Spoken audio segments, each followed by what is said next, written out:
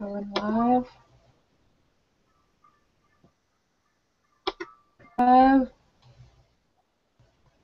Focus. Yay! We're live! Woo! Righteous! Yay! Oh, I'm gonna shout at Tumblr too. We're online. So how are you, Sabrina? I'm good. How are you? I'm good, I'm good.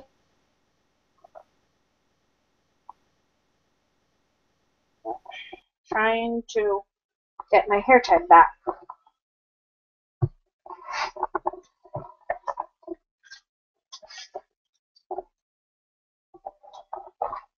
And make sure I don't drop my new phone.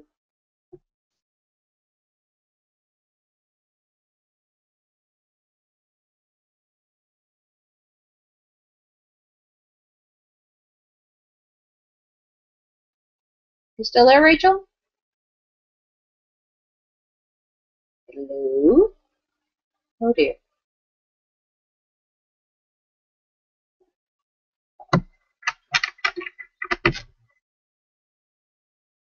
Rachel. Rachel.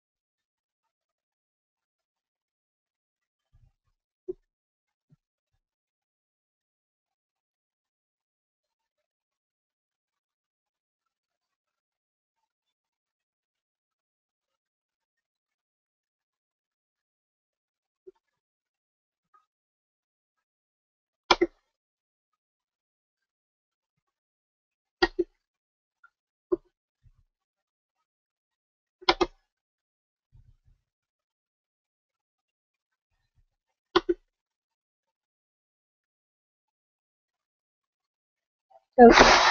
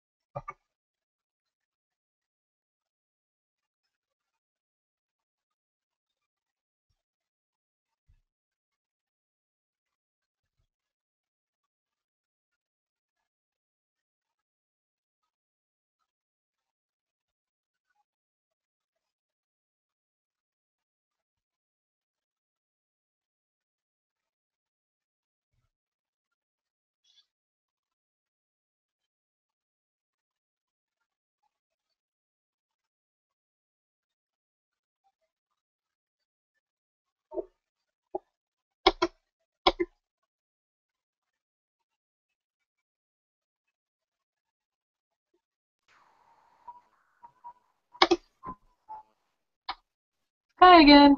Hey, you're back. Whew. I was very silent for a bit. Oh, I'm sorry. It's okay. I knew there was going to be like some technical difficulties immediately. It's not even a minute in and it just freezes. Oh no. Hopefully that doesn't have to happen too many times. Hmm. I hope not either. Yeah. At least the hangout doesn't completely drop when the host leaves. That I'm glad for, because I have a feeling that might happen a few times. Okay, that's what I'm Goodness. here for. Very good, very good. Um, so, how was your 4th? Um, Bland. I had to. I was just finishing up, just writing some notes for later tonight, and then I spent the rest of the day watching a show, and I had to order new cell phone cases for my cell phone, my new one Mm-hmm. that I'm still not sold on. Ah, fair enough. If it helps, I was getting a new phone maybe like 2 months ago, Hmm. and it's an off-brand. The only like good thing I found out about it is that when you drop it, it won't break, and when you drop it Ooh. and there are like horrible little grooves and indentations, you can't Hmm. notice them because it's so shiny. That's good at least. Yeah, I got the iPhone 5C, so in blue, because it was either that or they wanted to charge me almost $100 more for the iPhone 5S, and I'm like, for the exact same amount of memory, I don't really need a thumb scanner, so I'm just gonna go for the cheaper model. Was still, Cheaper models are always great. yes, it was still a couple. I think it was like 100 and some odd dollars, but you know, what can I say? So I got I'm. yeah, I got a couple cool cases for it though. Sailor Moon themed That's cool. cases, because Oh, nice. I'm a I'm nerd. right there with you, bro. Woo! Ah, Sailor Moon. Mine's Yeah, just a sticker. Yeah. I know, but it's so cool. I got the Outer Senshi, so that's the cell phone case. Mm, They're my favorites. nice. Did you get a chance to watch Sailor Moon Crystal at all? I haven't seen it yet, but I just saw the cast list for the dub version, and I'm very happy with it. I know. I'm kind of excited with the Japanese cast list. I haven't seen the English cast list yet. I think it So. was just announced like 25 minutes ago, but Stephanie Shea is going to play Oh, Sailor Moon, and that's a good cast. I'm really yeah, excited. that's awesome. No, I'm super Mhm. excited.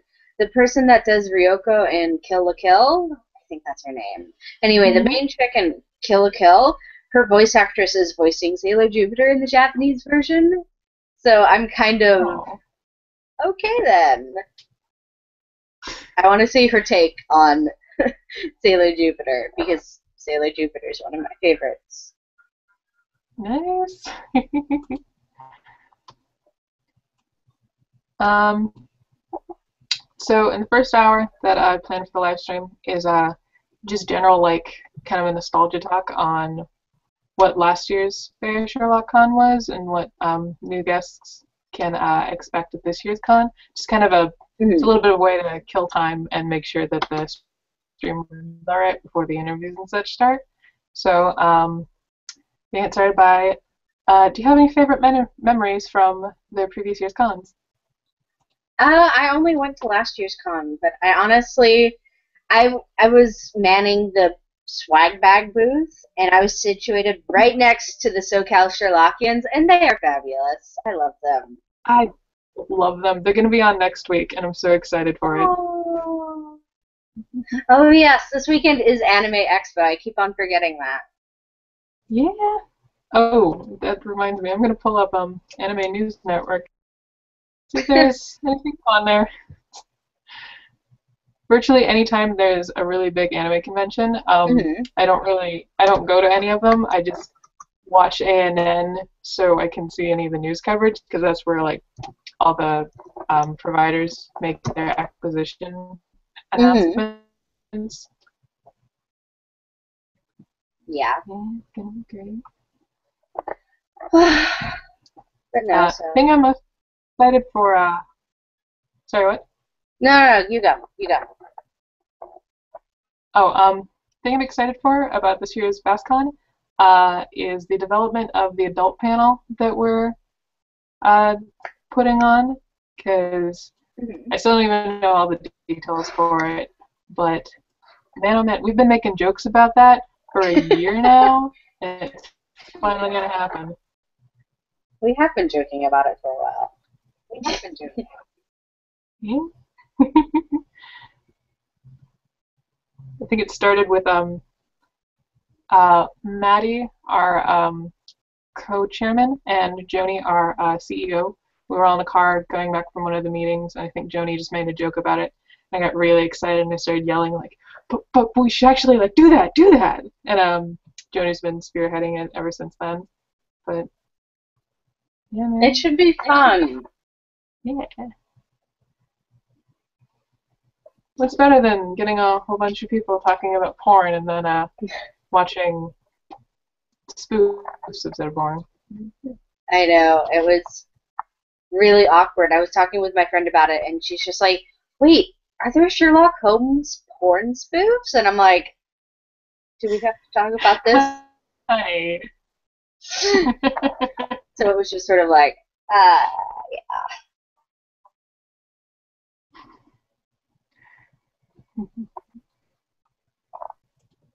I'm trying to talk my friend into coming down from Idaho to come to BASCon.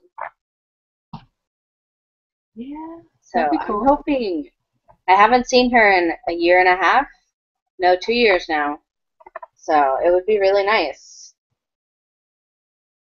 if, you know. But she's still really hesitant. She's like, but why would I want to come all the way to California? And I'm like, Sherlock Holmes. Enough said. I mean, California. Okay. I know. California's fun. It's in. Hey, Joni's online. Joni. Joni, you're at AX. What are you doing? Yo.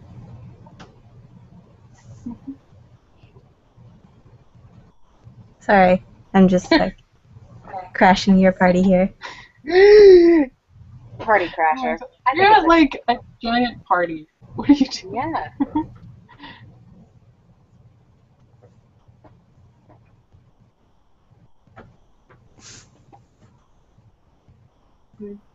So how's AX is in LA, right?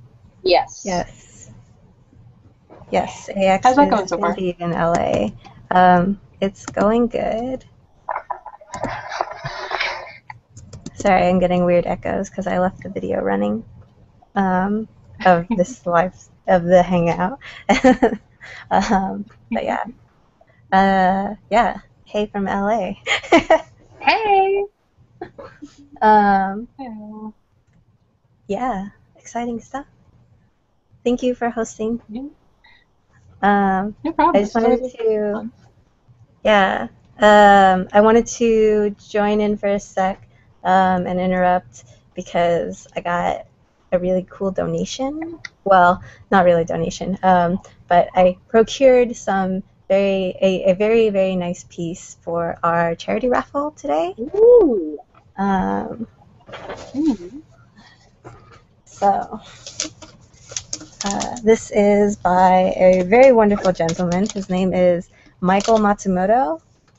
He's an illustrator, and you can, well, if anyone listening is interested, his website is michaelmatsumoto.com. It's michaelmatsumoto.com. He did this really awesome poster, and it's huge, so you won't be able to see all of it, but It's so pretty. Oh, It's really, Oh, really nice.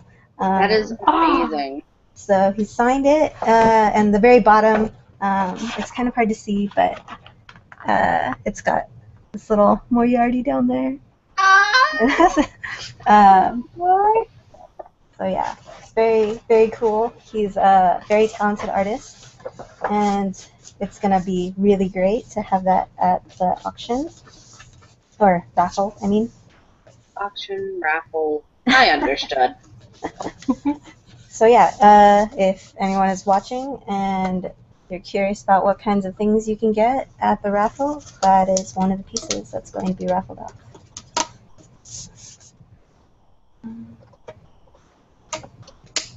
Yeah. Sorry, I'll let you guys go back to talking about other stuff. We're reminiscing over past Bay Area Sherlock Cons. Yes.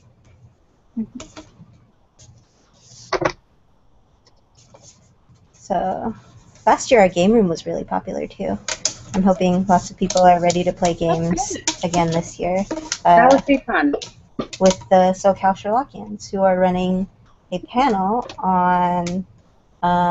They're doing some games in their panel, so it'll be a very interactive experience. I think they're bringing their version of Sherlockian Werewolf and possibly Cards Against Humanity. So That should be fun. nice. I think they have a couple other Sherlock themed games, but I will ask them about it shortly when I go to their meetup. Woo! Tell them we say hello. Ooh, Will do. Very awesome. I also saw Sora today, which a couple, well, one lucky person hopefully remembers. She donated some really nice prints last year.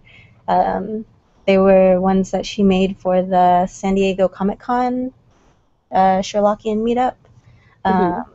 And she donated some of those to our charity raffle. So someone went home with a nice set. Saw her today at her booth with the Baker Street Babes. They have a lot of really cool stuff too. very cool. So yeah, I'm going to head out and let you guys continue talking about reminiscent stuff. Well, you enjoy the rest of AX, ma'am. Yeah. And try not to work too hard. I'm trying to stop myself from buying a corset that has the pattern of the wallpaper on 221B. I'm failing miserably. No, it even has a smiley face. Sorry, what was that? I'm trying to stop myself from buying a corset that has the same pattern as the wallpaper from 221B in Sherlock. I'm failing miserably. Ooh, those are cool, man. Yeah, I'm just not sure if it has plastic boning or if it has actual metal boning. Maybe it has fish bone. Oh, okay, it's spiral steel.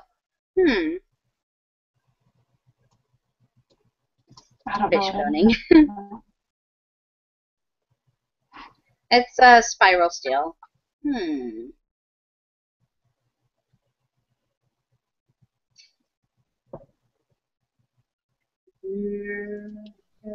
I did just get an email in from really cool first name Alexandra, and they're asking when the cosplay discussion is. Get an actual response, but to anyone listening, we're gonna have the when is it?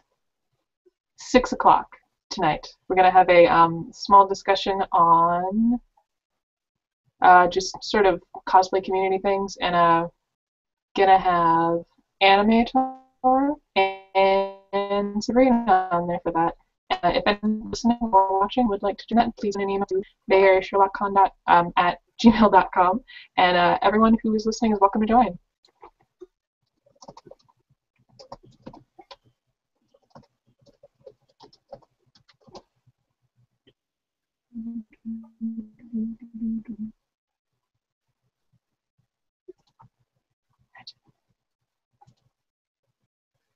Sorry, I had updates from people. How's it going, Sabrina?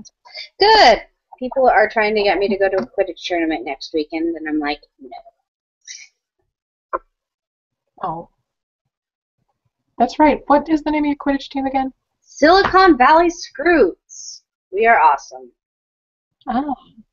But we're also known as Bay Area Quidditch in general, and it's a large group of us. There are several teams, including the San Jose State team, the Stanford team, the Berkeley team. There's another community team, the Skyfighters, and so on and so forth. So, you know, it's a really decent community.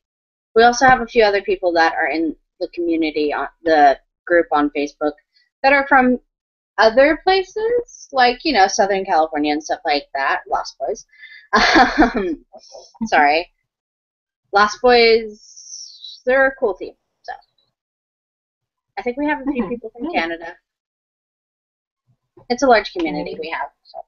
Canada. Western Cup, our next year's Western Cup is going to be 3 hours away in Roseville, I believe. Oh, California. nice. This was pretty easy to get to. Yeah.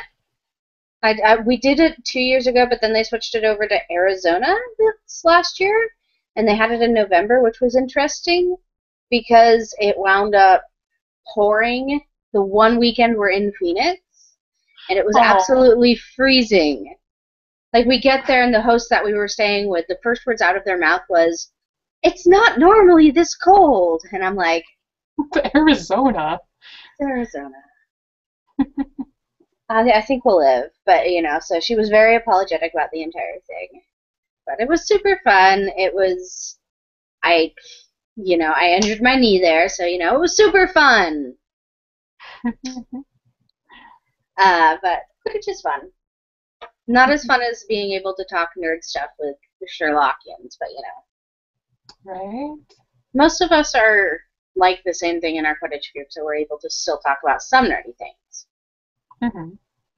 I've always really enjoyed that about sort of the new age of nerd communities, where if you like one certain thing, most likely the individuals that you spend most of your time with, even when you first meet them, probably gonna like the same things, or at least you'll have some similarities. Where like with other persons that you meet, it's activities that are usually similar. Mm-hmm. But with us, it's like we like things that are other people like. I find that kind of interesting. We're connected by media instead of activities. Yeah, it was really awkward the first few years. I really got into things like Harry Potter and stuff like that because I had very different specific groups. I had my costuming friends that we did costuming things with, you know. We didn't really talk about sort of things because most of the time they were more into the anime community. So I had my costuming friends, and I also, it sort of bled over into my anime friends. And then I had a completely different group for things like my Harry Potter friends. And then a couple of years ago, it's just like, I wonder if other people just like the same things I do, and we can form like a giant group. And now it's all sort of intertwined. Nice. Gotcha. One thing I'd like to ask that I feel like has been very prevalent in the BASCon community is, have you ever, what kind of friends have you made in through BASCon or just the Bay Area Sherlockians that you kind of feel like you wouldn't have known otherwise? People my own age. Like, I have this hilarious thing where most of my friends are either younger than me or older than me. Mm-hmm. But with BASCon, I've sort of like gained this core group of people that are like within my age range, within 2 or 3 years difference. So it's interesting because on the one hand, a lot of like my steampunk friends are all a good, 5 to 6 years older than me, or sometimes even 10 or 15 years older than me. Whereas a lot of my anime friends are all they're about 4 to 5 years younger than me. So BASCon has sort of like gotten that group of 20-something friends together that, is really nice. I can relate to you people. Yeah, I have not encountered like having in between when I graduated high school and I think my third year in college. In between that time, I had like absolutely no friends who I knew on the basis of knowing or enjoying the same kinds of things. It was the only thing that we had in common was that we went to a school together, and Mhm. that what I went to fashion school. So a lot of people that I knew were either a little bit too annoying or a little bit overly pretentious, and so the group of friends I made there are very different than um, the people that I've known through BASCon, which again, I've gotten to the point where I'm not too into Sherlock Holmes as a media group anymore, Mhm. but the people that I've made friends with, that I'm still really into. Definitely, yeah. I mean, I still love Sherlock Holmes to an extent, but at the same time, the thing that's really keeping me in with Sherlock Holmes is the friends I've made at BASCon and, through the Bay Area Sherlockians and stuff like that. So, Mm-hmm. Mm-hmm. and it's just super nice.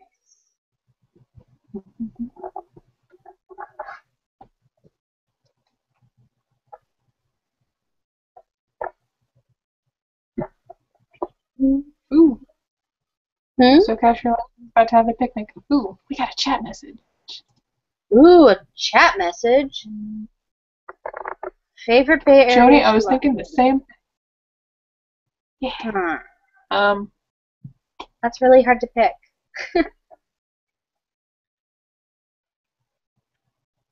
I think it was probably there was a picnic that Jenna Gill put on. Oh, Um, yeah. oh wow, I think it was 2 years ago. It was a while Yeah. back. I remember that one. That was my very first Bay Area Sherlock Con event that I Oh. went to. I remember because I saw it and I'm like, I will actually go to this. So I planned it out and I opened up my car to people. And my dad's just like, so what are you doing on your day off that you actually have for once in your life? And I'm like, I'm going to a picnic with a bunch of people that I don't actually know. And he's just like, well, that's nice. Mhm. Sorry. When I went there, one thing I found that really funny. I met this I met Ashley who actually lives like 5 or 6 blocks away from me, and despite that, I still don't see her on a regular basis. Yeah. I think the other one I really liked was um, the one time where we went to the midnight premiere of The Hobbit. Hmm. The That one was actually really fun. Hmm. I There was wasn't there for that one. I was stuck in Colorado. How did that go? I thought you were there. No, I was at when we did the midnight premiere for Star Trek, which I was very Oh, confused for because I don't watch Star Trek. I grew up with Star Wars. That was actually really fun. It was interesting to see all of the people that I don't know, and then there was a few people there from like Sacramento and stuff like that. So that was super fun, you know. And we went and saw. So we went and did things like we played Cards Against Humanity. I think we went to Denny's beforehand, and we had the Hobbit menu, which was super fun. They had these cute little adorable like gold things, and I think some of us actually got like crayons, and it was just really fun. We talked, and I thought I needed coffee, and I decided against it because I knew I was going to be up the entire night if I had coffee. We actually had a hotel room that night. There was like a group of 12 of us. We all got into 2 hotel rooms, and we spent the night. So. Hmm. We did that as well for the Star Trek premiere. We ended up getting a quite a big hotel room, and it was we expected a smaller one apparently, and so a couple of us who we didn't have the funds to stay in the hotel room that night or give any money for it. They were going to stay at my house, but the room was so big and we had so much room that's like just want to stay here anyway, so we all just ended up bunking in there, which is quite a lot of fun. Yeah. Thing I liked most about that night was as soon as we walked in the door, because I was there with our head of volunteering, Natasha Marquez, and as soon as we walk into two forts, um, three card games I think that was played, and just a variance of gallivanting through that room. That was the most fun thing I've ever seen. Because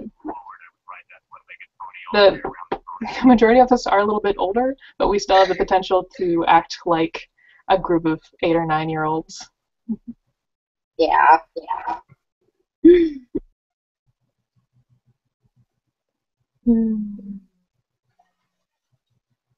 There's a few others. I know there was the meetup in Sacramento. Santa Cruz. That is what I'm thinking of. So there's that one. I haven't been able to go to that one though. I think they're thinking about having it again this year. Hopefully, fingers crossed. Yeah. Mariah. Oh, hey, Joni. Yay! How's it going? Just jumping in on that. Mariah is totally, like, everyone who is interested should hit up it's Bay Area Sherlockians.tumblr.com. Go send Mariah like a bunch of asks and be like, hey, when are you planning this your next Santa Cruz meetup? Because she was thinking about it, so she probably just needs a little more encouragement. I've been to one. I went with our MC Molly, and it was a lot of fun. Out on the beach, and we we did like boardwalk games and had cotton candy and cotton candy. Yeah, lots of talks about like fandomy stuff, which is the best thing about those meetups. I think you're just like, finally, oh, I can talk about that last episode. Someone who understands. So yeah, like things like that. And it was just like a really nice day at the beach. I missed that the last time we did it. I regretted it so much because it sounded like so much fun. Anything happened at Santa Cruz, man? That boardwalk is amazing. I haven't been in a few years now that I think about it.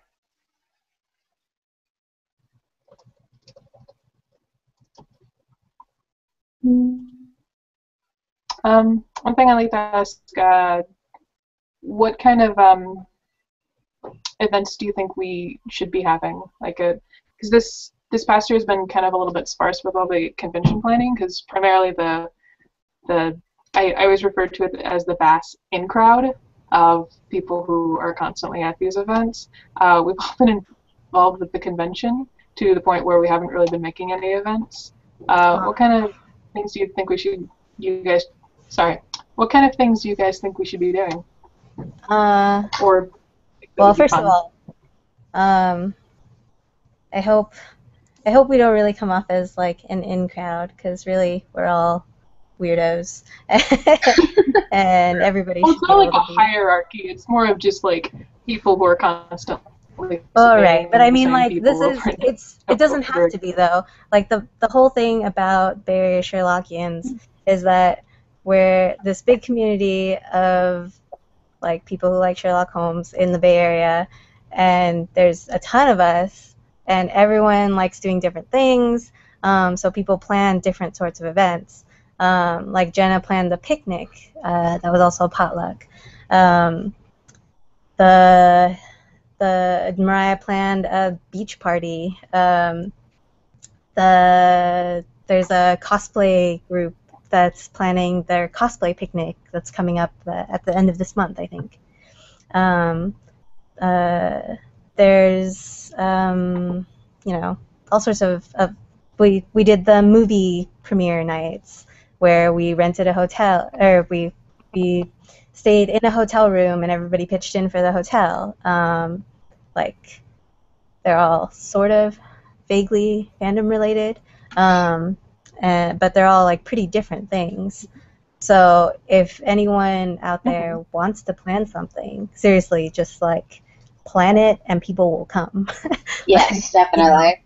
build it and they will come. Literally plan it and they will come.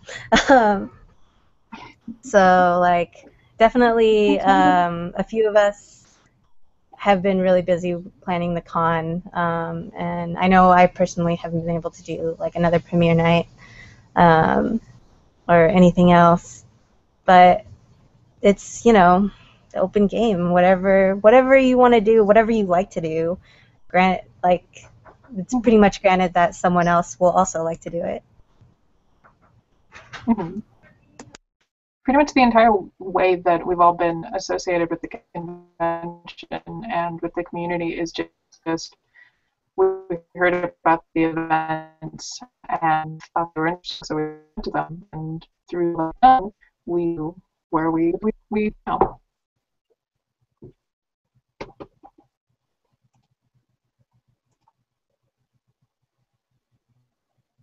Rachel? Yes? Okay, sorry. Was there a... Oh, sorry. Yeah, I think you cut out for a little bit there. We didn't really catch the last part. Yeah.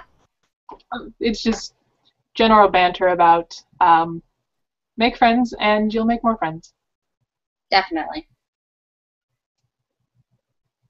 I know I feel really bad because I've been meaning to plan. I've had a murder mystery party planned for like almost a year now, and I just haven't been able to get it off the ground because I haven't been able to find a place to host it. Mm-hmm. I'd do it outside, but unfortunately I'm afraid that if we do it outside it would get like rain or wind or something like that. Plus it would be a bit easier to do in like an indoor setting, so I feel bad about that. What places have you been looking at? Just restaurants and stuff like that mainly. Someplace where we could also get food and not have to worry about a catering bill. Mm-hmm. So like restaurants with giant rooms that would be open to having a large group of people. Maybe also somebody's house. I would offer mine, but my place can only hold 6 comfortably-ish.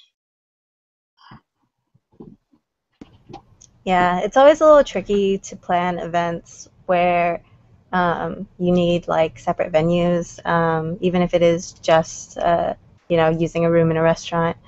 Like it sounds simple, but anyone who's done any event planning knows that it can be a nightmare.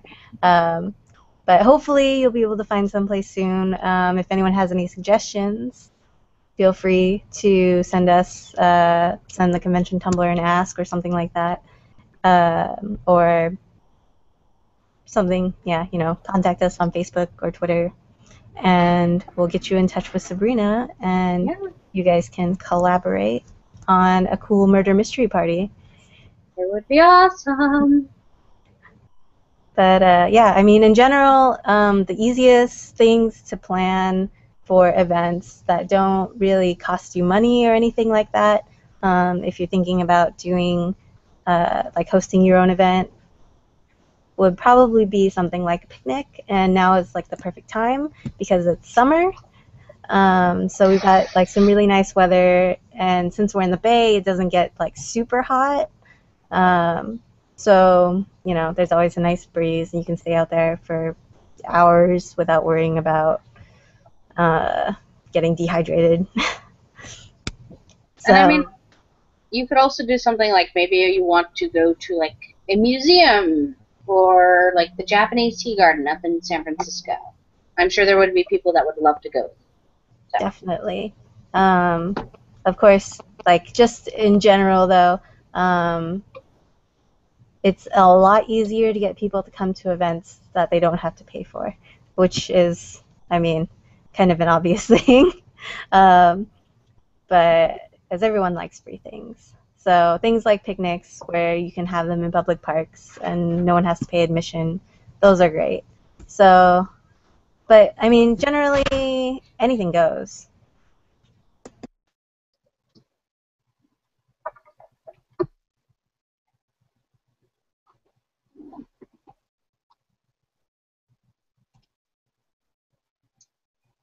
He's still there, Oh, Rachel? sorry.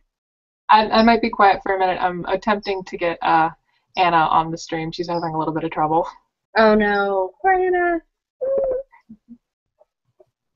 So can I just say I'm super excited. Later tonight I'm going to be talking about Victorian cooking and tea. And oh my gosh, it's amazing. Some of the Victorian recipes I have are hilarious.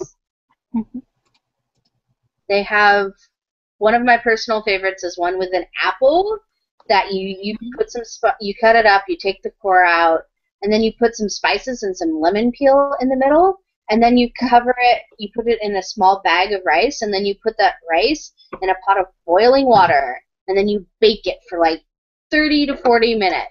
And then when you're done, it comes out, and it looks sort of like a snowball, but it's hilarious because it's rice, apples, and it's actually really good for you, and it's really tasty. I want to eat that. I'm sitting here thinking, you know, what else could we do with that? So I'm thinking maybe if we did maybe a little bit of nutmeg, because it's all they have is like cloves and cinnamon in it, but it's really tasty. So nutmeg would probably go nice with it. Mm-hmm. That would be good. But yes, so Victorian cooking, not as bad as you think. Hi, Anna. How are you? I'm good. How are you? I Did you get a new haircut? Yes, I did. It looks really nice. Thank you. I feel like every time you get a haircut now, you vaguely look like another character from Pokemon. Like, What? I'm not even kidding. The first time you cut your hair, I thought it was, I was looking on Tumblr and there was this guy dressed up as Professor Sycamore, and I thought, is that Anna?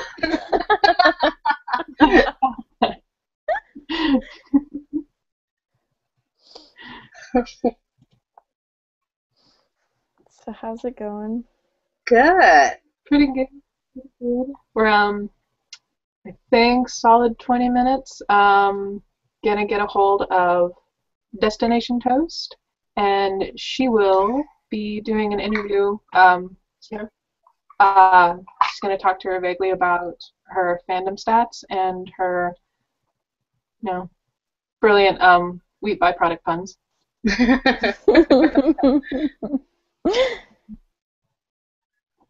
Awesome. How have you guys been doing? Good. Excited for the con. Less than a month away at this point. Month away? Super excited about that, actually. I've been going to all of like the local small town like libraries and bookshops, and I've just been leaving a small stack of flyers.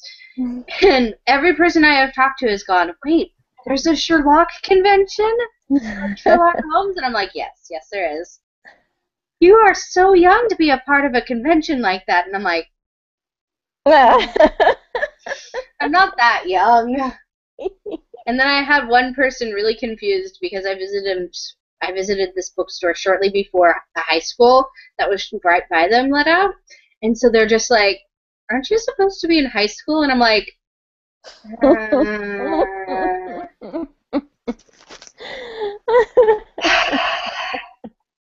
I still left a small stack of flyers with them, but it was just really awkward for the next 10 minutes as I try to tell them I'm sort of out of high school.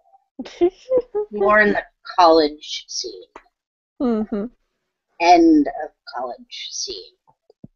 So, but yeah, that was the most awkward 10 minutes because shortly thereafter my grandmother came in and she was just like, I didn't know you were down here. And I'm like, hi, Grandma.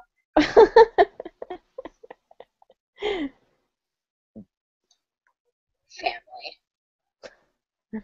What have you been up to, Anna?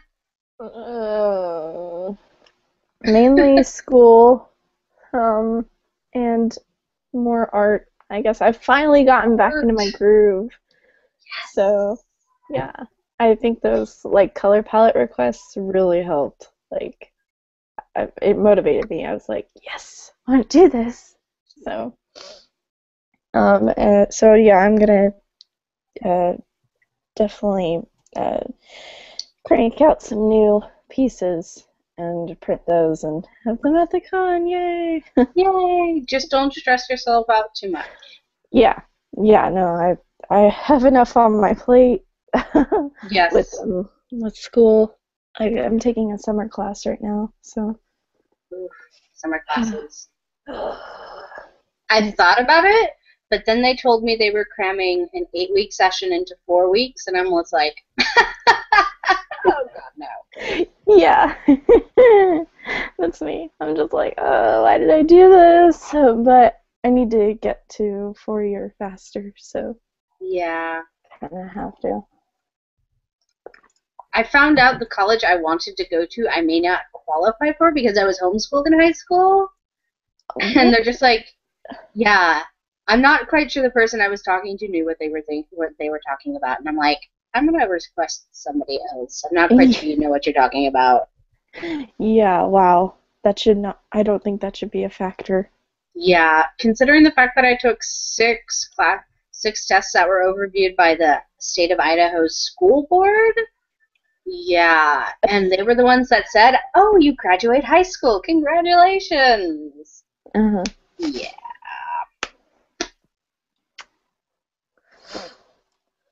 So yeah.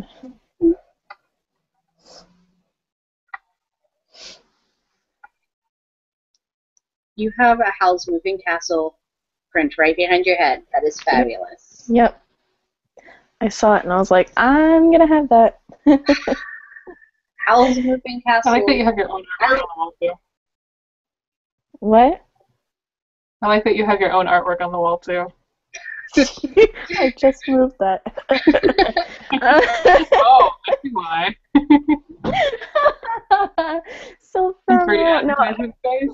no, but also I told myself like I'm not gonna like be ashamed. Like I'm proud of I have like my night veil up and then I had the window one up. Hi. Hey, I made it. Yes. Oh, Okay. And I am wearing my icon shirt. So. Yay! I love you so much. How are you guys By doing? the way, your Google. Oh, really good. By the way, your Google Plus name, I keep reading it wrong, and I keep thinking DJ Toastburn. That's awesome. That will totally be my DJ name.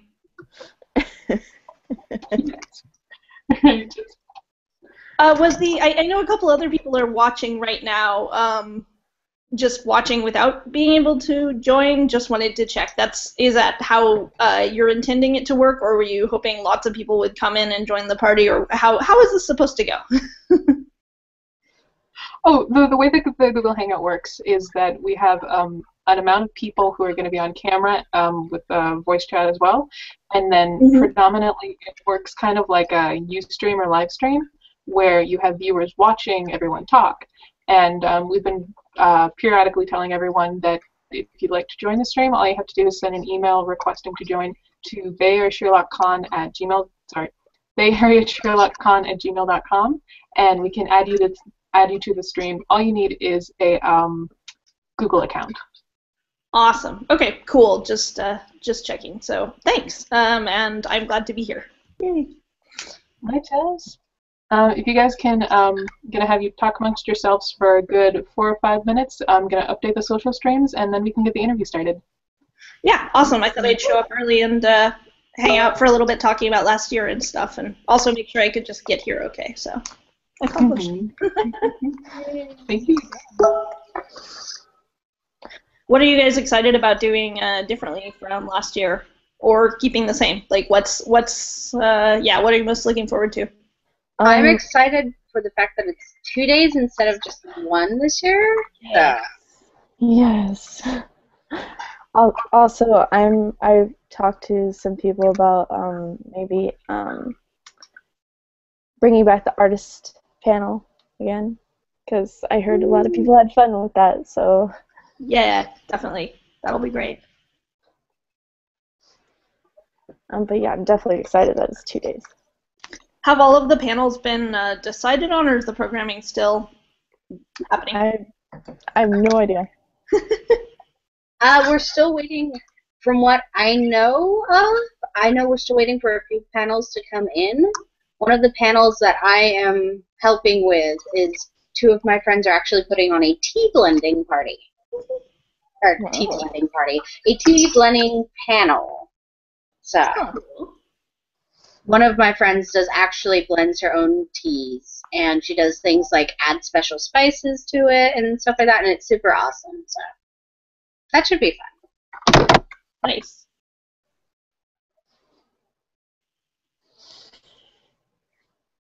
Anything you're excited for this year? Well, I am certainly excited to have a couple days also. I think that'll be great. Yeah, I don't know. I am excited to see what the different programming things are and to hang out with other folks. Last year when I showed up, I knew like nobody basically, just about. I'd only met a couple people, and so I was sort of like shyly standing around live blogging the things I went to, and it was awesome, and I met some people there and stuff, and that was great. But I'm kind of looking forward to, like, I feel like this year I know a bunch more people, and so it'll be a little bit more of a reunion. So Definitely. yeah.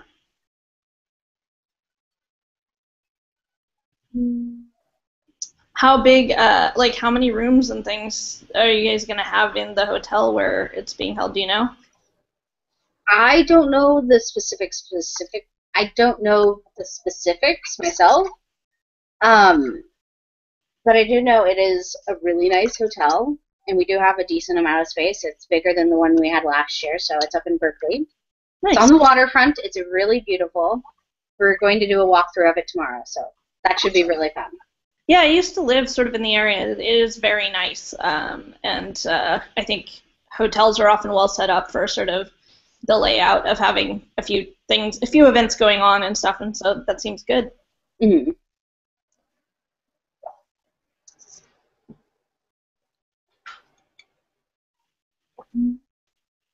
So last year you guys did like a 24-hour live stream, and this year you've split it up. Is that right? Yeah. Yes, definitely. That stream was crazy. I fell asleep at the end. Were you just all really dead by the end of the 24 hours, or what made you split? I don't think I'd be able to make it to the meeting tomorrow if we did it 24 hours. I had to be online for the entire time because previously Google Hangouts, if the host isn't on, the stream entirely drops, so I had to stay there for the entire time. And everyone else was just coming and going, but I fell asleep on camera right at the end, and Molly and Barbara just told me to go to sleep. So it was only 22 hours, really.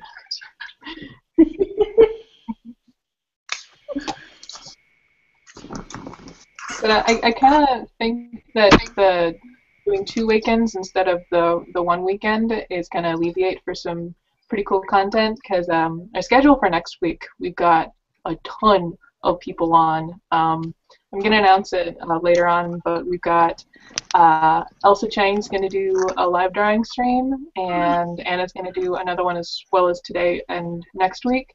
The SoCal Sherlockians are going to be on for an interview, and most all of our artists are going to be on for an interview, and this really nice cosplay chat for next week too. That's awesome. Mm-hmm.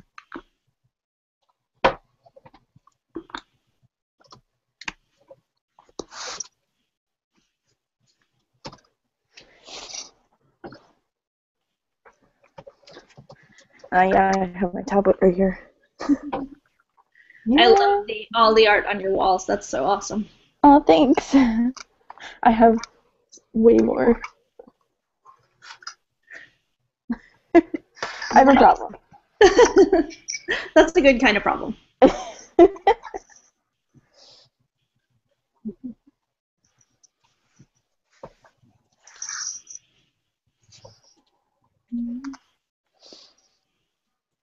I can't wait for the artist alley. I don't even know who's all attending.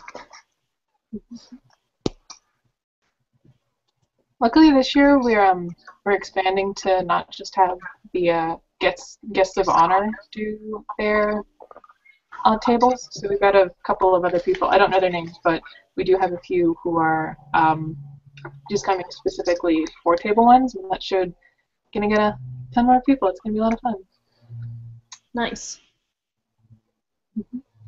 So it is 1 o'clock now. If we'd like to get your interview started, Testy. Awesome. Okay. Right, just if I can, yeah, everyone just can just mute their mics. So I wanted to ask first and foremost, how did you get involved doing the fandom stats? Because it seems like a very specific thing, and kind of wondering how you came up with it. So I think it's more that whatever hobby or interest I have, I tend to get kind of statistical about it. So I have a background in cognitive science. I'm used to thinking about how to like run experiments to test things, and I'm always curious about like what other people's experiences of things are.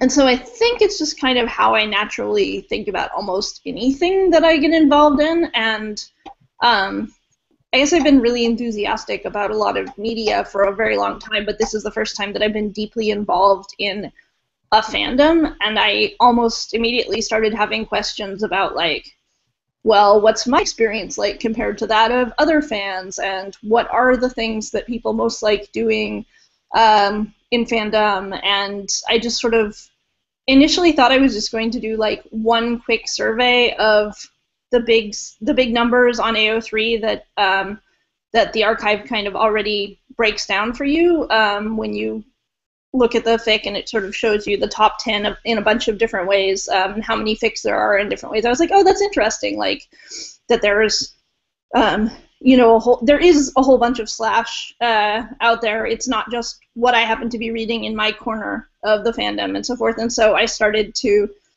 try and just generate a couple quick graphs and was like, okay, that's cool. I answered my questions. But then I immediately had a bunch more questions, and it became a pretty crazy hobby.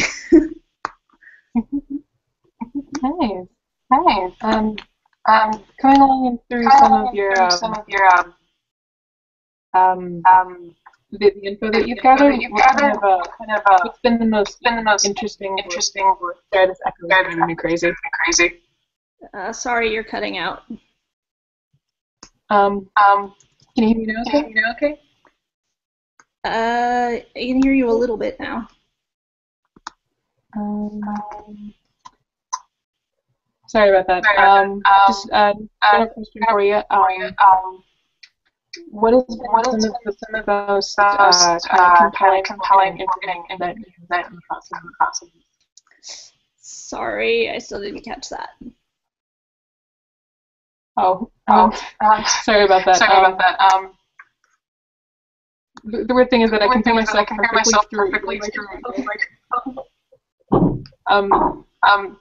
If I'm gonna take 2 or 3 minutes to try and when it comes to them, just keep it.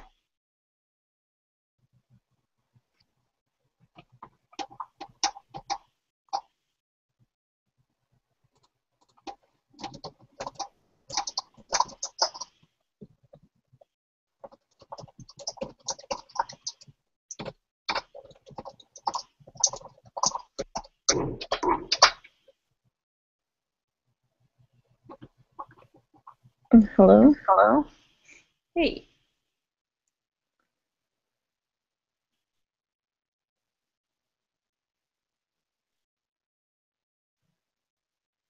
Can you guys hear me okay? Yes. Okay, cool. So we will just wait until the other mic gets sorted. Or, I suppose you guys can, like, type, Rachel, if you want to type questions or something, I can also answer them that way if that ends up working better. Do I have headphones? Sorry, I missed that question. Yes, I do have headphones.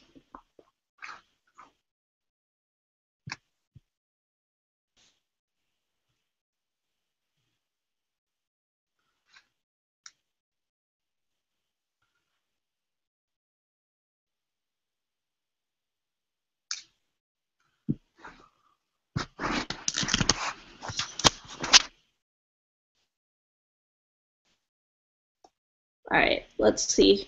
Can you guys say something so I can test this? Hello. Hi. Hey. Okay. Sounds good. Excellent. Who has the Martin icon? That's very cute. That's me. Oh, Anna. Awesome.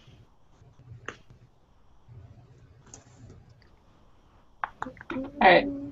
Everything a little bit better? Excellent now.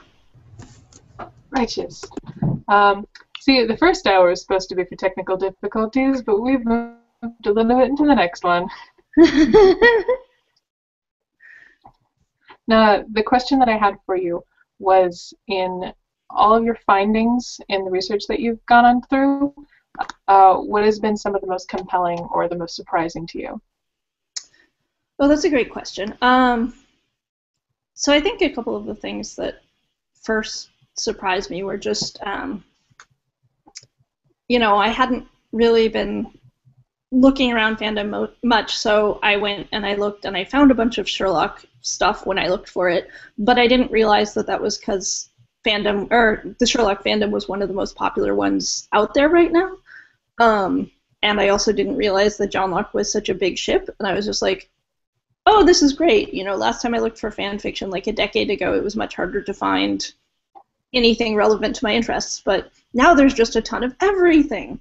So at some point when I actually looked around and analyzed which of the fandoms were most popular and which of the ships were most popular right now, I was like, oh, okay, there's a really good reason that it's so easy for me to find this stuff, because this is, one of the biggest fandoms and one of the biggest ships out there right now. I'm into John Locke primarily, though I love the whole fandom. So that was just really interesting to me, and part of why I like trying to do science and statistics on things, because I can never tell whether, my corner of things is extremely popular or just what I happen to be reading. And so it was really interesting to see that actually was, in fact, Sherlock is a huge fandom right now. And that at the moment, the BBC Sherlock is generating a lot more fanfic than a bunch of the other Sherlockian fandoms, but those ones are active too. A bunch of them are. So I'm going to be talking some about some of the activity in the other fandoms, as well as the BBC one when I present at the conference or at the convention. I think I also was surprised by that we sort of talk about all the cracky AUs that Sherlockians generate, and how it must be because we have to wait so long between seasons and that we get so creative.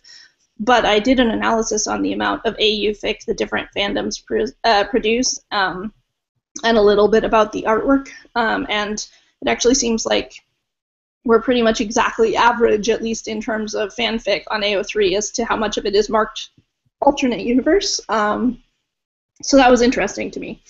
Because, only having mostly experience within Sherlock, it sure seems like we do love our alternate universes a whole lot, but I guess that's part of fandom. Fandom loves alternate universes. One other thing that I'll highlight real quick, it was interesting to me to start to look at what gets written the most and produced the most versus what gets kudos or noticed the most, and these are not necessarily the same things at all.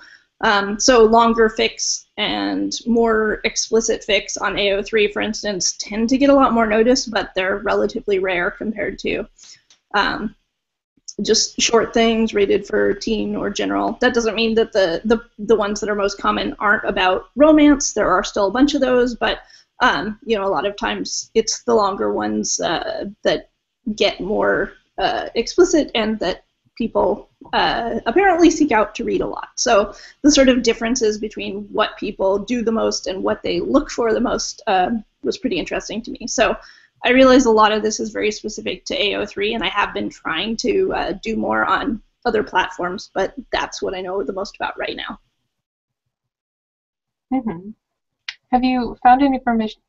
Have you found any information as far as platforms go outside of AO3 that are pretty popular? I know that fanfiction.net and LiveJournal were really big they were sort of the safe haven for fanfic authors, but ever since AO3 came out, I've not really seen anything for any other venues. Yeah, fanfiction.net's still quite popular. Wattpad is getting pretty popular, and there's definitely still people posting to LJ, and a lot of artists and folks point out to me that, you know, Tumblr and DeviantArt are really the places to look for fandom, fan works of those sorts. And then there's like fan vids on YouTube and stuff. So fandom actually hangs out on a lot of platforms. The reason that I focused so much on AO3 mostly has to do with the fact that their tagging system and their sort of basic breakdown of stats is a lot easier. So it's just taking me longer to look at things on the other platforms. And like fanfiction.net and Wattpad are both places to post your fanfic, but they don't say things like you can't search for a particular pairing, say, on those platforms. So that makes it a bit harder or a lot harder to do some of the kinds of stats that I've done on AO3. But yeah, fanfiction.net, there's, I think, more Sherlock fic there even than on AO3. It's still pretty lively. Wattpad seems to be mostly focused more on like One Direction and other band fic and also original fiction, but there is a bunch of Sherlock and other popular fandoms over there as well. LiveJournal's a lot harder to analyze because basically you can only look at a given LiveJournal blog or community and kind of analyze what's there. They don't have, you know, tags that work the same way that they do on Tumblr or AO3 or something, where when you click a tag, you get to see what everybody's saying about that. On LiveJournal, it's much more focused around just a given blog. So yeah, it's been a lot harder for me to figure out how to try and do statistics there, because all the kinds of statistics that I do are kind of looking at a tag and how it gets used across what everybody is saying. Mm-hmm.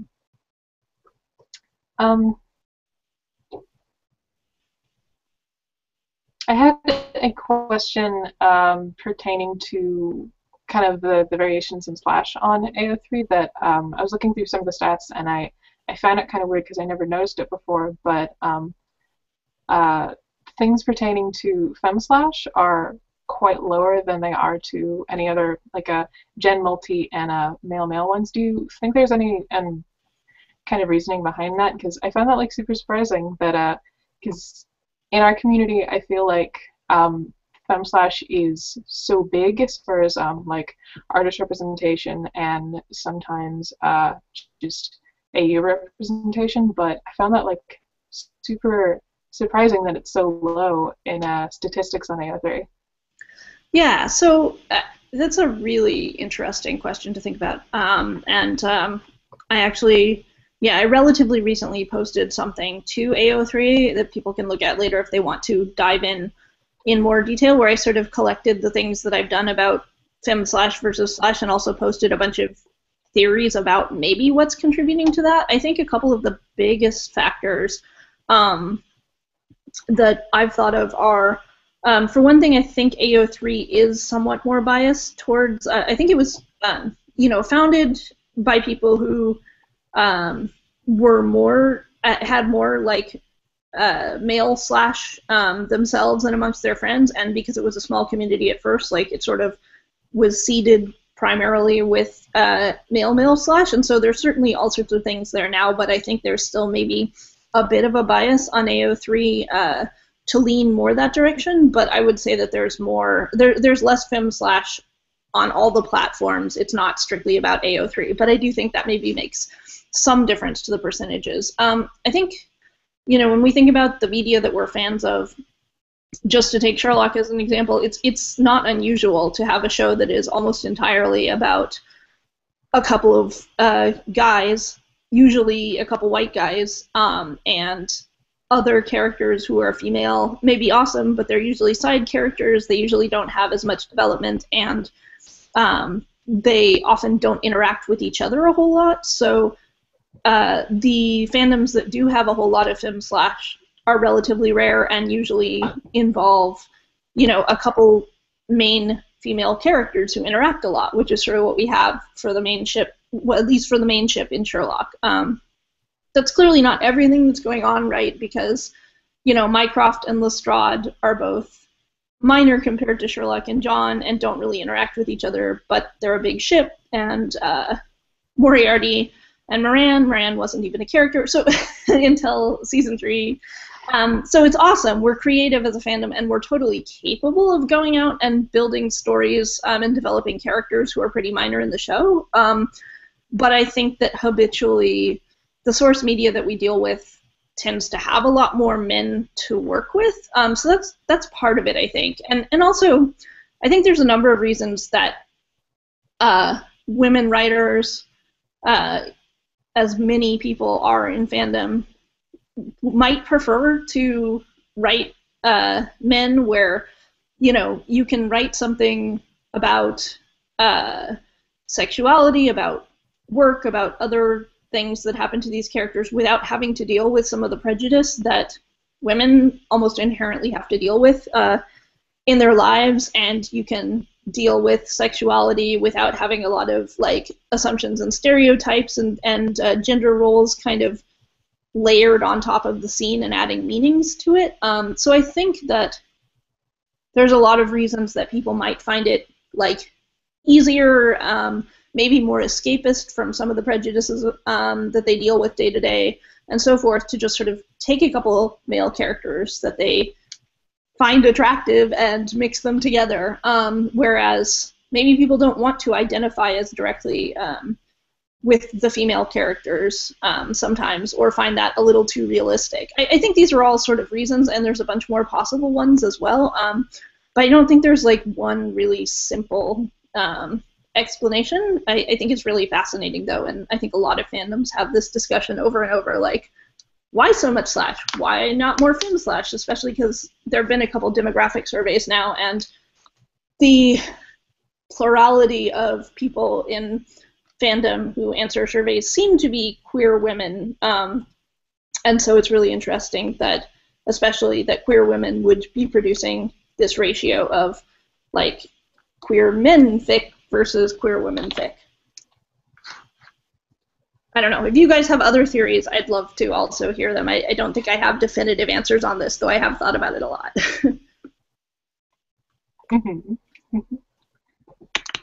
Now,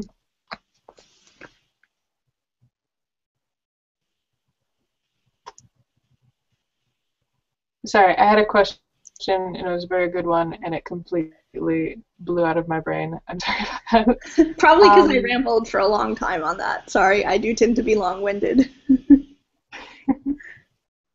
Oh, no, I always appreciate long answers, but then you say things, and I think, I'll ask a question about that, and I'll ask a question about that, and I don't write them down, and I forget them. Totally. I was looking I was looking through a bit of your the analysis that you either plan to do or you would like to do, and are there any budding researches in some of the topics on there that you kind of are excited about? So there are a bunch of things that longer term I'd like to look at. I think maybe I've gotten a little distracted from some of the specifics of things that I wanted to look at, aside from updating various Sherlockian stats for this con and for Seattle Sherlock, because I and a few friends have been trying to actually put together some web tools so that this is easier for everyone to do, so that you can type in a tag name like Sherlock or John Locke or something, and we will go out and fetch some basic stats for you about how those tags are used on AO3 and on Tumblr, because I already have code that I've written to do those, and sort of draw you some graphs and give you a spreadsheet of data. And so this is something that I would like to work on, both so that everybody in fandom can sort of get some of the basic statistics that I do pretty quickly and easily, and also so that I can more quickly and automatically get some of the stats that I currently have to go out and gather.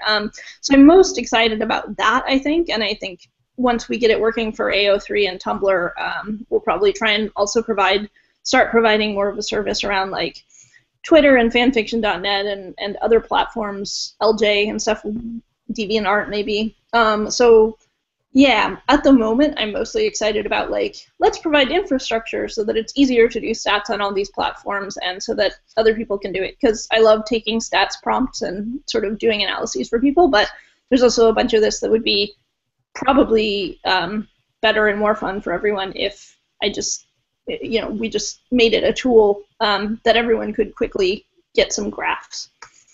As far as other things that I'm excited about, yeah, I'd love to sort of look at deviant art. I don't actually have plans immediately to do this, but I'm kind of most curious about how the fan art world differs in terms of what's common and how people tag things and so on there. And I'm also excited because I think Strangelock is going to do an analysis for this upcoming con that we're for our presentation at BASherlock, where I think she's going to look at which versions of Sherlock have crossed over with which other versions and how much. So how many times has Elementary crossed over with BBC and with the Robert Downey Jr. films and so on. And I think that's not my analysis, but I'm super excited to see what she comes up with there.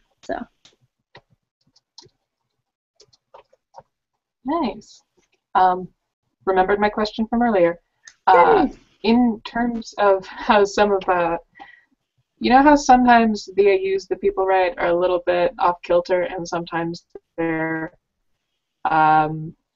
very kind of normal events, like the popularity of coffee shop AUs and how it's an extremely popular idea, but on the surface level, it's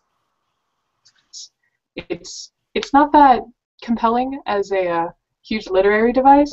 But then you get other things like space opera AUs where it's really out there.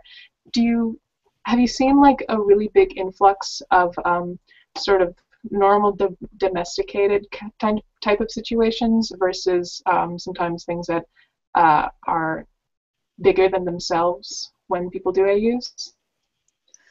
That's a fantastic question, and I don't actually have stats so much about that yet, although that's giving me all sorts of ideas. That's like a stats bunny or something, whatever the equivalent is of a plot bunny.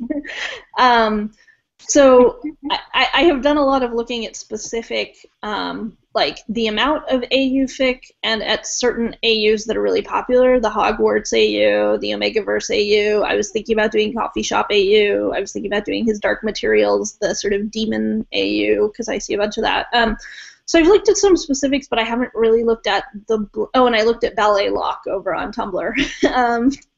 So I've looked at some specific examples, but not so much the blend of things. I think it's really interesting to think about like why people choose some of these different AUs, and I don't totally know, but I mean it seems like coffee shop AU is kind of like taking, or high school AU or university AU or things are likely sort of the writer trying to take something that is a world that they're extremely familiar with and figure out how their favorite characters and stories would map into that, and sort of because it's fun to think about the characters in your own world and because it's fun to try and map the story onto something you know really well. But I feel like some of the other ones are more, trying to write your favorite kind of story or explore a universe and help build it or whatever, but you get the advantage of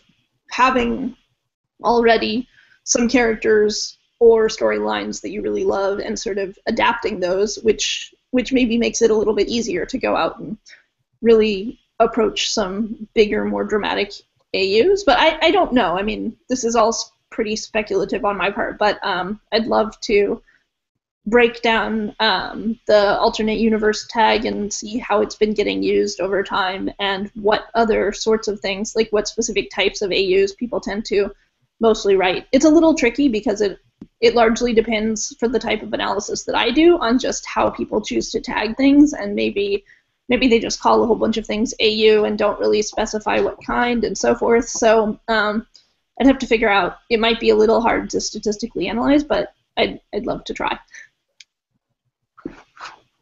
Nice. I want to go back to a little bit of something that you said earlier because I didn't realize that at the time. I didn't know you did coding. When you what kind of brought the aspect of coding in on things for the fandom stats? That because it seems like it seems like a lot of the fandom stats are pet projects to sort of what's the word? Elaborate or use the kind of schooling that you have and the kind of things that really interest you. What kind of sort of aspects brought about that you'd like to reach out and get other people in on fandom stats or doing the same kind of research? So just to make sure I understand, part of the question is why did I do coding, or what was I using coding for? And the other part is why did I bring people in to try and collaborate? Is that right? Yes. Sorry, I realize now that was very poorly worded on my part. No worries. How did the essence of coding and sort of programming bring? How did that sort of get elaborated on fandom stats in themselves? Yeah.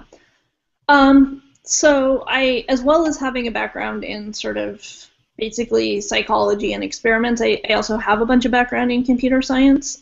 So I just have a bunch of tools that I'm fortunate enough to have some practice with in terms of writing some code as well as doing some statistics. And so the first round of stats that I did was all just stuff that it was pretty easy to. A lot of times what I was doing was basically just taking the numbers off of AO3 that I would look up how many fics there were on AO3 with each different rating, and then I would just draw a pie chart, and it was just sort of copy and paste a few numbers that were extremely easy to get off the site and just turn it into a pie chart. And so I wasn't doing anything that required anything too sophisticated. But then I started wanting to look at some things that were just a lot harder to get at with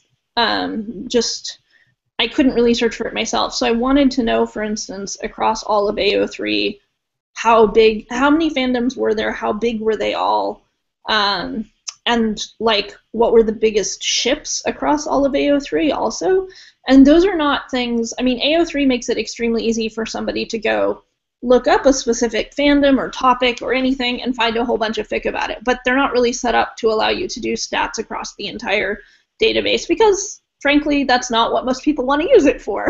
They want to find the fanfic that they're interested in. They don't want to do a bunch of stats. So because I had this sort of weird, more unusual desire to kind of find out like what was most common at the moment across a whole bunch of fandoms and get a sense of what was out there more broadly, I realized that in order to do that, I think I've talked to the AO3 folks, and eventually they want to actually make some tools to make all of this a lot easier for anyone to kind of query their database and figure this stuff out. But right now, sensibly enough, they're a beta product and they're sort of trying to work on stability and basic features, and so they didn't have a way to easily do this. So what I wanted to do was, all of this information about the big ships and the big fandoms and just how many things are in each relationship and fandom and tag, those are all there on the AO3 website, but I didn't want to have to click hundreds of thousands of times to go look on all those web pages and then write down the answers. So I wrote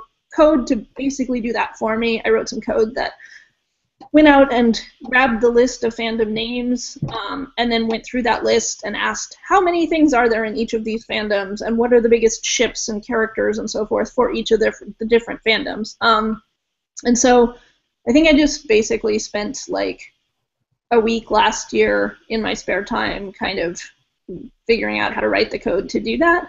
I wish I'd understood AO3 better because I would have done some things differently, but whatever. I still grabbed fairly useful data about like 95% of the fandoms off of AO3 last fall, and so most of my coding was in order to do that. And then I had this absolutely basically enormous spreadsheet of like hundreds and hundreds of thousands of different fandoms and stuff, and I was able to go through and figure out, okay, overall, how many fandoms are there, how many are there with at least 100 fanfics in them, and what are the biggest ships across all of them, and so forth. And so I think it was, yeah, the Daily Dot had written an article wherein they said something about my work and then said, it's too bad we don't have a way to figure out what the actual biggest ship is. That's impossible.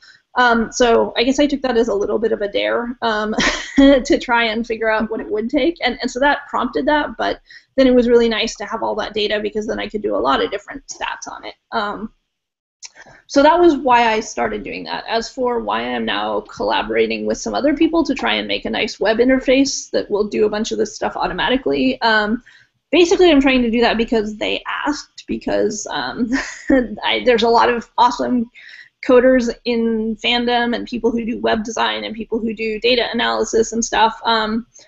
And so, you know, our fandom is large and lovely and full of geeks of all different stripes, and it's awesome. And so after 221BCon and after a couple of other things, various people came up to me and said, I'd love to work with you to try and make this more open source or make tools that other people could use. And like, from my perspective, that's awesome and pretty inspiring. I'm not crediting the other people right now because I haven't talked to them about how much or how they want to be credited, but certainly when I start posting about this more and when we actually get something together and make it available, I will note all the awesome people who are involved in this. But yeah, it's pretty fun, and it's definitely something that had been kind of a goal of mine, but to make more tools for general use. But mostly it was because specific people came up with great ideas and said, let me persuade you to do this. And I was like, oh, please, I would love to do this. Let's make tools.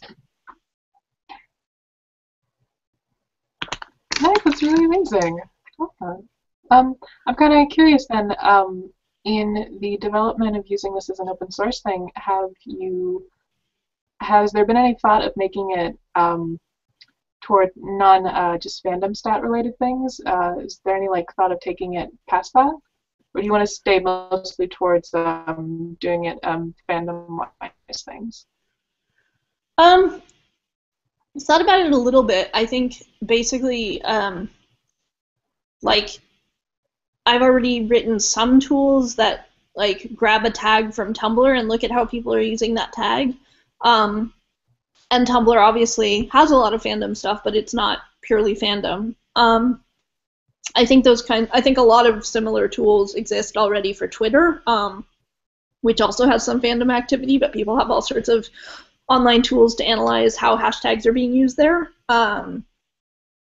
So on the one hand, it sort of makes sense to think about just building general statistical tools, and there's no reason people couldn't use some of these things to investigate how people are talking about US politics or space or something else on Tumblr and other platforms. But I think some of the ones that I'm most interested in building the tools for are AO3 and fanfiction.net and so forth, where really all the activity does tend to be fandom. So, you know, I think it'll be a tool, at least initially, that is mostly focused around fandom, even though it might be totally also usable for some other kinds of things, if that makes sense. Yeah, I like it. Now, I wanted to also talk a little bit about some of your personal fan fiction, because I know you have quite a few stories on AO3. And number one, I adore fuck out of 1,000 Sherlocks 1,000 Watsons walk into a bar. That's one of my favorite things I read all week. Yay! Thank you. What are, as far as some of your maybe preferences in reading a fan fiction in the Sherlock community, what are some things that you enjoy writing of? What do I enjoy writing?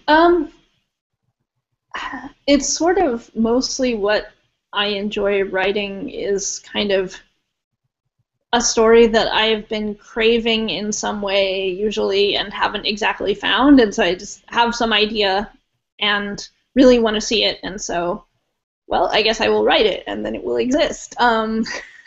So some of my stories just came to me as sort of that way. I think there have been a few, like 1,000 Watsons, that were less that I really wanted to see them than because I just had an idea suddenly based on what I was reading in fandom. I think 1000 Watsons I'd been reading a zillion different AU fics, and I'm sort of had just gotten into AUs relatively recently and was fascinated by them and was like, what is it that sort of makes these characters the same as you take them from world to world? And I was just sort of thinking, wow, John Watson always pretty much puts up with a lot of crap from his Sherlock wherever he is, and I just sort of suddenly had this idea of like all the different John Watsons kind of sitting around and like having a drink and complaining about and empathizing a lot with each other about all the crazy stuff that their Sherlocks were doing and trading stories. So that story was one that, like a lot of my stories, I actually spend a lot of time plotting them out and thinking about them, and they're a bit longer sometimes, but that one was one of the ones where I was just like, oh, I have an idea, I'm going to write this, and it all happened pretty quickly. Though my beta reader, one of my beta readers for that's Number Wang, she was a tremendous help in like also suggesting a bunch of famous AU fics that I hadn't yet seen and helping to make it better, and she suggested the great name WatsCon. So really that was also a very collaborative one, and I'm very grateful to the awesome folks who helped. But yeah. But I think when I came into the fandom, oh sorry. Oh, keep talking, go ahead. I was just gonna say, I think when I first came into fandom, I was very much seeking like sort of comforting fic and just happy, fluffy romances and very sort of common tropes and stuff. It was still sort of reading things in some of my early stories. Like, that was still what I wanted to see, and now I've gotten a little bit more into some of the interesting, like, the more unusual corners of fandom and world building and, like, answering questions about what happened in season 3 than in more satisfying ways than ways that personally satisfy me and stuff. So I think some of my goals in the kinds of stories that I'm writing have sort of changed over time, and it's really interesting just in general to see among all the fanfic writers, like, I think you can sort of see that. What are they thinking about? What's interesting to them right now based on the kinds of stories that they read? So I love that in our writers and our artists kind of tracking what people are thinking about. And on a preference-wise, do you enjoy things that are more like fluff-based, or are you kind of one of those people who are into sort of the long, overly literary one, the Ulysses of fan fiction?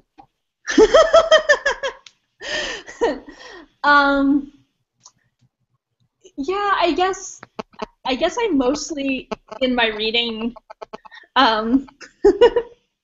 But I love how you set up that question. Are you interested in the overly literary ones? These are my favorite. I think usually when I'm reading books, when I'm reading fanfic, I mostly appreciate ones where there's enough dialogue and action happening that the language isn't as much of a necessary element. Like, I don't want the language, I don't want it to be entirely about language usually, where I'm more there for the character development and what they're saying and what's going on. But there's some writers, some of my favorite writers, I totally admire their style and stop and savor a bunch of their sentences. And so that also is something that can be very important to me. But I am not somebody who reads purely for sort of either the style of sentences or the sort of experimental, things in terms of structure that some people might do. But some of my favorite fics are doing very interesting things along one of those axes. Do you ever, I know that some people every once in a while I hear about, they will be writing like some kind of long fic where it's a very specific AU, and then they sort of take it offline and they look to self-publish it with different characters and sort of different tweaks to it so it's an original story. Have you ever kind of felt the thought of taking things that you've written specifically as an idea for fan fiction and thinking that could be a story all on its own? Yeah, I think so. Yeah, I've heard some authors talk about this with as calling it filing off the serial numbers and kind of making the characters less recognizable and publishing something mainstream. I love that term. I have nothing against that idea. I think a lot of the things that I've written are sort of better suited for fandom than for mainstream writing, either because of their length or different kinds of stories can be really popular in fanfic that aren't necessarily that exciting or sought out by mainstream publishers. So for the most part, I hadn't been thinking about it too much with a lot of my stories, and like 1,000 Watsons, for instance, would make no sense at all without them being like Watsons. You have to have a lot of the fandom insight. So I hadn't thought about it too much, but I have done some original fic writing before I joined fandom, not published or anything, just for fun also. And I do periodically think about like maybe I want to write some short stories or some novels or something for mainstream audiences. And funny enough, I just wrote an Omegaverse fic, my very first Omegaverse fic. I feel like I have, crossed some line of, oh wow, yep, you're definitely in fandom now. You know about the Omegaverse. But so actually, like, that was a really fun piece of like world building where all my favorite parts were like I wrote playground songs and I did other stuff that really had very little to do with the specific characters or story of Sherlock. It was more just I built a world around them, and that definitely felt like I do read and write other sci-fi stuff that isn't fandom, and it felt to me like a world that could fairly easily be taken and adapted from fandom and made more of a mainstream thing where I built it in a bunch of different directions that fandom hasn't taken it, but incorporated a few of the ideas about gender that we see in that universe. So, I might at some point do something like that. I'm sure if I took something that looked very much like Omegaverse and developed it, I would credit fandom for being the crazy place that came up with the original seed of that idea. But yeah, I don't know. It's certainly something I would consider, but I haven't written some of the really classic long romance AUs that are often the things that people then take and publish in mainstream romance. I don't actually have anything that fits that bill, so I won't be probably doing that. Mm-hmm. To talk a little bit about world building, do you have any kind of favorite sort of things that you like to specifically concentrate on in world building? When I write anything that's either speculative or sci-fi, I always like to concentrate on food or like a non-habitual things like different kinds of like cigarettes. Is there anything that you like to specifically do? Well, that's awesome. That's a good question. I think so I haven't written a whole lot of speculative stuff for fandom anyway, but I think I do enjoy thinking about sort of the day-to-day details and sort of how would differences in our gender system affect like the games that kids play on the playground and sort of the day-to-day what it looks like for people to go to work and who's taking care of the kids and how does the daycare system work and what's the effects on the economy and stuff. I mean, some of this is not day-to-day, some of this is more big and structural, but I tend to think about it from a day-to-day, what are the kinds of things that I deal with and go through the day and look at things and think, oh, if we had a totally different setup in terms of gender or in terms of who was in charge of the society or this or that, just what would be some of the interesting things that are sort of built-in assumptions about my world right now that just wouldn't work the same way. And so I tend to think about it first from those kind of the small details and going through my day thinking about looking for things that would be different, and then kind of build up the bigger structures from there, if that makes sense. But I don't think I have a specific food, which is awesome. I I've gotten to the point where the one piece that I'm writing, it involves just very normalcy in characters who are anthropomorphic and people who are not, and it's just I have fun characters, and I like to give them things like wheatgrass cigarettes that are non-habitual, they're non-harming, but they're just a thing that you use them in conversation, and people just have them all the time, and I like those little things because it's such an amount of normalcy to write the daily habits or just daily food intake, and to make Yes. things that are it's so much fun, man. I love it. Yeah, absolutely. One question I wanted to ask you, because it's my favorite question to ask people when they're in fandom and fanfics. What is your favorite and least favorite AU, or like a AU type? Oh man.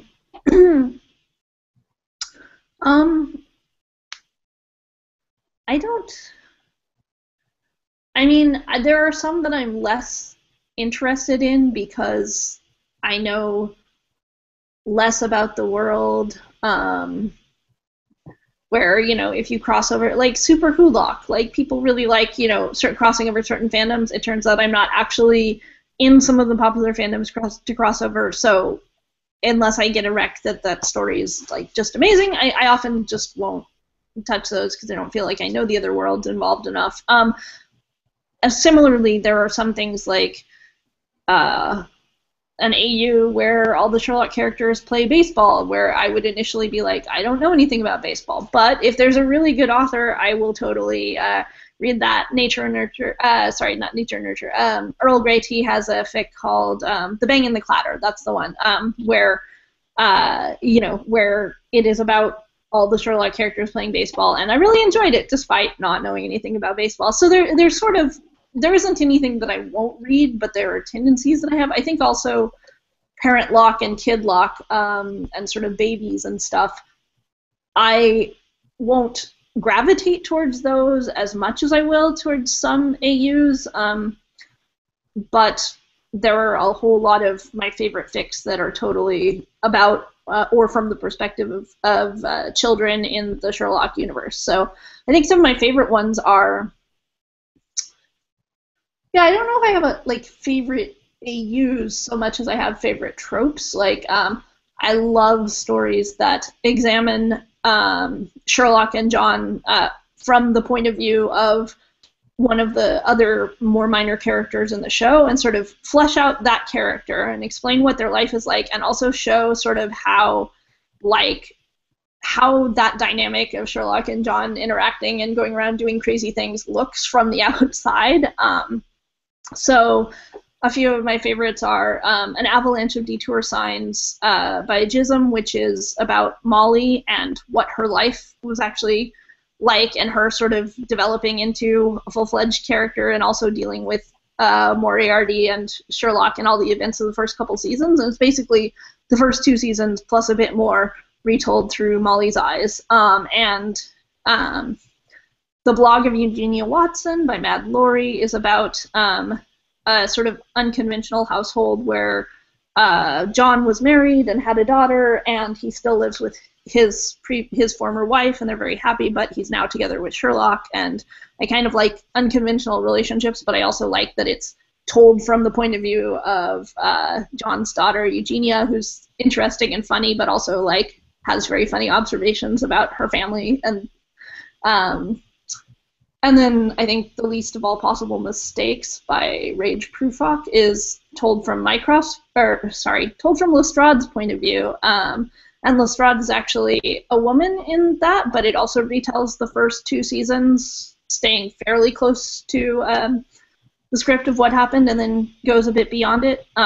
So I love all of those kinds of things where you really get inside the head of somebody else, and also realize just how ridiculous a lot of things in the show are, if you're not looking at them from the perspective of the 2 main characters, and just how annoying that they would be to hang out with. It's just kind of very funny and endearing in a weird way. Nice. The only AU I cannot stand at all is truck driver AUs. It's the most specific thing. I can't stand them. Truck drivers. I have a friend who's I have never really read into it, and I any hate it. truck driver AU. That's fascinating. There's a couple of them. It's because my dad was a truck driver, and so you get these authors, and they try to make like truckers go to like diners and pie stores. There's nowhere to park. You can't do that. They can only go to truck stops. Like, I absolutely hate those because they're always inaccurate. At the studio, I was like, that's not right. You don't do that at all. That's fair. I think if somebody tried to write like a grad school AU or, there's various other things where like I might be very skeptical if they were doing it in a really implausible way. That's really funny.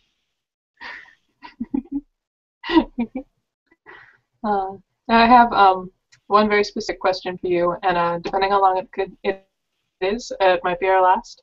But in your own words, where does Destination Toast come from? Because I've been wondering about this. So I'm not sure there's a simple answer, but a couple things that contributed when I was trying to come up with a name.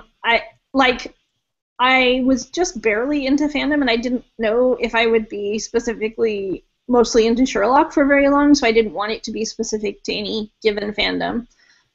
And I was wearing this shirt, so that helped sort of prompt that thought. But additionally, and I like toast. But additionally, when I was sort of in my very first online fandom, which was different, but in high school, and this is going to date me, but in high school I was on the Usenet group, Alt Music Peter Gabriel, and I was very active there, though not not the same way that fandom works now, exactly. But there was I had a bunch of fandom friends there.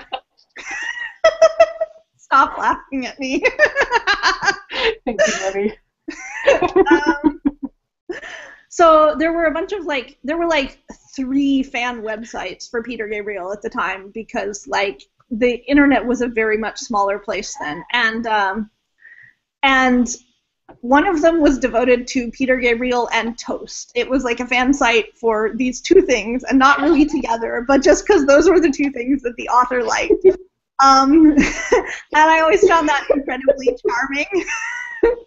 So I would say that my early fandom life was, in fact, influenced by toast, and all those things together just caused me to come up with this name when I was brainstorming something and testing things out on Tumblr and seeing what wasn't taken.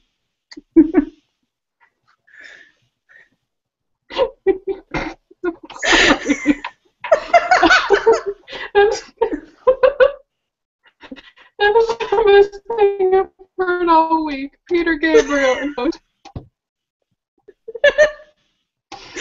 Fandom was a little different when there were only 3 sites to hang out on, and everything was all text. There were a lot of cute things. Oh my god, that is amazing. I'm glad that you stuck with it though. That's I know a lot of people, when they get online identities, they'll either stay with them for a few years, or there's the Tumblr scheme of thing where they stick with it for maybe 3 weeks and then change the blog name. But I always admire people who they have them over a period of time. I think I've had my my pen name since I was 12, and I've always stuck with it because it's always been my favorite. But I respect that. I have a bunch of different names usernames for different sort of projects and things, but I tend to stick with them within a given context. So I am probably, for better or worse, Destination Toast for the rest of my fandom life.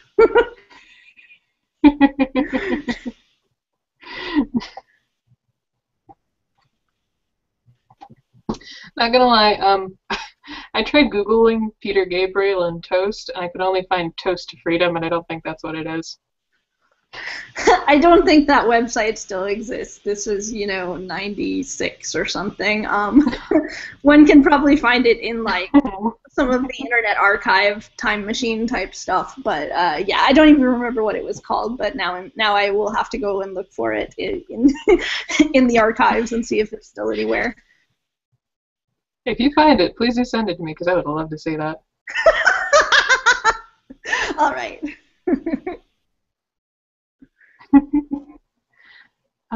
Fanfic round robins. I've never heard of those before. Do you know what those are? Huh. No. Yeah. Didn't hit those. Didn't see those.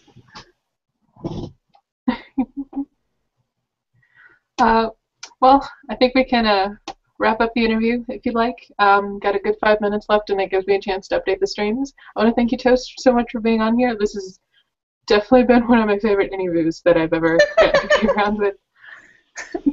Awesome. If It you'd was like, really you guys, fun. if you like, you're welcome to stick along with the stream for as long as you'd like to. Next, we're going to have on Anna doing one of her live drawing streams, and she's going to be taking requests as they come in. But if you guys would like to unmute yourselves, you can think of the first thing that Anna can draw. That's fabulous. I will definitely stick around for a little bit, and thanks so much, you guys, for hosting. Thank you for being here.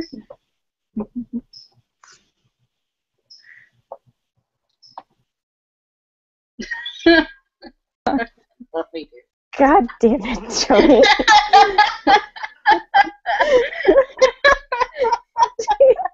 He's never gonna let it go. You're never gonna let it go. I already drew you one. I guess it wasn't, my best. Anna, don't do the thing. Yeah, I won't do the thing because in order to do the thing, I need to be very explicit. Google dear butt. There's no shame in that. Okay, I was meaning to ask, like, how's this gonna work? Like, am I just gonna do live stream, and then we're gonna link to it? You should have a way to. Oh my God, Jody. You should have on the. Oh, on the side here. On the sidebar. Yes, there is a way. Oh, screen share.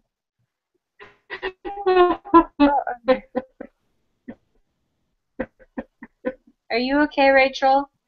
Aha. Do you need tea? I'm good. Hey, look, that's my face. I look fabulous. Hey.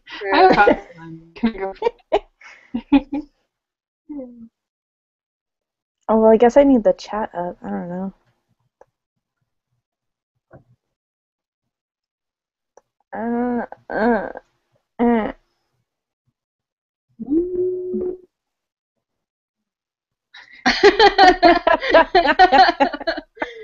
Fine, I'll hide it.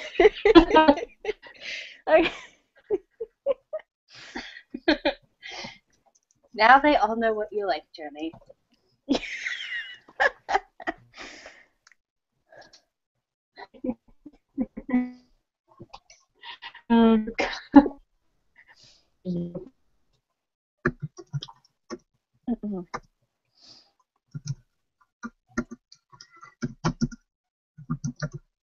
Well, I guess I could just make a new.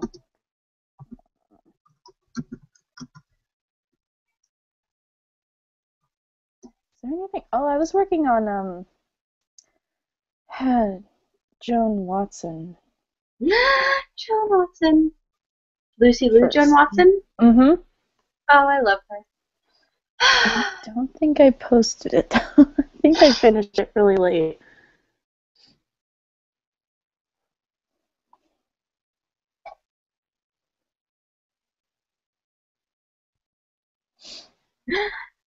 Yes, I love that one.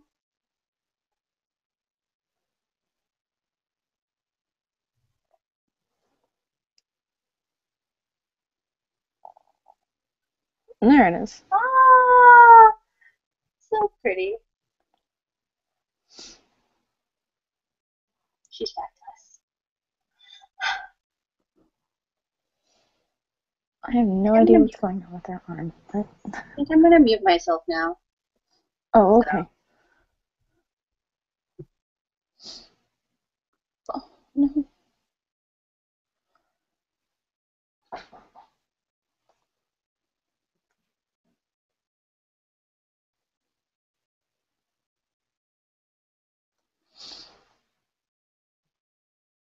Yeah, okay, I think everything's gonna go too slow if I use this one.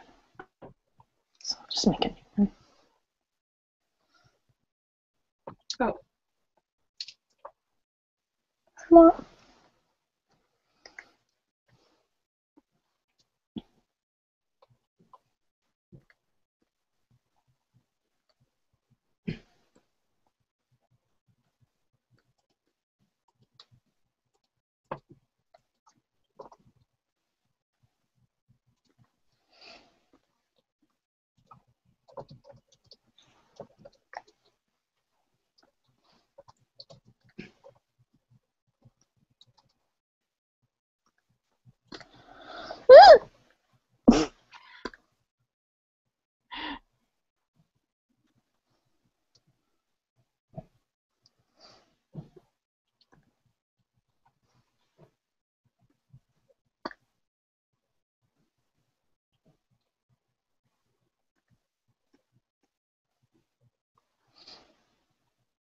So Anna, Yes.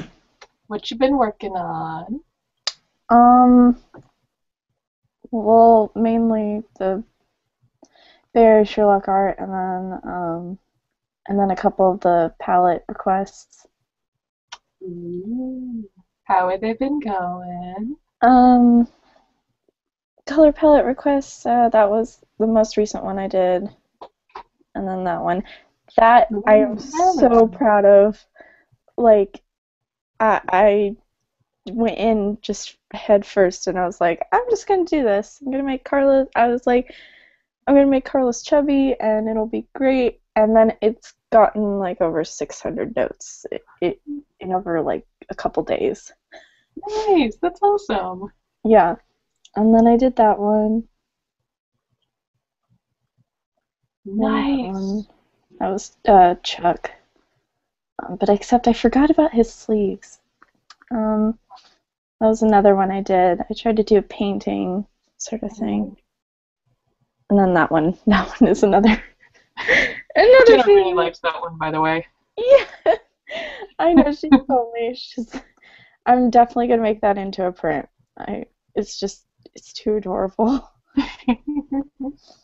So these color palette requests have been really fun, and I definitely needed it because I don't do so well with colors.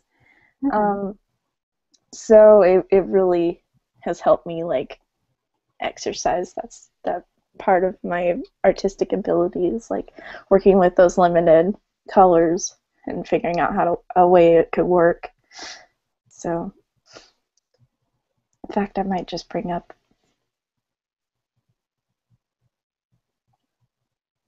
Oh, good idea. What are you working on for the con, Anna?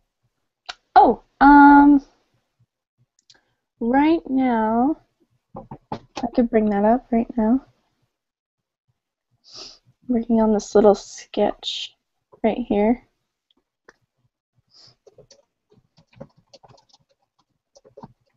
Nice.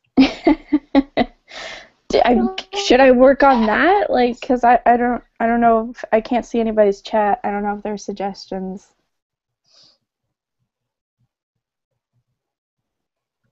Oh no, you're welcome to write anything you like. Okay. And then, yeah. I love. Oh no, Jay said that in the chat. What? My favorite fun of the show. Joni said Hatman and Robin. Yes.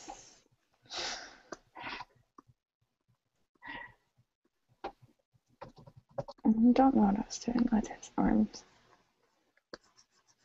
I think they were just gonna be.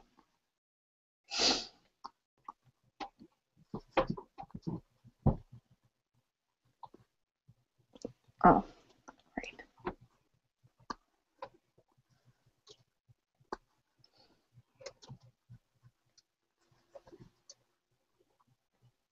Yeah, feel free to ask questions because I usually have music on, but I have nothing on going. You know.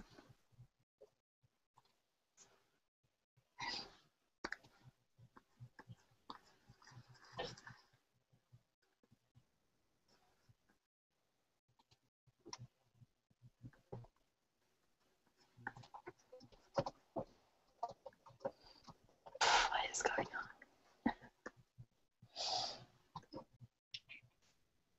I don't usually have my mic on when I'm doing live streams, so you get to hear all my comments about my own art.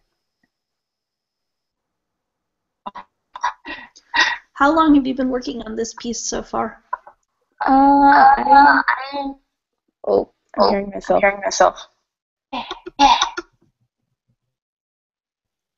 That's kind of annoying. Okay. Oh, I don't hear myself. Yay. Okay.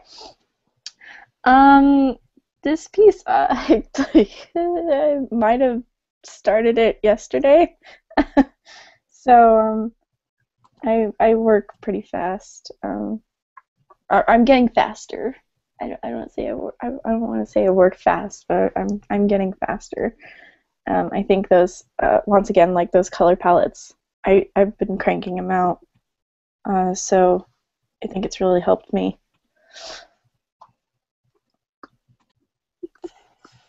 Yeah, it looks awesome. Sorry for the echo. That was my fault. How long does it usually take you now to complete something like this? I mean, I guess we're going to get to see it make a lot of progress, but yeah. Yeah. Typically, it can, if it's something, if I'm really focused and it's something like this, it took me a single day, and it's still detailed, but it's not incredibly detailed. If it's more detailed, which I assume this will be, it'll probably take me like another few days. So. That's awesome. Do you do art as your job or main course of study? Yes, I'm. My only source of income right now is going to different cons and selling my art. Dude, that's awesome. Yeah. And then oh, let's go. Where is that? Sometimes I don't label my layers, and it there. So my only source of income is going to different cons, selling art, and promoting myself. And yeah, I'm looking into getting into animation. So that's why I sort of have a cartoony look about my style. That's very cool. Aha. I'm just gonna cut that out.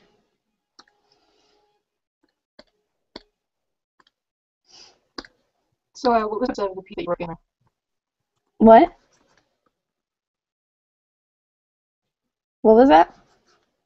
What was the process that you had? What was the process that you had when you were working on now? What was the thought process? Yeah. Mainly I was like, well, I had a different design before, and it was kind of, and it just wasn't working out. So I was like, I want something that shows, both of the characters, and I also wanted something to something to tie in with San Francisco, and especially because we're so much closer this year to San Francisco, and I just wanted something fun. And my mom's comment was like, "Why is John smirking in every one of your one of your artworks?" I'm like, I just want him happy. I just want him happy. And Sherlock's brooding. I don't know, maybe because he's in a coat and it's July. I don't know.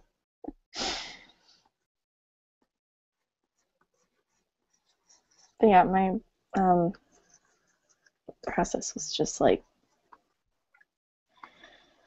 I don't know.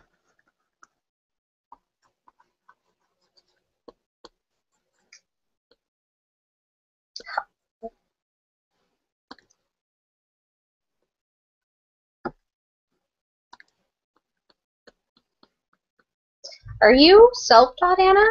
Or did you Yeah. take How classes? has it? Well, actually, in the beginning, I was self-taught. I learned from a very young age. I think 8 was the youngest I remember. I drew like Sailor Moon and Tenchi Muyo, and I would literally trace things out of comic books or mangas, and then I would constantly use tracing paper until I found I was more confident to work on my own. And then my dad, or then I got a personal computer, and my dad was in a lot of web design, so he had well, at first I had like Kids Pix, and that's a paint program. I remember that one. Yeah, and so I had that as a sort of like a introduction to Photoshop almost. And then my dad, I think I was like 13 or 15, around there. That's when I started working in Photoshop, because my dad just was like, hey, here you go, here's an art program. And then but I didn't have a tablet then, so I had to learn how to color by mouse. Oh, that must have been interesting. Yeah, I got stuff done. But it was very difficult. And then I got my first tablet, and I don't know what's going on with Sherlock right now. He's just being difficult, like he normally is. Exactly. Does anybody know what's going on with him?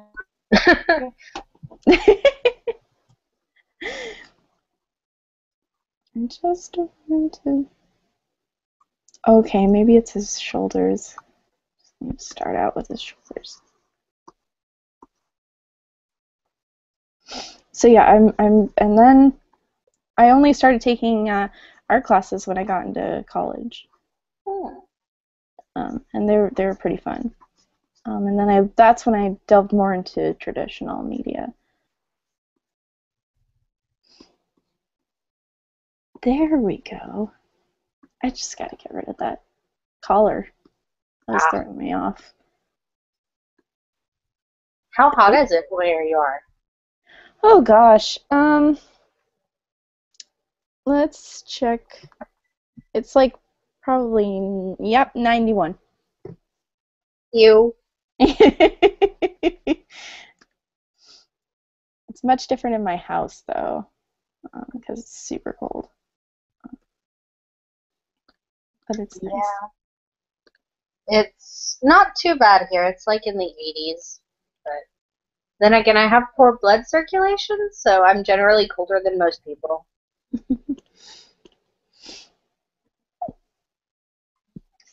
Okay, once I finish this line, I think these lines I can work on actually coloring.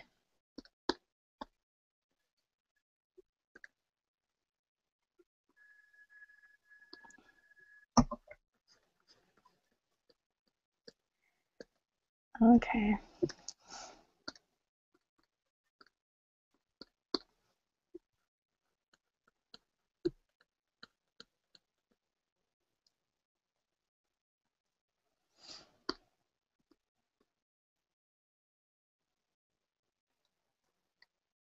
Oh.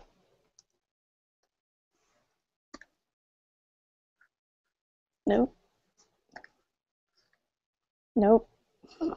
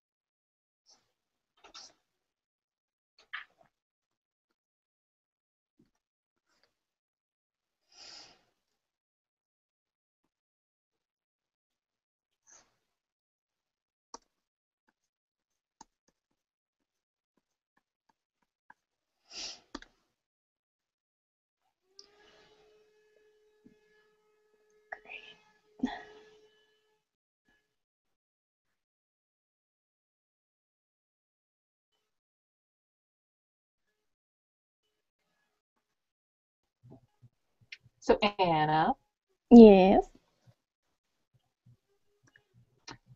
for this year's artist panel, got any plans in works? I mainly just wanted to do it like last year because I had a lot of fun. I thought it was pretty clever. Where we did a little introduction and then did a little Pictionary like game where the artist took a prompt from a jar and then or fishbowl and then drew it on stage and then the audience had to guess. And then they got to take the drawing home and also some prizes, and I thought that was neat. And then a Q&A, but I am I just thought that was a cute idea. But I'm also open to many more as I get more artists to confirm, I guess. I remember that fishbowl, and I remember those requests. I put in like 6 weird ones. Yes, you did. Joni says it's not as cute as your face.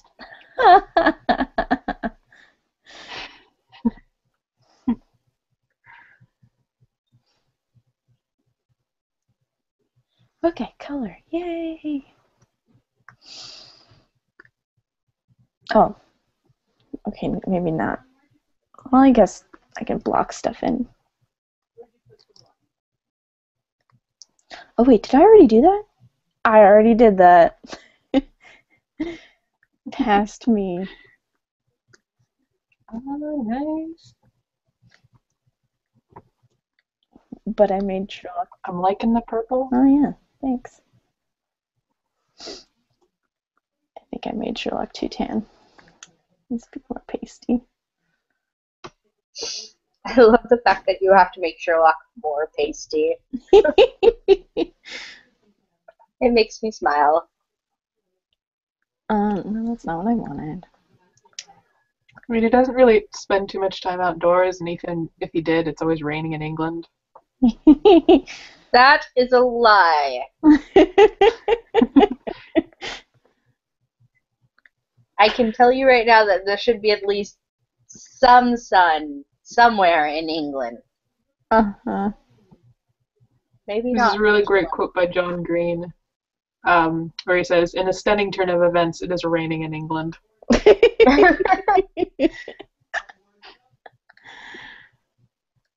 Also, Joni says, "This is why there's so much vampire lock." True. This is so true. But as somebody who is pale and pasty, it's like, no, that's not the right skin tone. I'm whiter. I had somebody tell me at work the other day that they're surprised at how pale I am, considering the fact that I live in California. Oh my god. And my exact words to them was, "You're not from around here, are you?" And apparently they were from, I think they said they were from Massachusetts. They were visiting family for 4th of July. Uh-huh. I'm like, wow.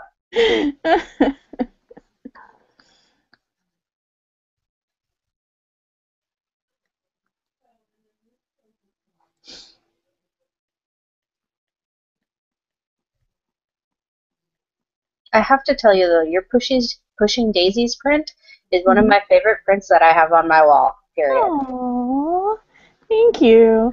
That is my favorite show, and they are so adorable. Yeah. I really want to do another one.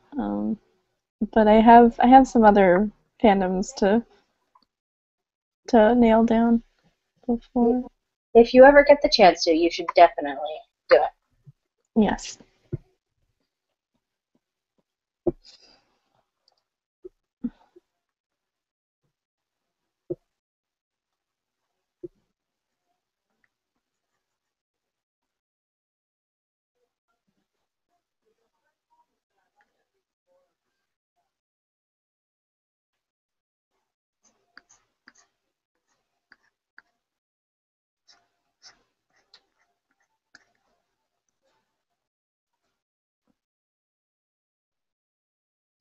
Oh, I know what I could do to solve this.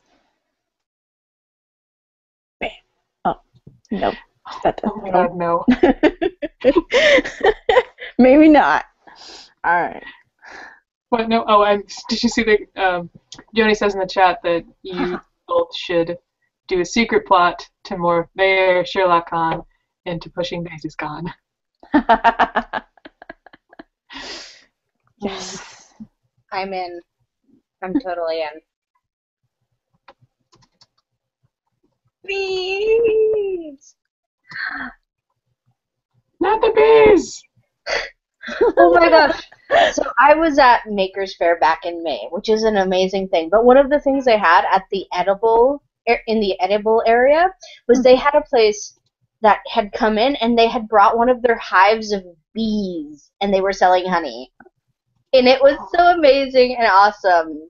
And they had so much amazing information on bees that it was just fabulous. That's cool. Sorry, random offshoot of bee talk. No worries.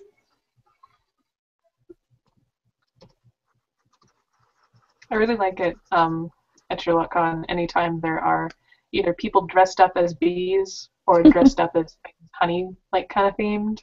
Mm-hmm. That's adorable.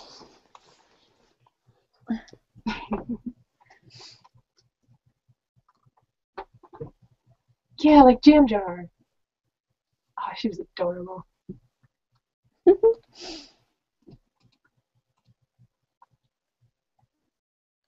Jam Jar is super cute and adorable in real life too. So, fun fact: she came to one of our Quidditch games like 2 or 3 weeks beforehand, and I was offhandedly talking about Bay Area Sherlock Con because I was trying to get people to come. I'm like, you guys should come; it'll be fun. And she's just like, what are you talking about? And I'm like, Bay Area Sherlock Con, and she's like, I'm already going to that. And it's like, you're adorable. And I didn't recognize her until she said something, and she's like, you're from Quidditch, right? And I'm like, oh my gosh, it's you. Yeah. Nice. But yes.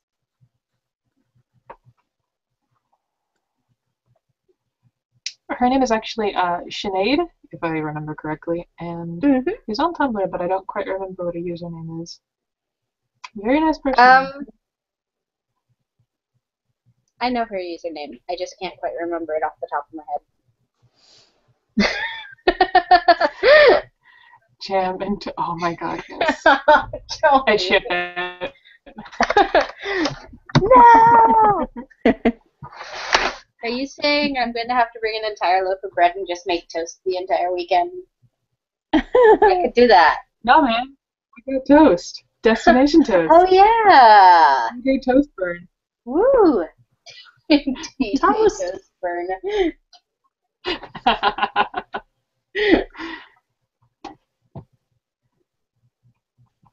Yeah, the person in the jam jar outfit actually sold me a stuffed toast last year, and it's totally awesome, and I will be bringing it to the con. Yay! Oh my god, yes. Yes. Righteous. I think her name is Port of Chaos on Tumblr, and I think she mostly just sells stuffed toast in like little hats and things, and it's totally adorable, and yeah, it's awesome. She does. Oh, and she makes all those by hand too. Well, machine hand things, but yeah, they're great. I was gonna try and convince her. She made a little fedora for my stuffed toast. I was gonna try and convince her to make a deer stalker also. But anyway, she's awesome and does very cool requests. It's just like Build-A-Bear. It's Build-A-Toast.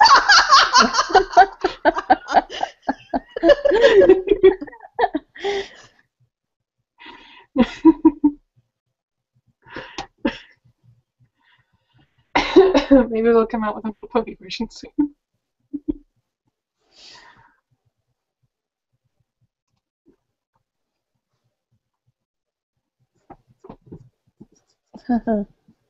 I'm digging the purple coat, Anna. Thanks.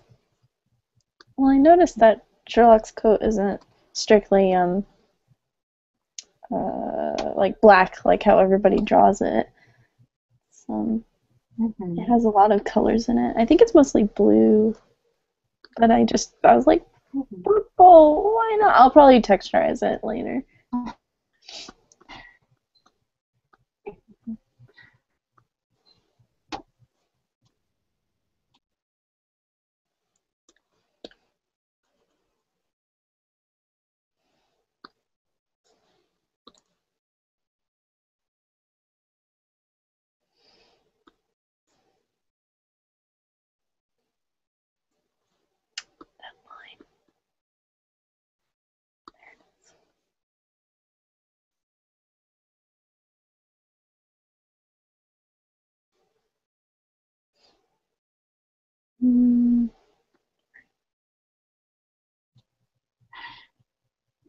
Uh, we just got a request in from Google Plus by the Absent Consort, and she says Anna should draw more. Hannah is not a boy's name. Oh. Oh my gosh. That is Sierra. And she's and I couldn't agree more. Like, I absolutely love that webcomic. I'm so sad it's gone. That comic's unfinished, correct? Yep.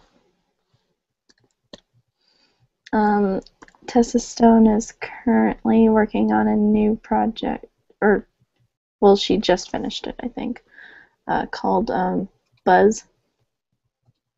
And from what I hear, it's really good. Just kind of unfortunate that she abandoned the other one. Apparently she was at Fanime, and I had no idea. Oh, no.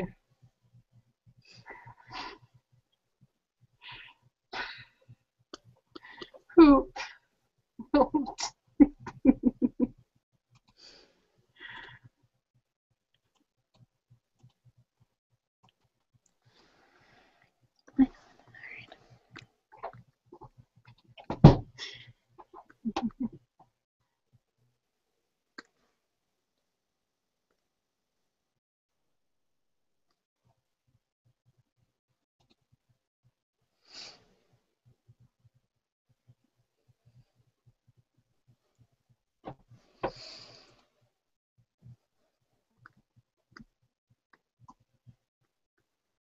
One thing I really like about Google Hangouts now is that there's about 60 different options of things you can do.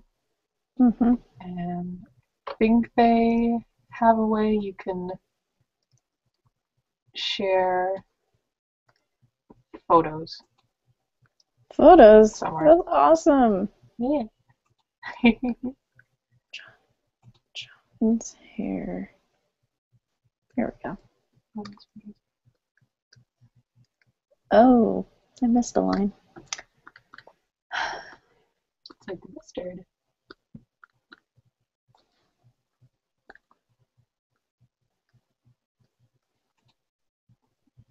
Oh! Sorry.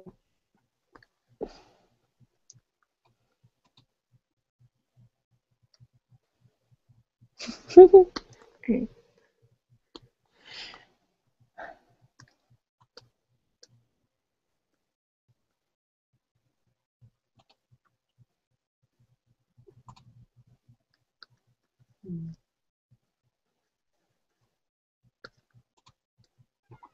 Aw, my cat's crying at the door. Oh my god, cat.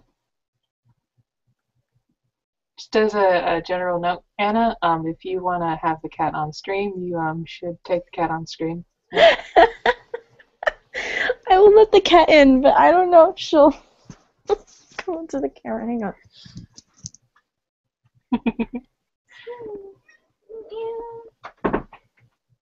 Yeah, get your butt on the bed. Ernie.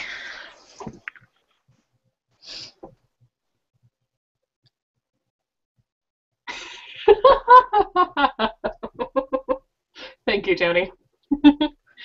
Joni says guest starring cat butts. Never gonna live it down until I officially draw her like the most detailed deer butt.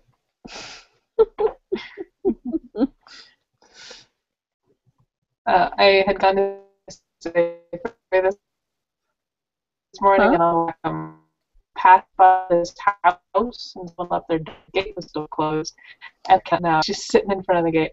It's just the most beautiful cat I've ever seen. It looks like, I know it's not the real name for them, but they look like the Norwegian fairy cats. Just the most gorgeous cat. And I stood there for about a good 2 or 3 minutes just saying the word cat over and over again. Cat. It was so awkward because their front door was still open.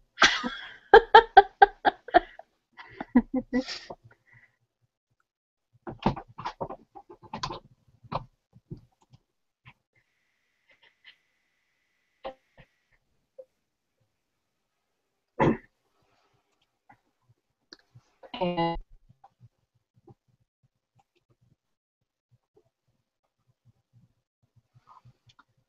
what things are you looking forward to this convention season? Oh, mainly the 2 days so that I can cosplay on both days. I get to. The hard part though is like who. I know I want to cosplay as Femlock. With Jenna, so she's gonna be Joan, and then that. But then I have to choose. I have to choose between I wanted to either revamp Sherlock, because people like it. It wasn't my favorite costume because I'm so short. I am the shortest Sherlock. And you can get platform shoes. No. So I'm either gonna be Sherlock or I'm gonna be Moriarty. I'd prefer to be John, but I don't have his shirt. That shirt is so hard to find. You don't think it would, but it is. And I don't want to pay like $40, $30. I mean, it's a good investment piece because you can wear it for formal things. True. Jody says you can wear all the things. All the things, yeah. I know people who spend half their con days just like in their hotel room so that they can change into another costume. It's crazy. Like I known people who've told me like, oh yeah, I've had like 6 cosplays at a 3-day convention. I'm like, what? What? That makes no sense to me. I prefer just donning on one costume a day, and that way I'm more comfortable, and I don't have to fret over like, oh, if I want to see a panel, then I'm gonna have to change it this time. And it's just, I'm just dressed and I can go. Yeah, that's true. Joni would like to point out that there is a lunch break, so you do have an opportunity to do like a formal change. Oh. Hey, it's Barbara. Barbara! She's not saying anything. Aww. Oh. A wild Babs appears. A wild Babs appears.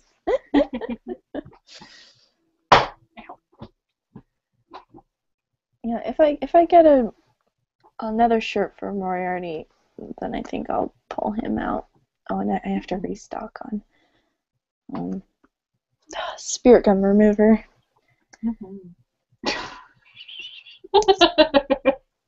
God damn it, Jody. Jody says, quick, throw a Pokeball before it goes back to the UK. Ah! Oh my god. Where did I put that?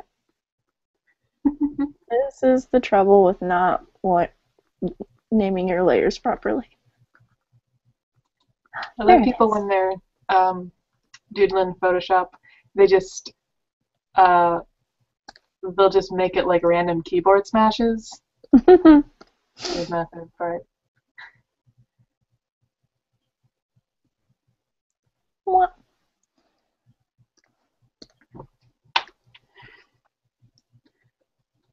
I don't know if it should be smaller or bigger. Maybe a little smaller.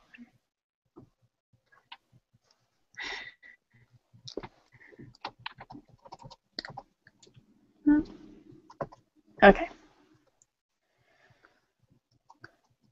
Walking rest.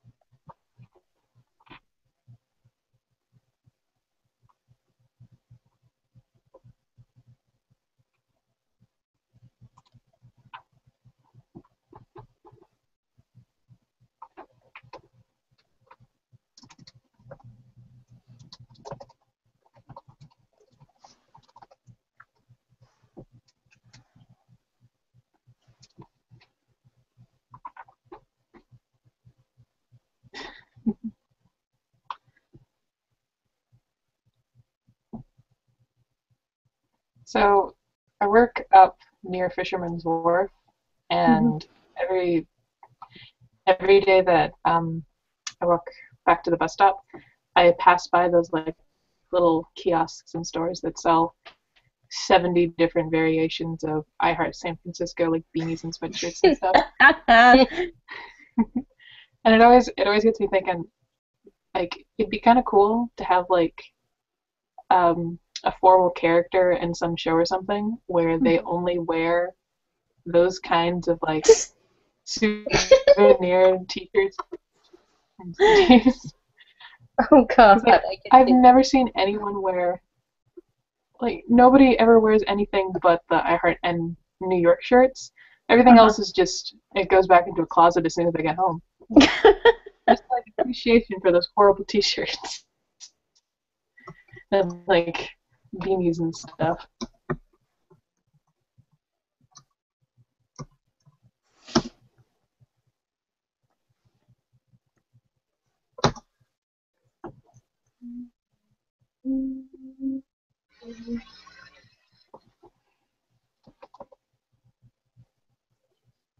Oh, I made a mistake.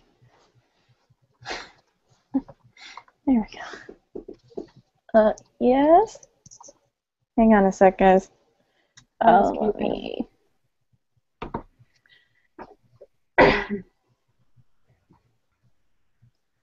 Oh, never mind. He went away. Okay. I told my parents, I'm like, Just, I'm doing this. ignore it. It'll solve itself. I told my parents I'm doing this. Barbara! Oh, Barbara! Hi! Hi!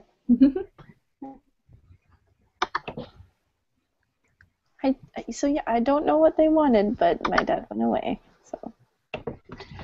Dear Maybe he stalker. was going to give you I food? love you, Jody. I already got myself food. Oh. So, I don't know. I don't know either. Maybe some fresh towels?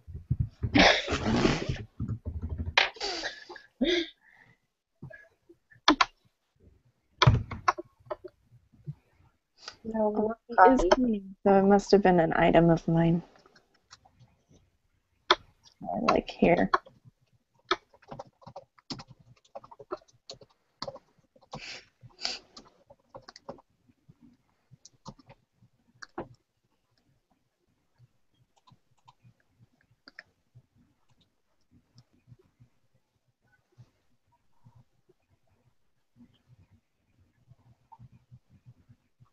Yeah.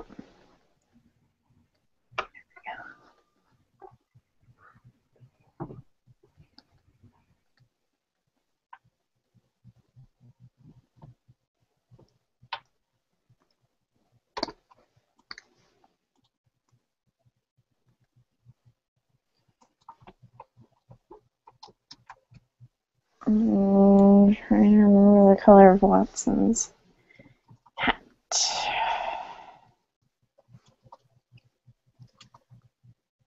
I'm about to run. I just wanted to say thanks, Anna, so much for letting us watch you work. This was a lot of fun. And thanks, Rachel, for the great interview. Thank you for being on the toast. It's really cool. Yeah, it was great. I'll see you guys soon. Bye. Yeah, Bye. bye. Have a good one. Why can't I remember? It's a tannish color, is what Joni Tannish? says. Oh, okay. Thank you, Johnny. Is it sort of no? Me? You could always make it rainbow colored because he is. The bisexual flag. Yes. I don't think that'd be appreciated, but No. I would appreciate it. No, that's too close to it. Like a dark? No. I'm just gonna make it this color, and then I'll It looks play like with it later. Joni might have sent you a link to it. Oh. Haha. Nope. Wait, what? Oh, haha. Okay. Yeah, I knew it It's was like striped. plaid, yeah. Stripey.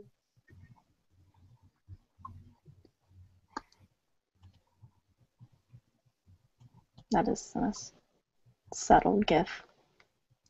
It's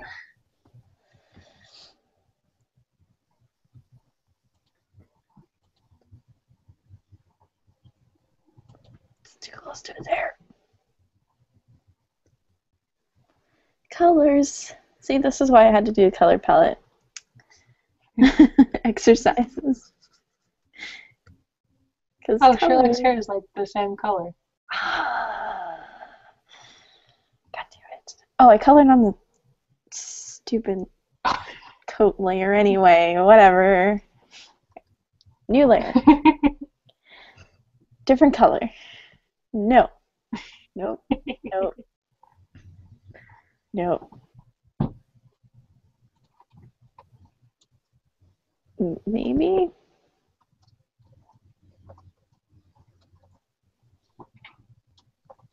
Ah, the artistic process. No. Oh my god, yes. Anna. What? Anna. What? Anna. You What? should read Joni's comment. Anna. Where is it? I don't know. She says, there it is. Sherlock and John. Oh my god, that would be perfect. Oh my gosh, can I do that right now? I'm gonna do that right now. Oh my god, yes! Yes! Okay. So excited. Alright, so it needs to be more. I think that color. No. More old papery kind of color. Huzzah.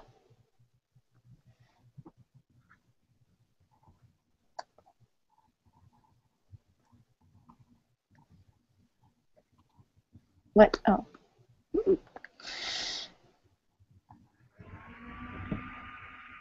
More red. No.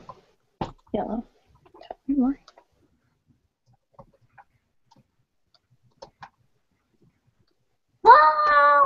Sorry.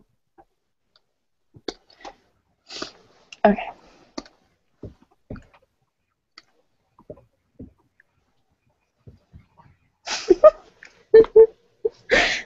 Just thinking about it makes me all happy inside.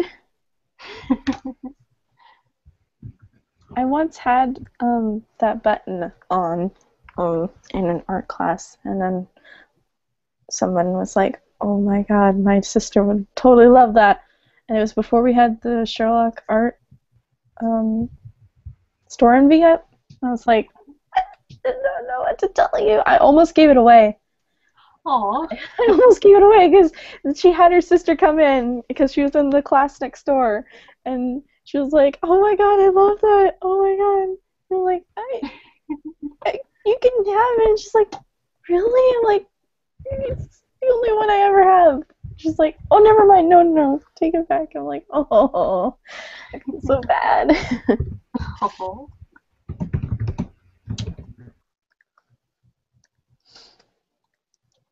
I don't think I ever got them. Never got her the information either. I feel terrible.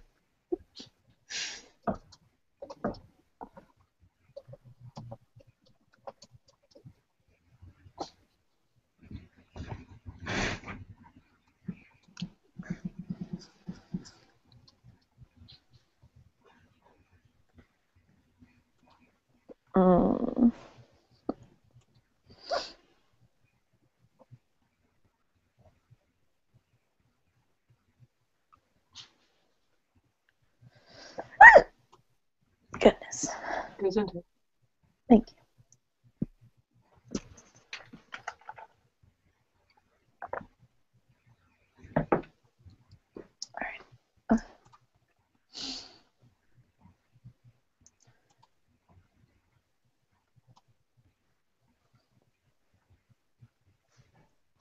Mm-hmm.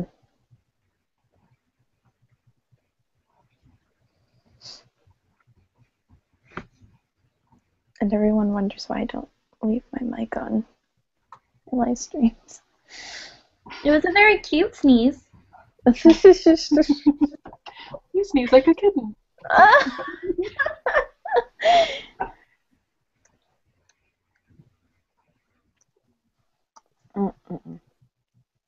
There. Supply.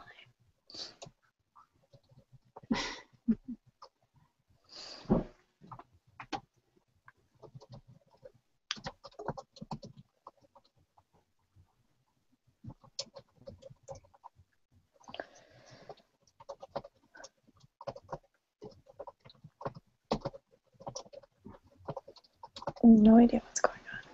It doesn't have me, but I will work with it.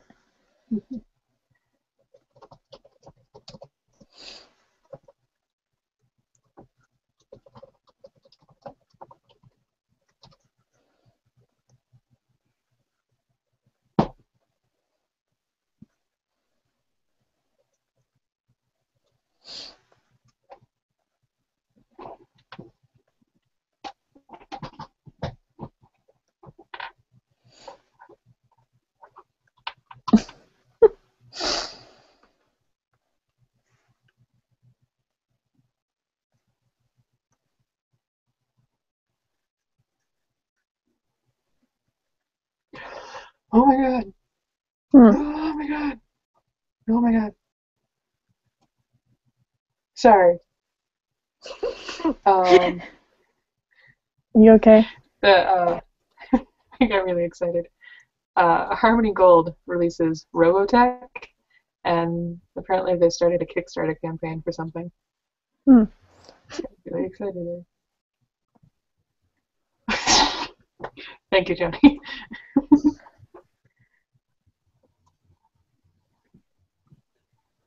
Praise be to Robotech.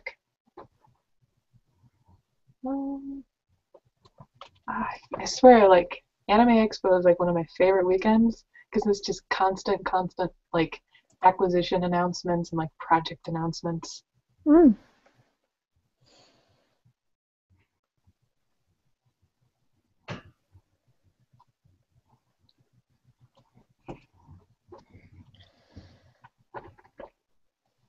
I tabled at Anime Expo. Sorry, what? I tabled at Anime Expo. Oh, nice. How was it? 2012. It was good. It was my first time. Well, no, it was my second time, but like a first time big convention. And so it was Oh yeah, you get to title it.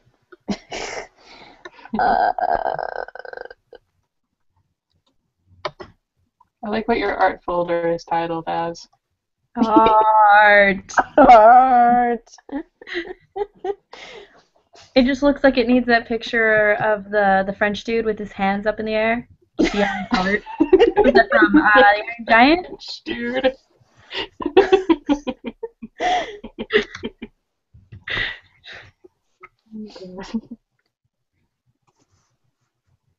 Oh yeah. Hey, Barbara. Yes. How was England? England was fabulous as always.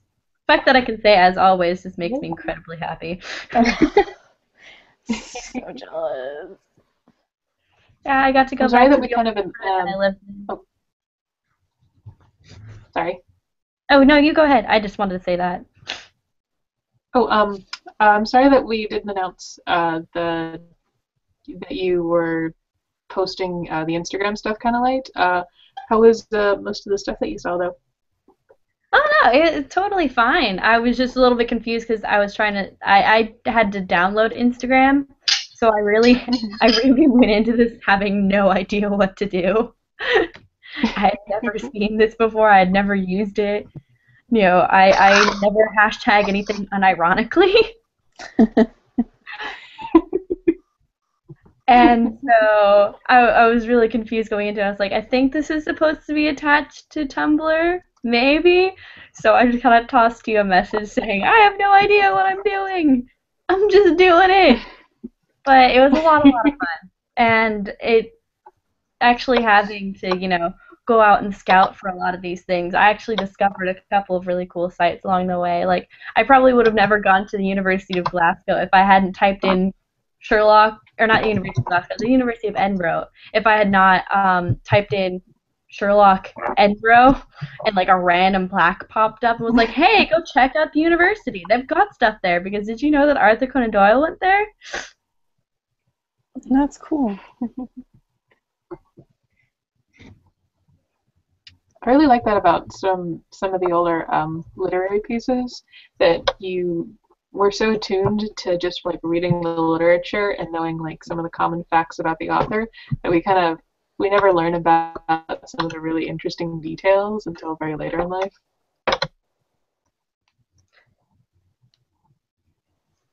Yeah, I think it's pretty cool, especially since I know that the doctor who actually inspired or like was the kind of inspiration behind Sherlock Holmes went to the University of Edinburgh as well. He was a teacher there. So learning that little tidbit was just like, what?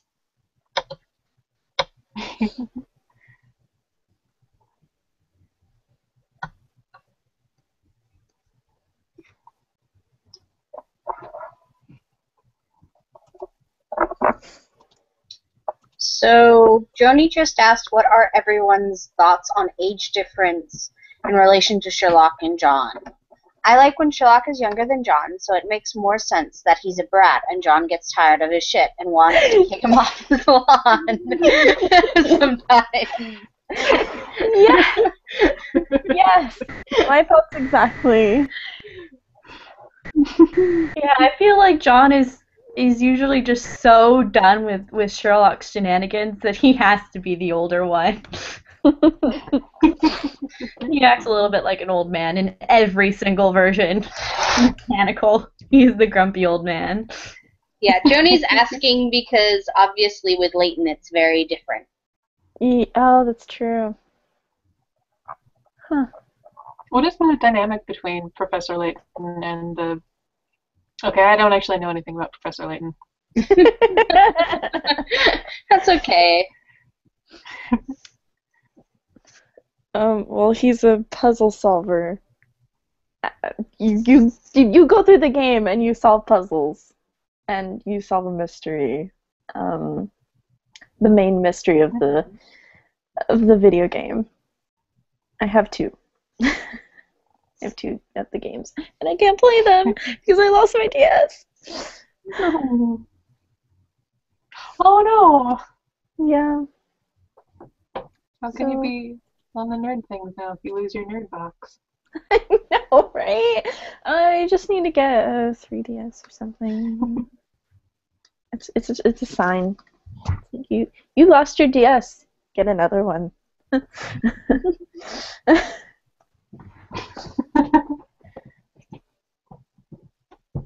Although I worry because like I lost the other one, I'm bound to lose the new one. Oh my god.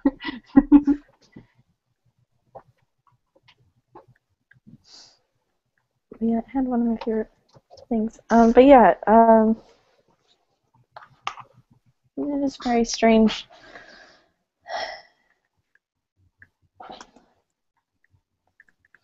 Luke is the younger one, and I think because that might have been decided because like intelligence wise, I mean I know Watson's intelligent, but he's like average intelligence, and Sherlock is obviously smarter. I don't know in some aspects, I guess. You know, minus knowing, the solar system and such. Yeah. I always love rereading Study in Scarlet because instead of directly asking Sherlock what he does, Watson just writes down all the stuff that Sherlock knows and doesn't know. It's like, oh my Is it God. like solar system nil? I think it was astronomy, no, but I can't remember. Yeah, I don't have my one of my many copies of the canon right here. Otherwise, I'd read it out because that list is beautiful. Oh, that's right. I don't. Nope. Okay. I bought for when I first started getting into Sherlock. I bought one of the hard copies of the original illustrated Sherlock Holmes, but it didn't actually come. I learned later that it didn't actually come with the first story. Oh God! I was like, I want to read it from the beginning. But then I found when I had my iPod Touch, I found an app that was for free. It had all the Sherlock Holmes stories. So, it's still Yeah, my I favorite. always owned a copy of Sherlock because my mom owned the original Baring Gould one, which is super cool. But I eventually just went on to Kindle and got the free edition. Mm-hmm. That then ended up what I ended up reading.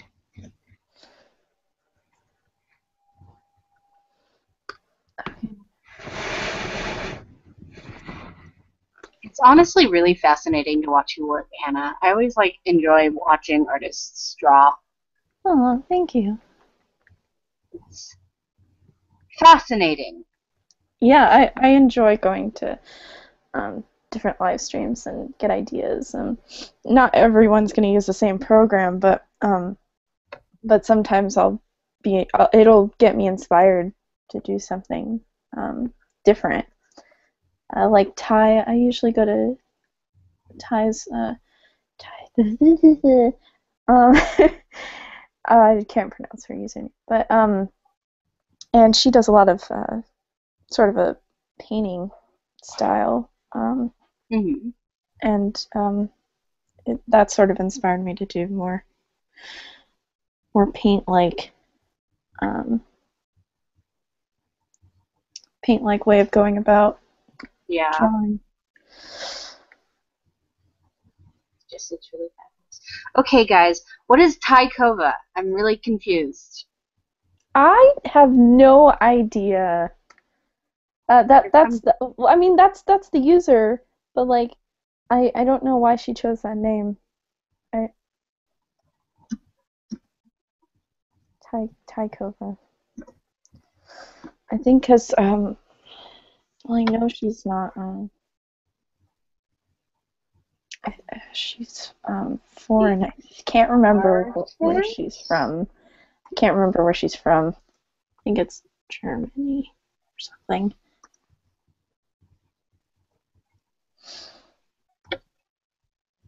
It might have some link to her actual name or something. That's I true. brought up her Tumblr page. Mm-hmm. So. Oh, look, it's BASherlock and Rugby John. Oh, I just saw that going around earlier. Yeah, I love her stuff. Wow. Yeah. She makes Sherlock really pretty. Yes. It makes me feel slightly confused. She does tend to draw Sherlock more gender fluid too. It's interesting. Yeah.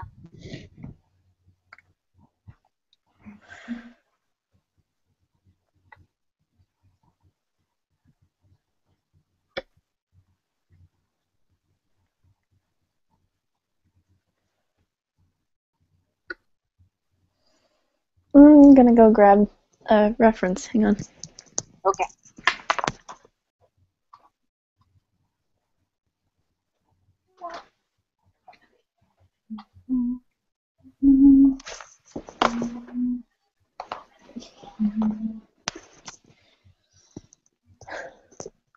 Okay.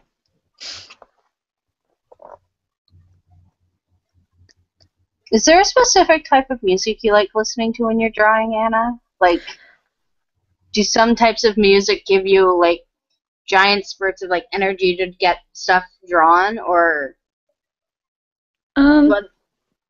Yeah, what I tend to do is, Jenna says I have a problem, but I don't have a problem. I tend to make my own playlists.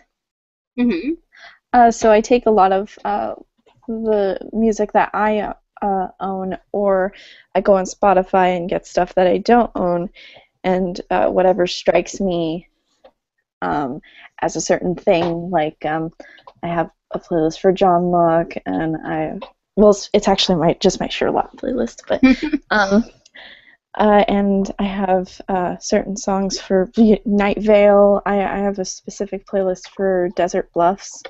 Mm-hmm. So I usually tend to listen to my own playlists when I'm drawing.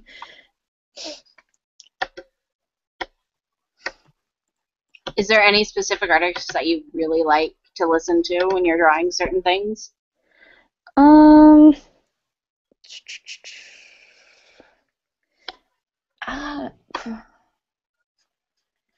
guess any kind of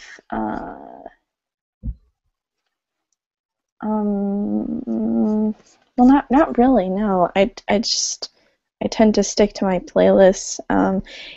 If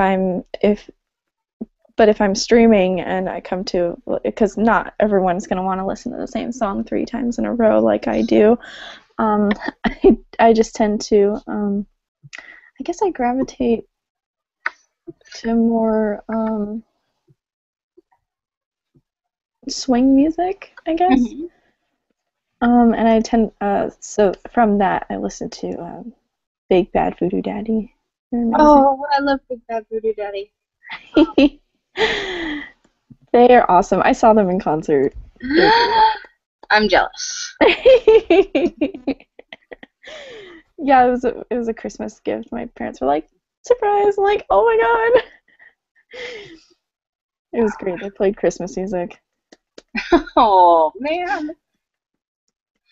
Which leads me to my next question. Do you dance swing?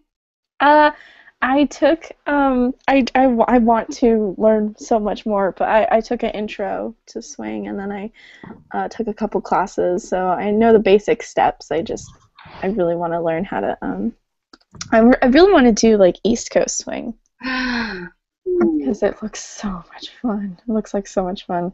It is a lot of fun. New goal, I'm going to swing dance with you at the con. Oh my gosh. Barbara's swing dancing. That's awesome. I took Jenna out because there's like there's sort of a swing presence here in Sacramento, and there's like a get together of people who, I think it's like every Friday night. They bring in live bands or DJs to play swing music and have a really good time. So we went there. So great.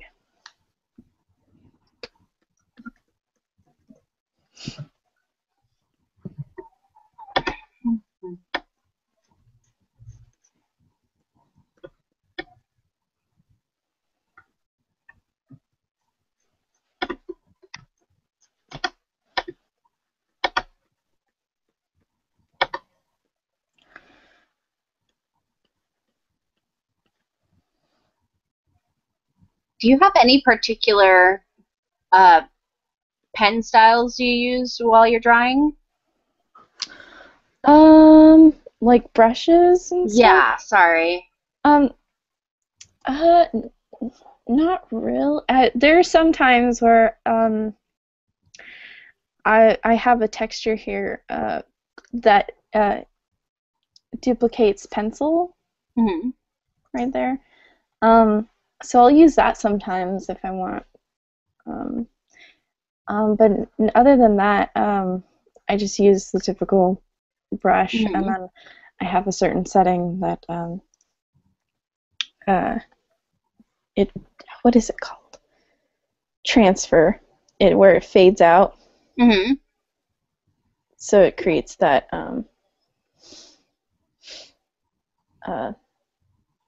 the look that I'm getting right now, where it's sort of faded unless I do pen pressure, certain pen pressure. So, and that way, I make a lot of lines, in case you haven't noticed. And that way, when I do that, it helps me sort of, so I can be hesitant, and then I can be like, okay, this is the shape that I want.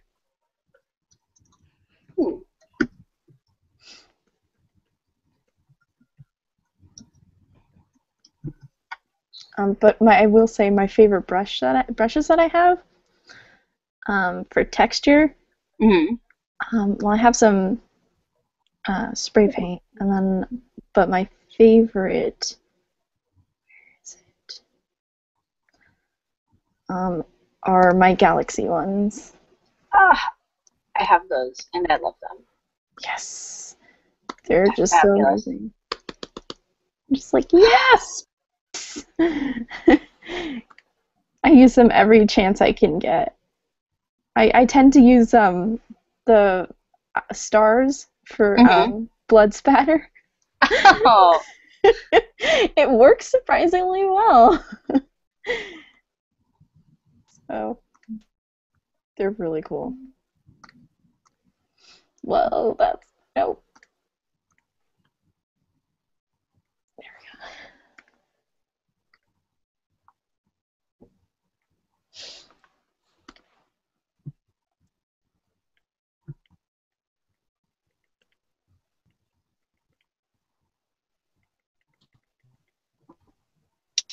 So, Anna, I have a question.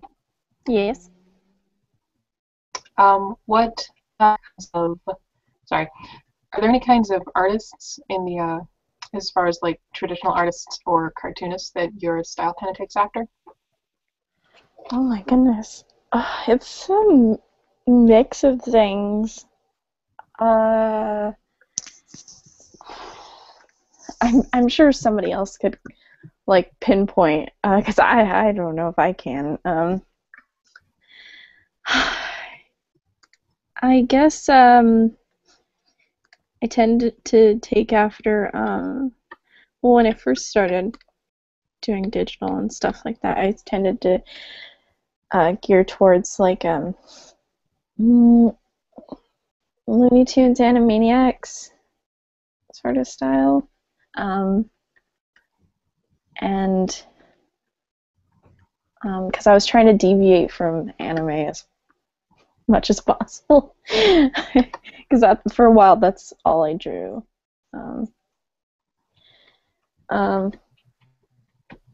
Which isn't bad, but at the time I thought it was. So I was like, no.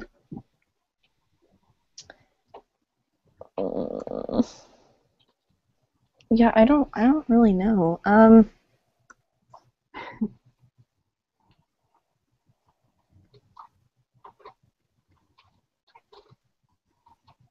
One thing that I've always kind of admired about your style is that it does seem very prevalent, that it's a mixture of different other kind of thematic themes. So it is really hard to pinpoint your style, but I think you get a lot of influence from different artists and different like cartoonist periods. I always really like that about your style. It's very Yeah. distinctive in that way. Yeah, definitely. I immersed myself when I decided I wanted to be an artist for the longest time. I was like, once I picked up a pen and somebody told me like, "Hey, that's really great." I was like, "Yep, okay, I'm doing it. I'm gonna keep doing it."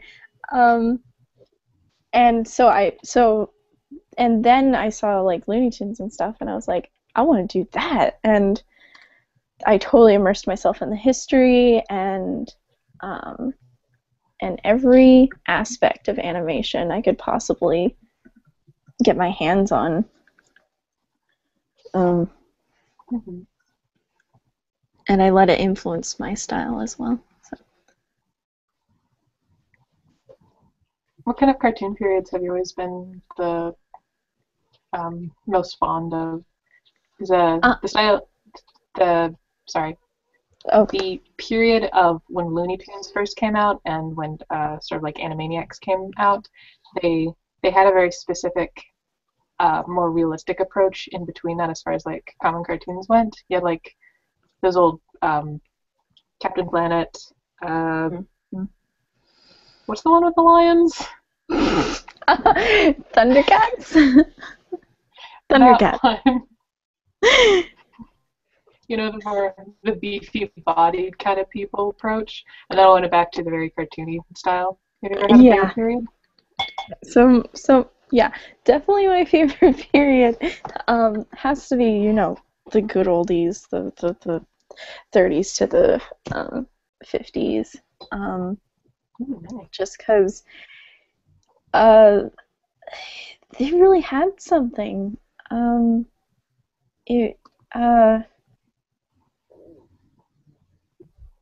It was it's very fun and very caricature, and it's like a caricature on life, really. And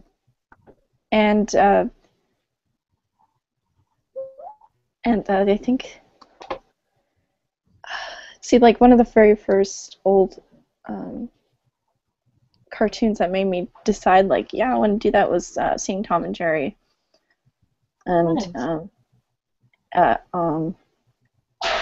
So I think it's just stuck with me. I'm just like, yeah, it's exactly it. That's the style that I really enjoy seeing. And when they returned to that sort of in the 90s, I was also very fond of it. I was like, although I never really, my mom and dad wouldn't let me watch Animaniacs. But I did get into it when I was in junior high. High school.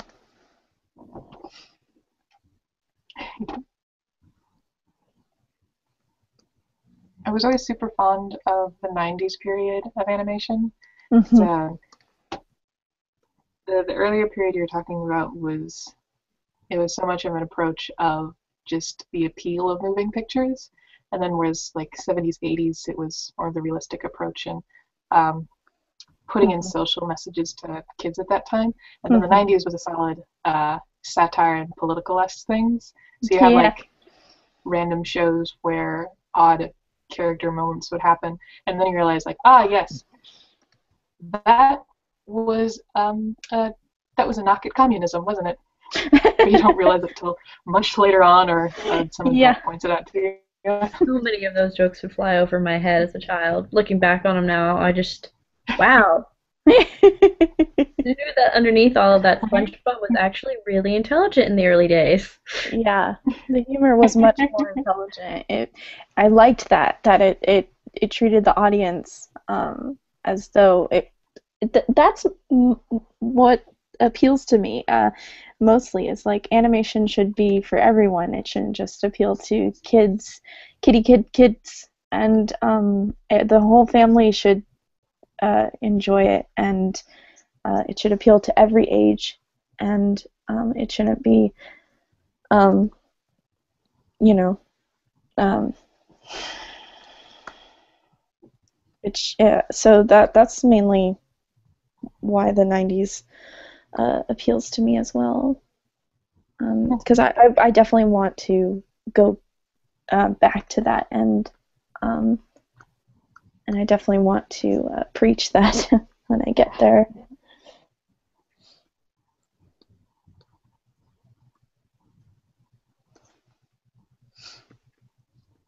Would you ever do a Sherlock cartoon? Sorry, go ahead. Sorry? Oh, I was just going to say, would you ever do a Sherlock cartoon?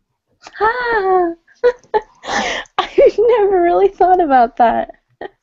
But if somebody came up or yeah, I don't know.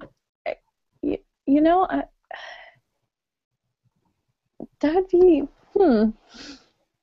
Yep, never thought about it until now. I'm currently thinking about it. Pieces Project Go. Yeah,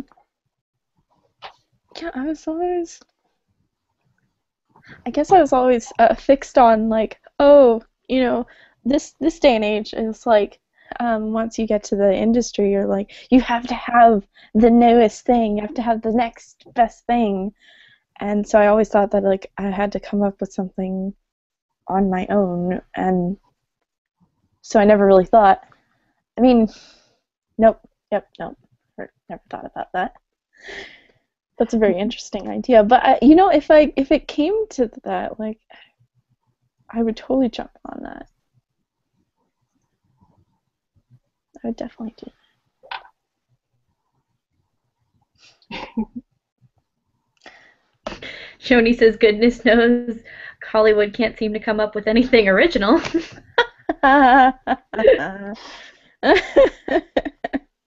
So many comic book movies. So many.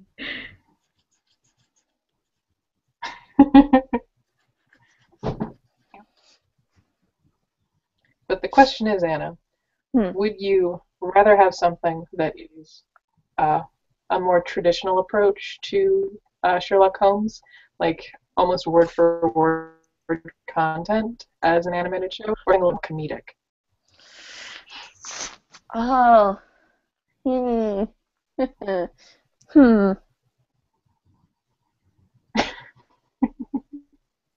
We're giving you all the tough questions right now. Seriously. Brainstorm now. That I don't know. Like I guess the main question would be, would you want to go for something more mechanical? Like, yes, they're gonna run around in, spats and top hats in Victorian London, or would you do like Sherlock 22nd century? Oh God. Oh God. Oh God. Oh God. That show.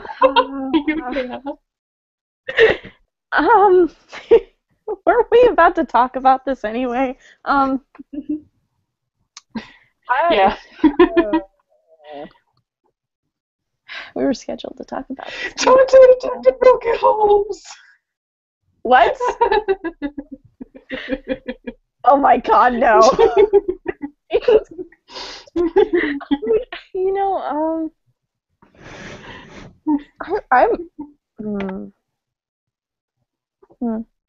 I honestly don't know what I would do. I don't know what I would do.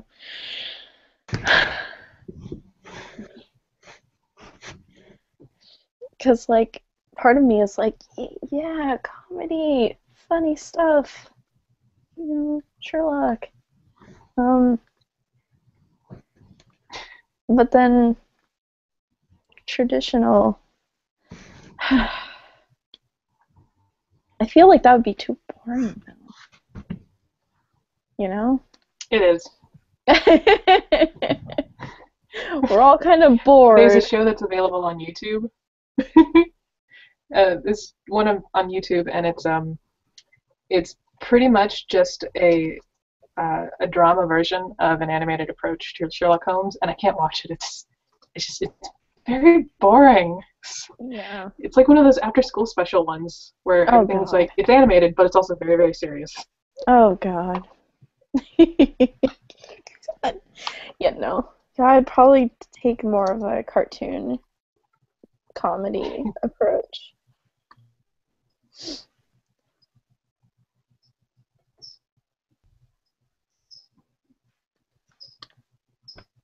Well, I always read the canon as kind of being a mixture of comedy and seriousness, so I don't think you have to shy away from the comedy at all.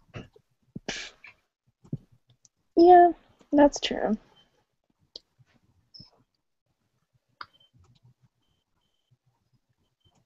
Alright,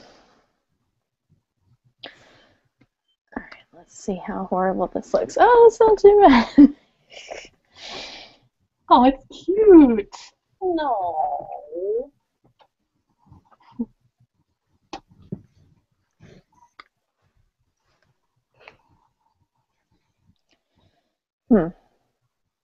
John's being weird. Oh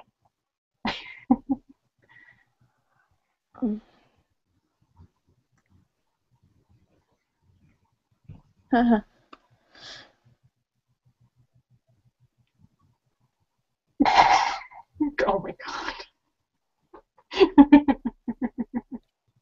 Extra long neck.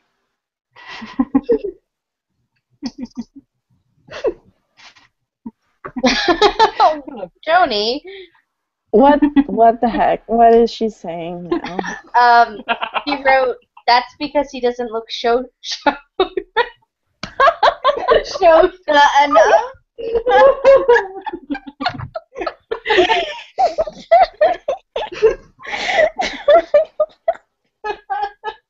I hope you're proud of yourself.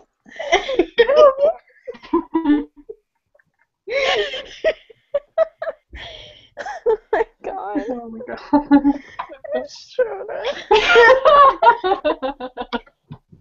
Joni, I couldn't even finish saying it. I was laughing too hard. Oh my god.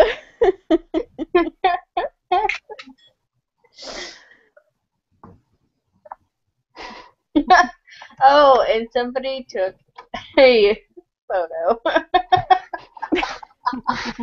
Of course, I'm horrible at following directions. When it comes to something like that.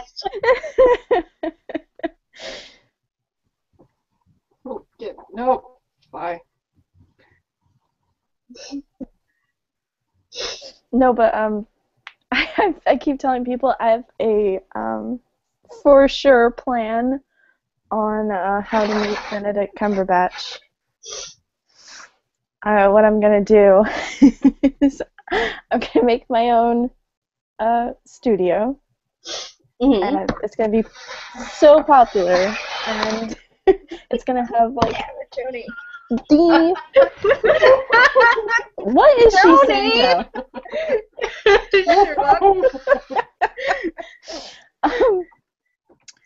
So I'm gonna create like another like DreamWorks, and then I'm going to create the script of the century, and then I'm gonna send it to Benedict Cumberbatch, and he will have no choice but to take the role.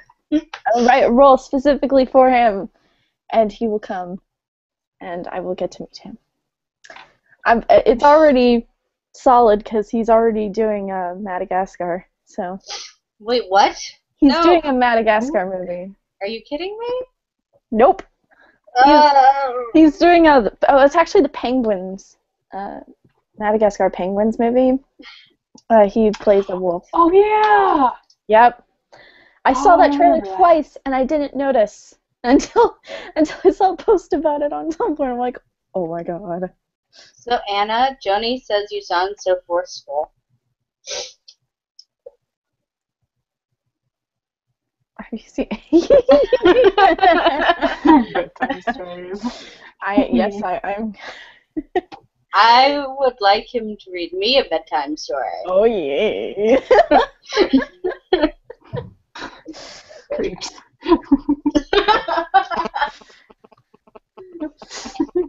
Oh my gosh. So there's this one lady that walks into the Starbucks where I work, and Mhm. she's absolutely adorable. She is like 2 inches shorter than me. She has this bright green iPhone 5C, and her cover is just this entire wall of Benedict Cumberbatch faces. Oh my god. And it's like, I sit there and I so want to talk to her, but we're kind of like not encouraged to get too close to our customers, like to keep them a good 5 feet away. And I'm just sort of sitting there going, I want to be your friend. I'm in the Next time back you room. order something, just make it out to Mrs. Cumberbatch.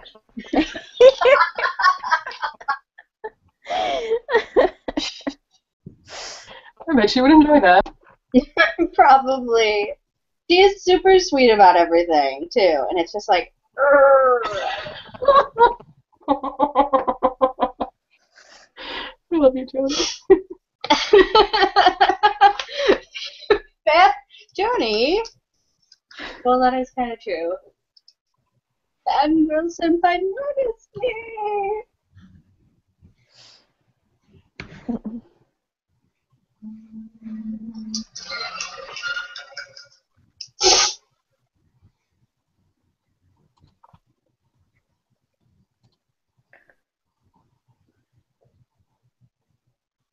They choose a Spider-Man.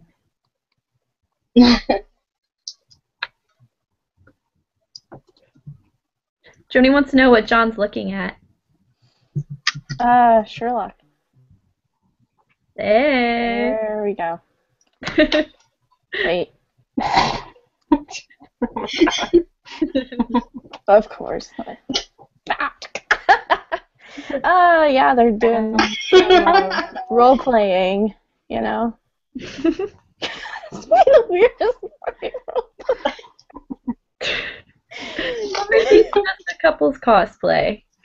Oh. Oh. Joni!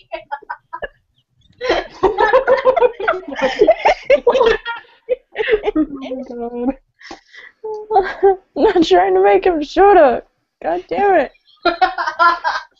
But can you imagine a Shota John, all Oh. anger and resentment and looking freaking adorable? He's probably sick Sure, of that's that. John in his final form. Shorter.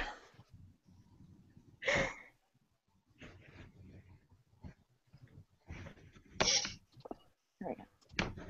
I think I will use that pencil brush for this. Yes, good.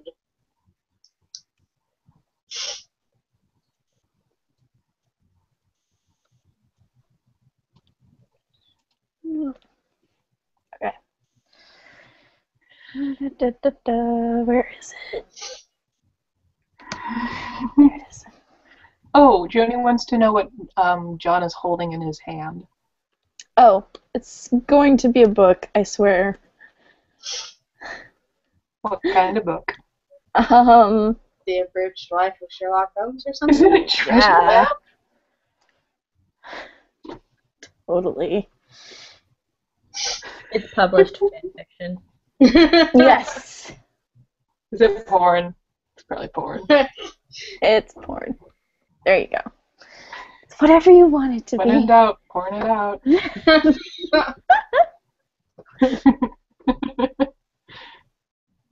You guys are so not helping.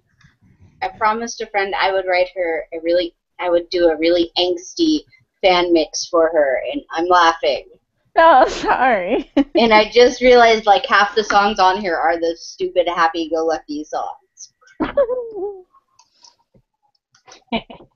You can be happy and One of those angsty, people- right? That's how angst works, right? Yeah. Mm.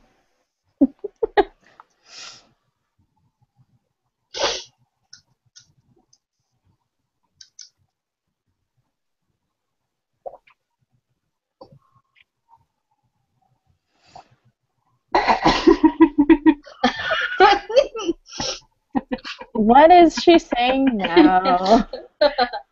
Look at that smirk. ... Hook her up.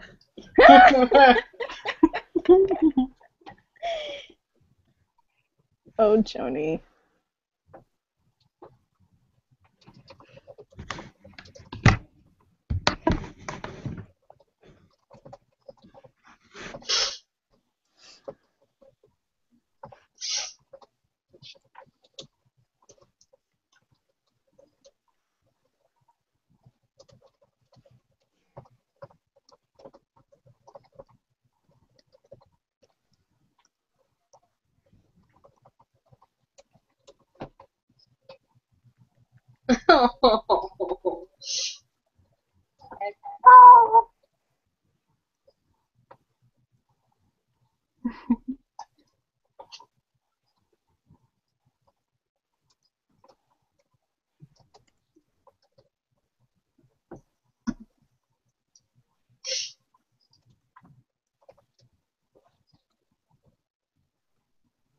No.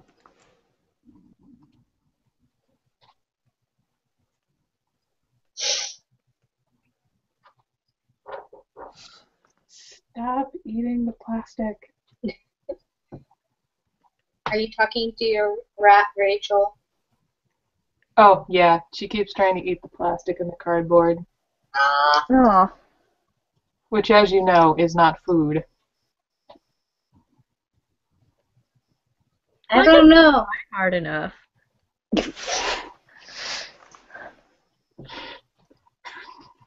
Why would I give her fruit, Joni? You didn't give her fruit.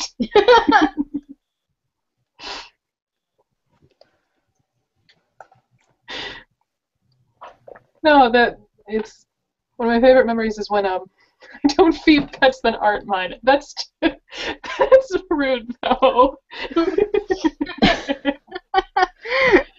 My favorite memory is Joni standing in front of my rat's cage, just eating this peach and staring at them. And they like get right up to the cage and they start sniffing because they know they can eat that, but Joni's not sharing.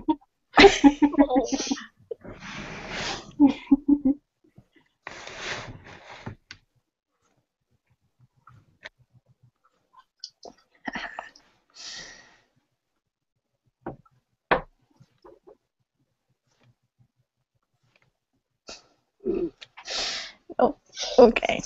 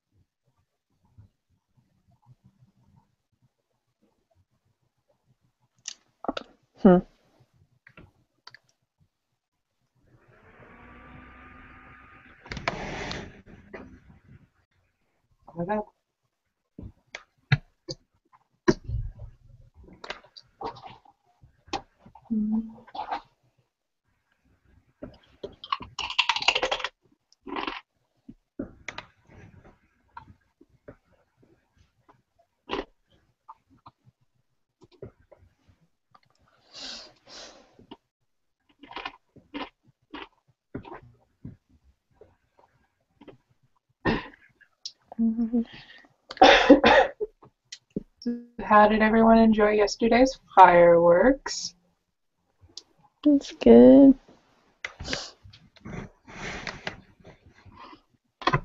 I was going to punch my neighbors. Oh, I know that feel, bro. Mine set off car alarms. Yeah, Oh my mine gosh. did too.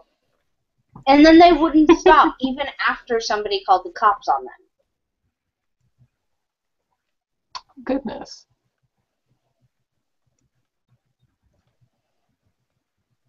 Yeah. Made me really miss Texas because we couldn't have fireworks at our homes back then because the drought was so significant. So everyone always had to go to the next county over and like you get barbecues going, and that was always fun. I don't like it in the city though. Too noisy. Yeah. Yeah, rather than lighting my own fireworks, I just kind of opened up the curtains and looked outside and watched everyone else light their stuff off.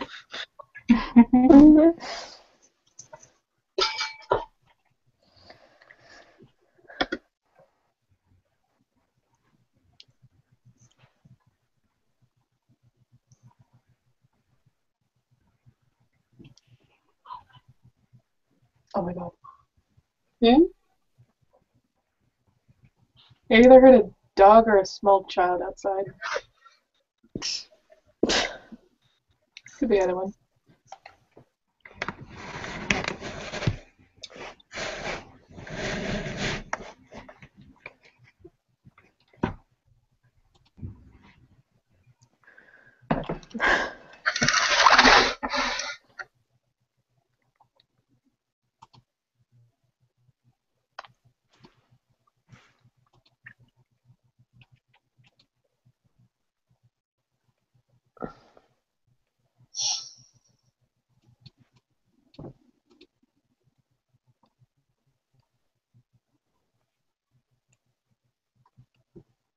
So Joni said this question earlier in the chat.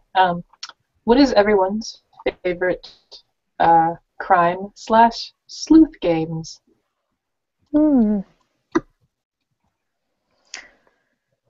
I automatically think of my favorite DS game called Ghost Trick.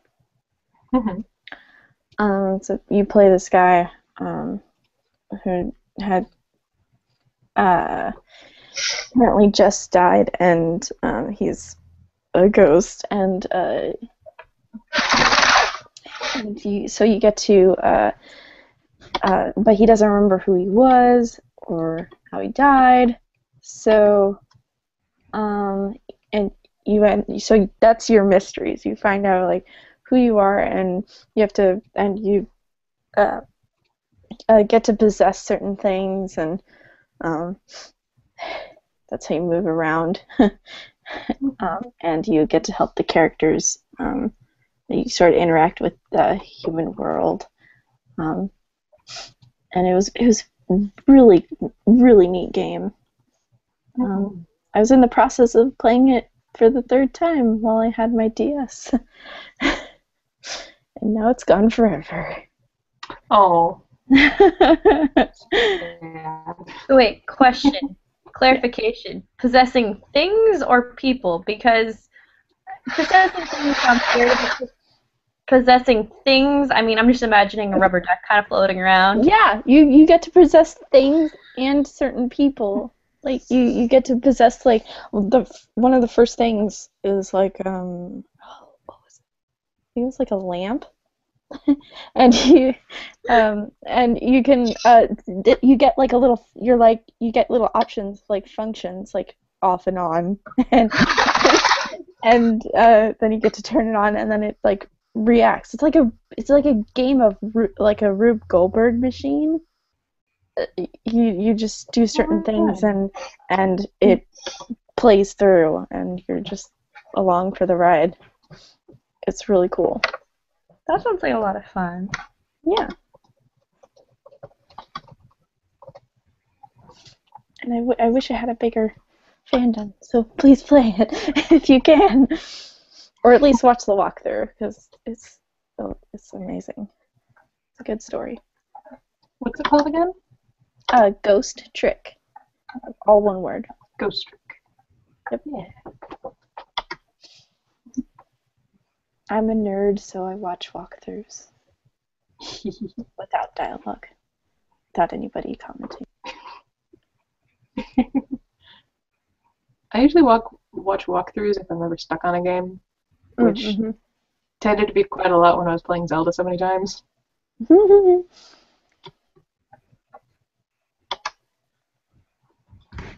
Yeah, that used to be me too, but then I didn't have Portal, and I really wanted to know what that was about. When I watched the walkthrough of Portal. And Portal 2, and I watched Portal 2 like 3 different times before I actually got the game. My friend did that with Final Fantasy. A good friend of mine.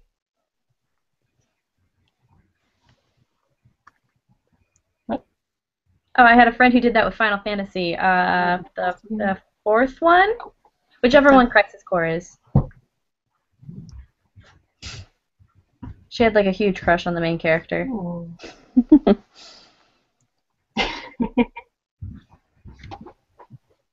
I feel like that's one reason a lot of women play Final Fantasy or get super into it, because the gameplay itself it's a little bit tedious, but the characters are really nice to look at.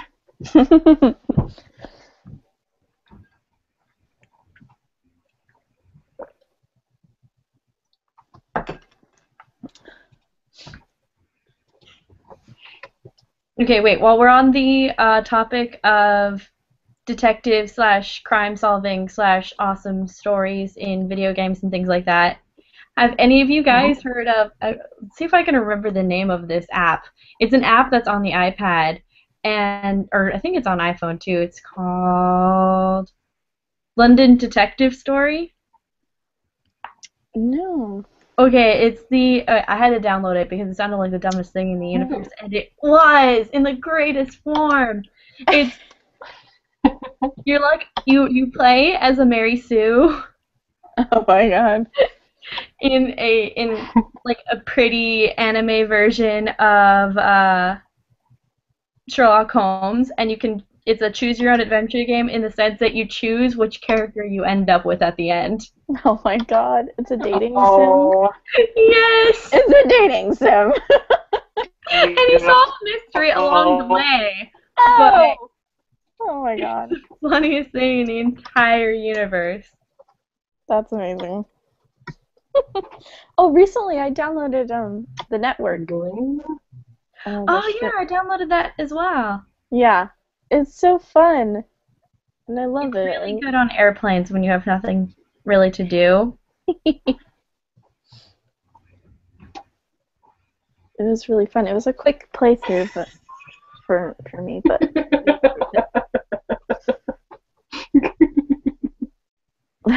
Uh-oh.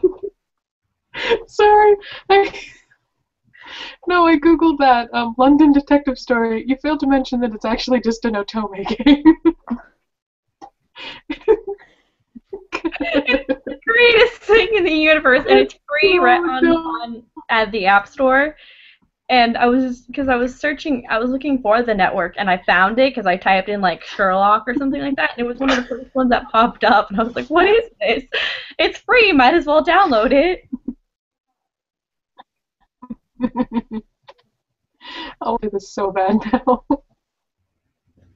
I recommend everyone just play through it once just to say they experienced it. There's the sequel. Yeah, but they never translated it into English. Oh no, they didn't. hang on, guys. I have to go to the bathroom. Oh. I will be back. Okay.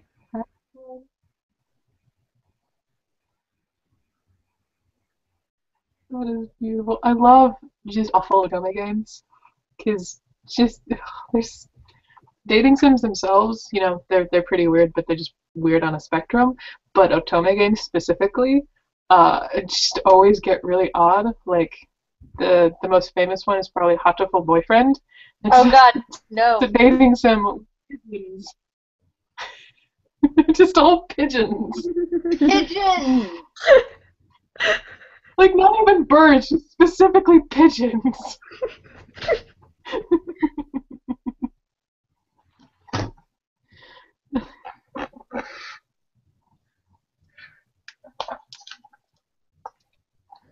Johnny says that's very different from the rest of the genre, though.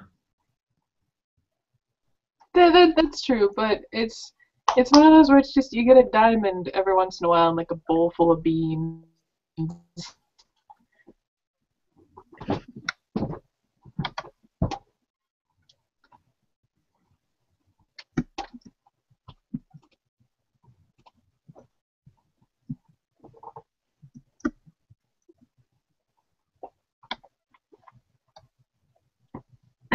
Swinging back to crime or mystery games, there is. Oh no. Hmm?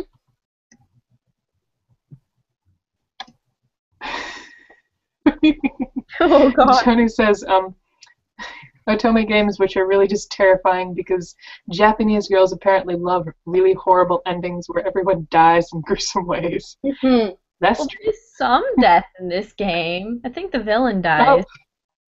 Yep. But it's okay. You and your significant other live happily ever after.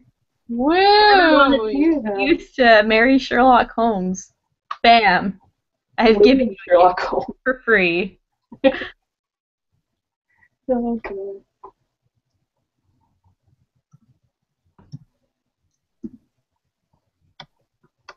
On the topic of mystery games, has anyone ever played the game Serena? Nope. Mm-mm. It's this super interesting game that's available on Steam for free, but you get it and you play a guy who he's woken up in this cabin and then he's recounting the story by you going around and you're literally just walking around this cabin and clicking on things and you're recounting the relationship you had with a girl named Serena. And it was just this beautiful marriage and they were all happy and they wrote notes to each other. And then as it progresses, you're finding out, oh, they were actually very, very unhappy and they were really just not enjoying each other's time. And throughout the game, I mean, yeah, it's not too bad spoilers. But throughout the game, you're trying to access this this wardrobe, and you keep going back to it, and he says out loud. It's also narrated the entire time, but he's going back and he's saying that he's not ready to open up this wardrobe yet. Like he can't open it yet.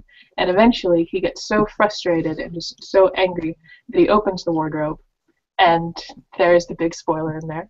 And then he's walking around coming to terms what had just happened to him. And then,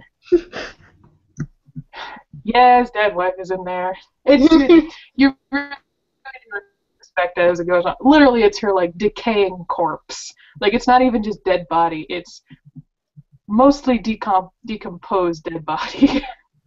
And but the game ends, and it's very odd with these two people who are outside. And they're just speaking to each other, and then they light the cabin on fire, which I got played through the game again, but good 45 minutes of just walking around this cabin, and it doesn't really explain why there are two people on the outside who set you on fire, but the entire process of the game is really interesting for the fact that you're not really playing as a character, you're just reliving as a character. It's a really, really good game. But only if you play it on mute, because the guy who narrates is awful. Hi. Well, I guess that's why it's free. Sorry, what? I guess that's why it's free on Steam rather than, $5 or anything like that. Yeah. But it sounds pretty much. I mean, it is. Yeah, it's a gorgeous, gorgeous game. Well, yeah, the audio is decent. It's just the actor who plays him. I think he's around his 50s, and just, he just sounds like a guy who owns a truck stop or something. He's just not fun to listen to. It's not even that his voice is unattractive, it's just his voice is not enjoyable. So I didn't listen to him the entire time, I just listened to it on mute. But otherwise, it's a very good game. I recommend it. Oh, Myst. My mom loved that game. Myst. The original one. I could never figure out that game.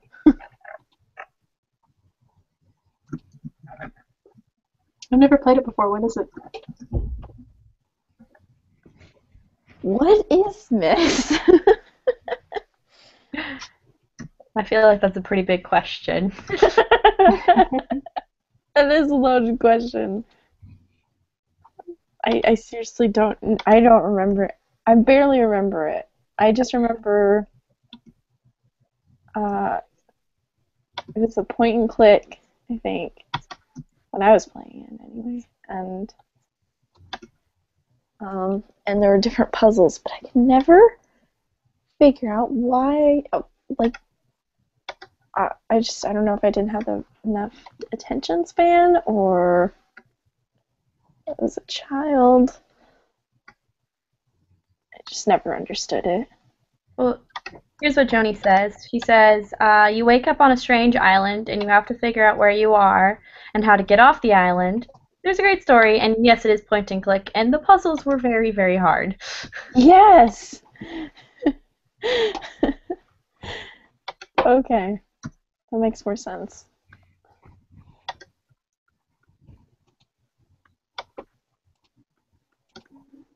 How did that get on John's layer? I don't know. Okay.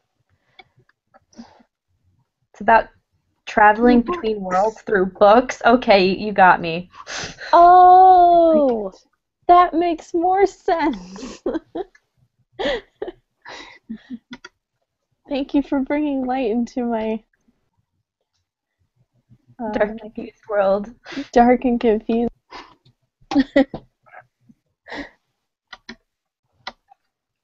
Apparently there's novels that accompany the series as well. Oh. Hey. So you get a book and a game? Ooh, sign me on. A++. Yes, I agree.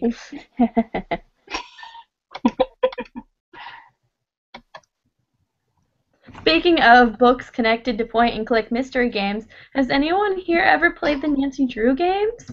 Yes. Yes. Okay, because those are pretty awesome, and I think that's what got me into a great deal of mystery solving. For those of you who don't know, you play as a Nancy Drew in, well, sort of modern times, other than the one random time you go back in time to the 40s, I think. And it's totally not explained. You're just suddenly, Nancy Drew has always lived in the 40s, don't you know?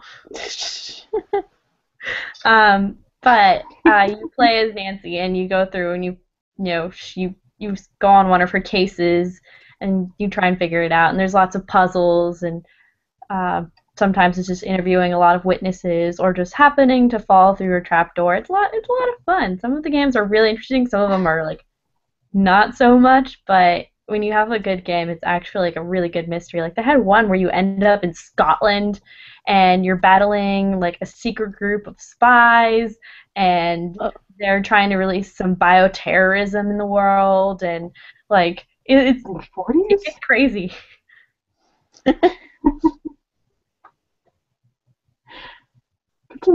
I never expected that from that game series. No, it's actually super cool, and like you can switch perspectives too. Like in some of the games, she teams up the Hardy Boys, and if you call them on the phone, suddenly you become Joe Hardy. You're like, hey, let's go solve the mystery of the Hardy Boys. That's kind of awesome. And I totally agree, Joni. Joni says that I love that she did stuff on her own. She didn't have like some sidekick or dude to balance it out. She just kicked ass because she could. Yeah. Yes, that is what drew me to Nancy Drew in the first place.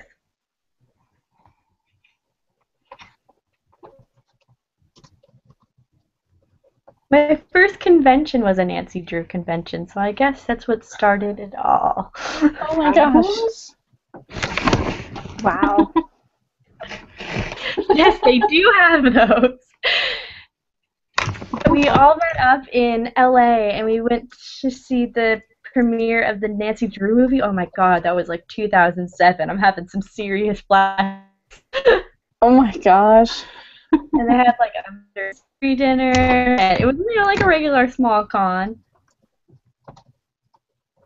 Yeah, that one! ND Sleuths! I think I've just found Joni's new calling. I want to make a Nancy Drew convention. Are we in the wrong business? Well, sleuth conventions, I mean, it's kind of a similar thing. Oh my god, we should. Detective battle. Yeah. Oh, yes. Or like I saw one time someone did a Nancy Drew Sherlock crossover where Sherlock was Nancy. They made it like Femlock, and they made Sherlock Nancy Drew, and they made John Ned Nickerson, which is boyfriend, and then they had Molly Hooper as like, oh, maybe she was Ned. I don't remember, but it was really funny. And it was really well drawn. It was drawn like the original paintings in the Nancy Drew books and everything. And I thought, oh my god, I need this in my life. Like, I need air. That is second only to the artist I discovered the other day, who draws Sherlock Holmes in the style of Scooby-Doo. Oh my god, what? What? It is the most... Okay, let's see if I can find her. I just started following her the other day. I can send you a link. But she draws it in like the original 70s style and everything. And she calls it Redbeard instead of Scooby-Doo.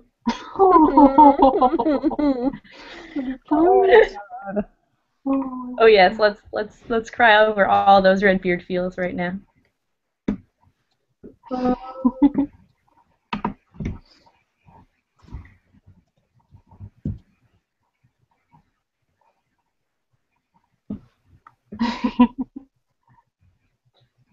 think this is her.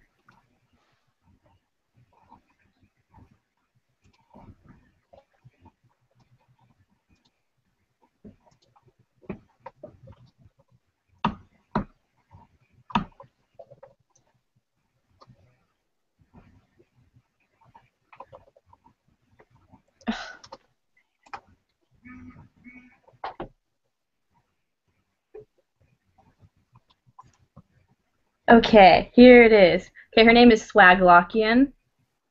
I think it's her. I probably should double check those. I just kind of assume, which is bad.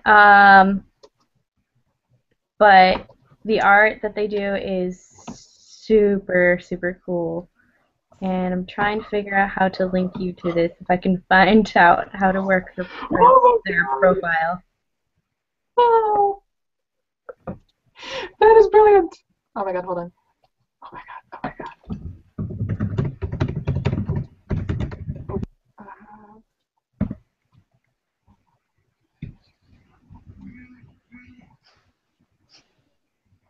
You just have to scroll down a little ways and you can find it. Look at that.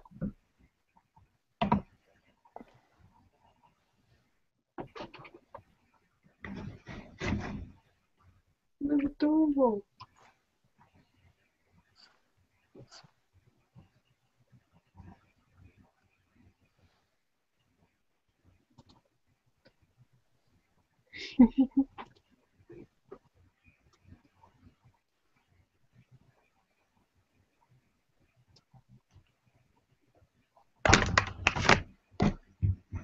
Okay, well, going off of this little tangent that we've done, if you guys could see a crossover AU that doesn't have like a big following or should have a big following, and why hasn't anyone done this yet, what would it be? BBC Sherlock, Hannibal, third book. Ooh. Very specifically, I want that. When Hannibal Lecter is in when he's in Europe and just being an asshole, I would love to have like Sherlock be the one to try and go and find him. I want that so much. It would be so amazing.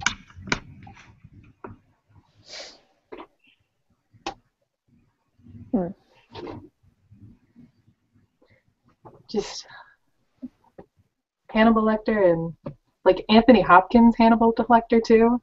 Just do some with Sherlock. That would be so great.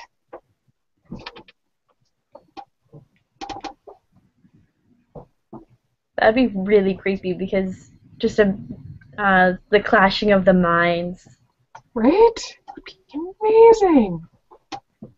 Also, that film is really creepy.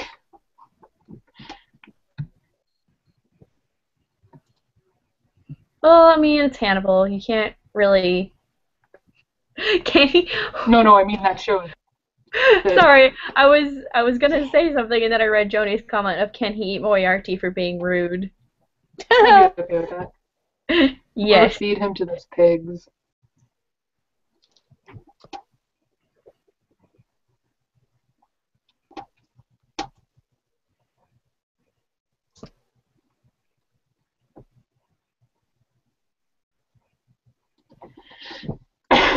How is that the I was about to ask that. How is the NBC Hannibal going? I've not heard anything about it in a while.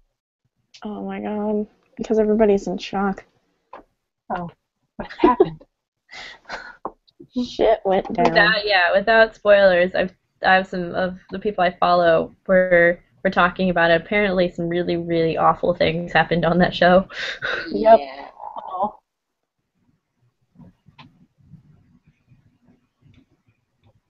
Like I don't know how to describe like the awfulness, because like it's not like awful like oh my god I'm never gonna watch this show. It was awful because like it's just awful. You just sort of sat there at the end of the episode going, what? Yeah. What? Seriously?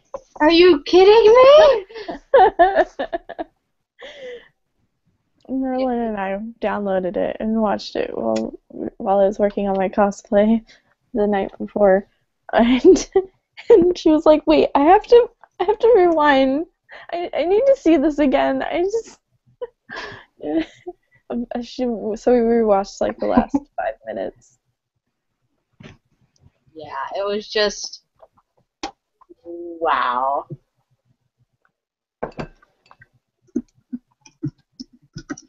It sounds great. I literally have no idea what happened. The show deviates so much from the original story that I have no idea what's going on in that show.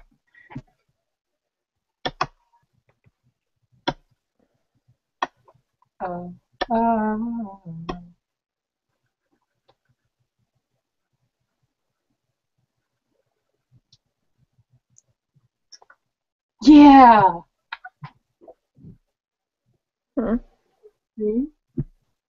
Wait, and the asshole guy whose name I don't remember. Berger? The pig dude, Who's the guy or who makes fun of Chloe? Who what?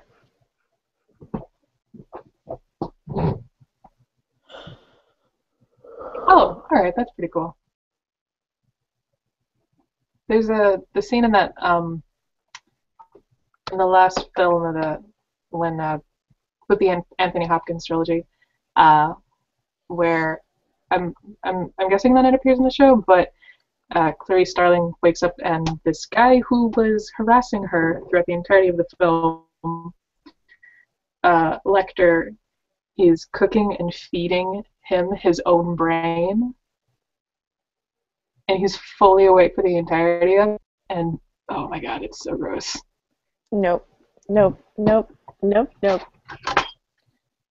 thank you. This makes me wonder why the hell I even got into this show. There must be something seriously wrong with me.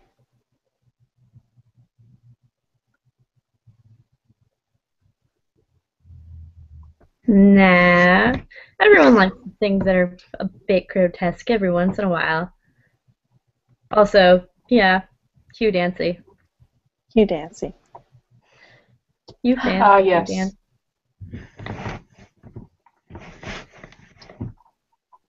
Hipstergram.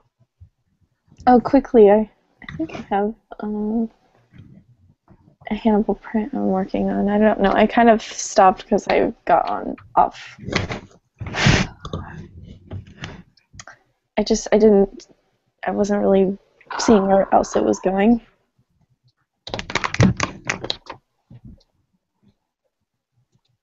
Oh, that's really cool. Thanks.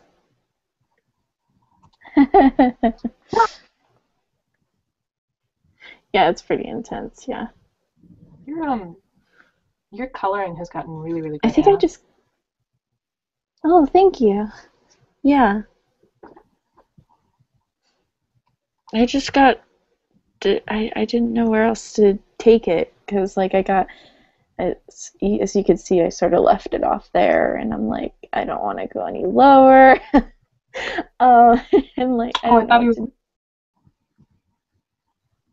Sorry? The blue actually makes it look like he's wearing jeans. But yeah, I didn't know what else to do with it, so I was like, I'm just gonna leave it right there. Pilot jeans. God bless the pilot jeans.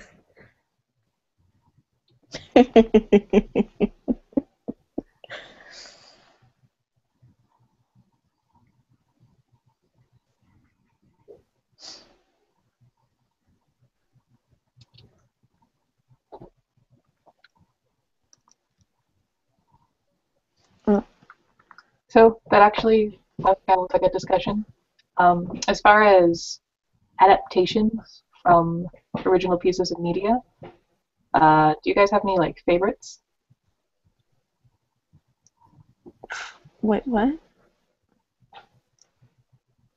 Like film or different adaptations of original media? Sherlockian adaptations or literary ones? Favorite Sherlock adaptation? Oh. Oh.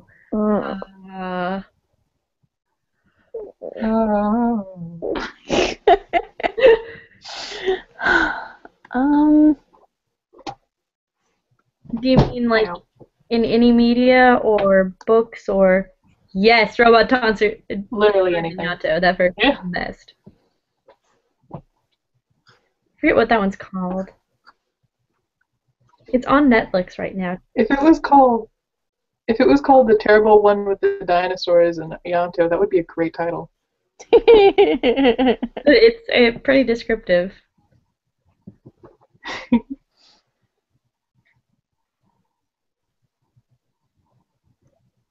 Well, I'd have to say the one that got me started was probably the Robert Downey Jr. ones. Yeah. Because I felt like that was just kind of like the start of the whole resurgence of Sherlock in the media, coming back into popular culture. But, ooh, I don't know. There's just so many good versions, and you like them for all different things. Like Sherlock Holmes was like super close and super canonical, and you're like, yes, this is great. I can totally imagine everything that's going on. And then, you know, I have like an extreme partiality to Laurie King, so I'm like, hell yes, give me more books. Neil Gaiman, yes, the Cthulhu Sherlock Holmes, great.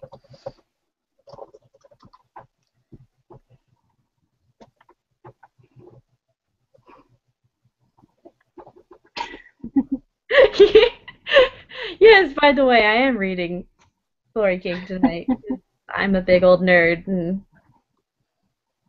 I like reading that over and over again.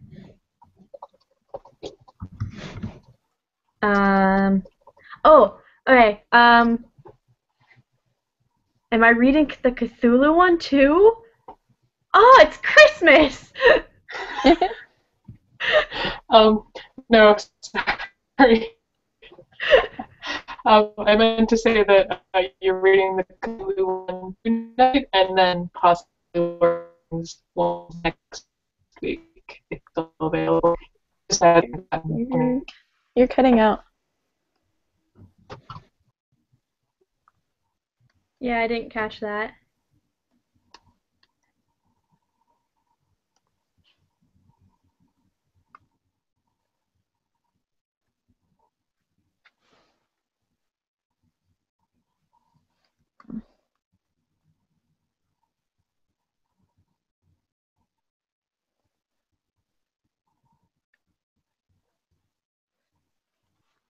No. extreme.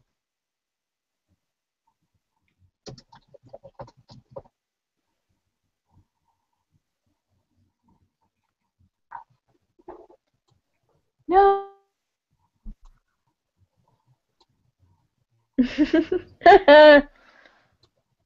Orange is definitely not Sherlock's color, but he's gonna be wearing it anyways.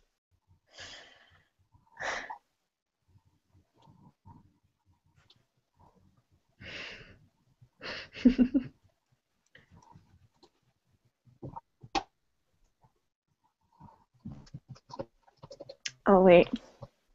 The brim of his hat is red for some reason.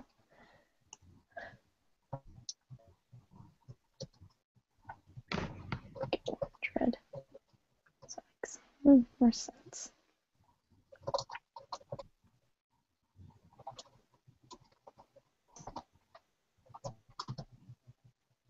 Can anyone hear me? You're still cutting out. No.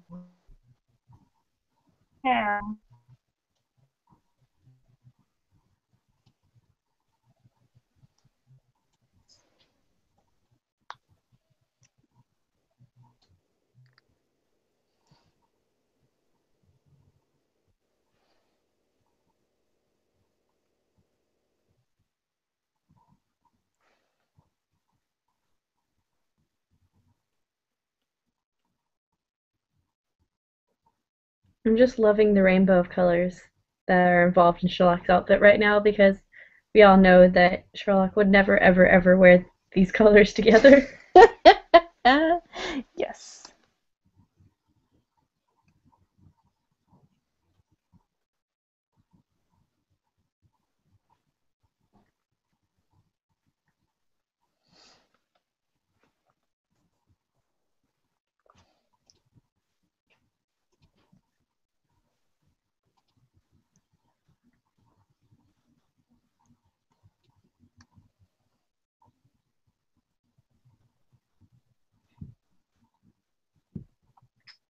For a good reason too. These Oh my god. weird.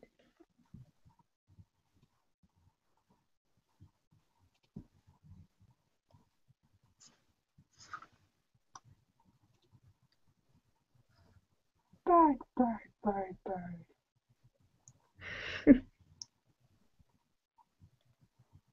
Oh, can you hear me now? Yes. Oh. Did not know that.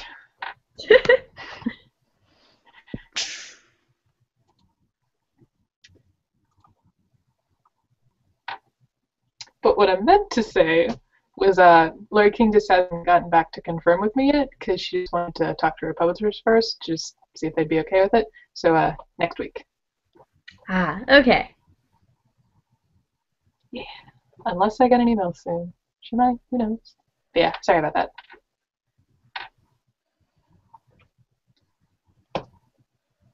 No problem. I haven't actually read the Neil Gaiman one, so this is going to be an adventure for everyone. You are so encouraged to make funny voices. Like, so encouraged. Yes.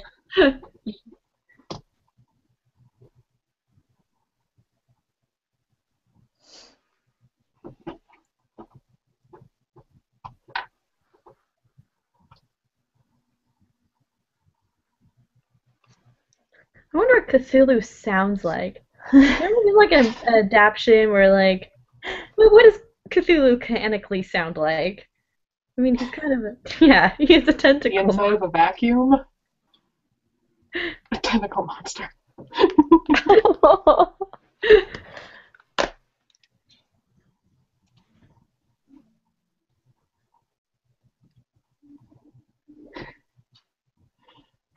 Well, there are plenty of people that speak with tentacle mouths. I mean, there was Davy Jones in the Pirates of the Caribbean series. He talked fine. He had like a whole mustache thing of tentacles going on. Tentacle beard. Good old tentacle beard.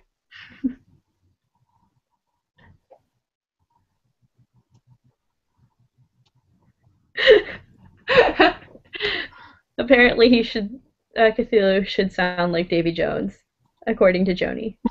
Yes. Yes.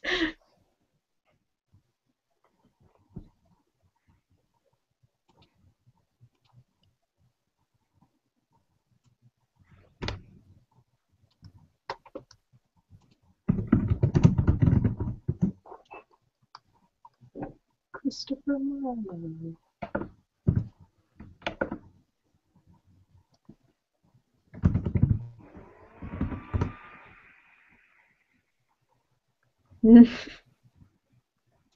No, not Christopher.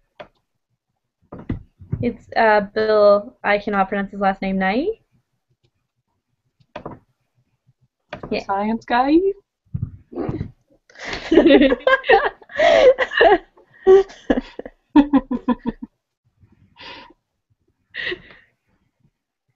Sorry, I had to.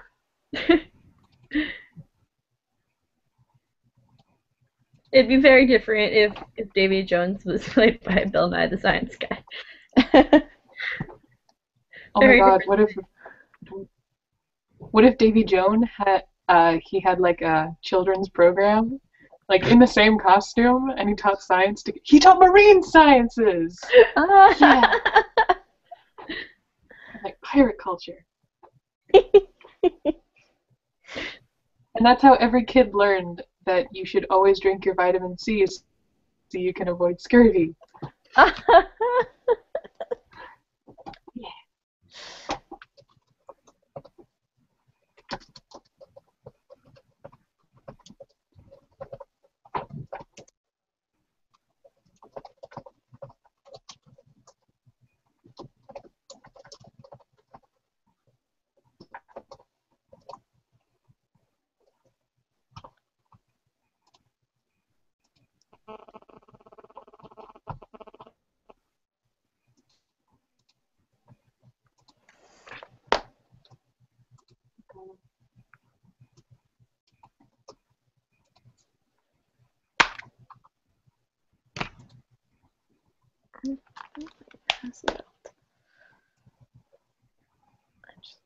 I made that up.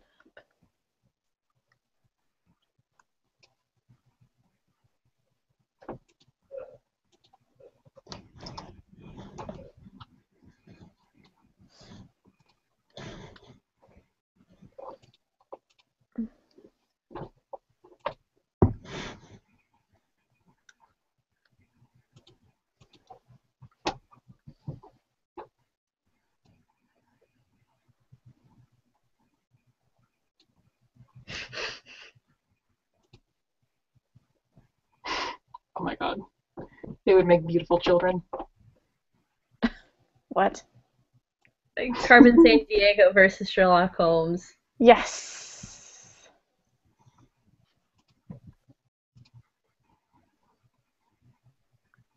Well, that would be scary though. Like if you imagined their children, because they'd be able to find you, but you'd never be able to find them. That sounds like the making of a perfect assassin.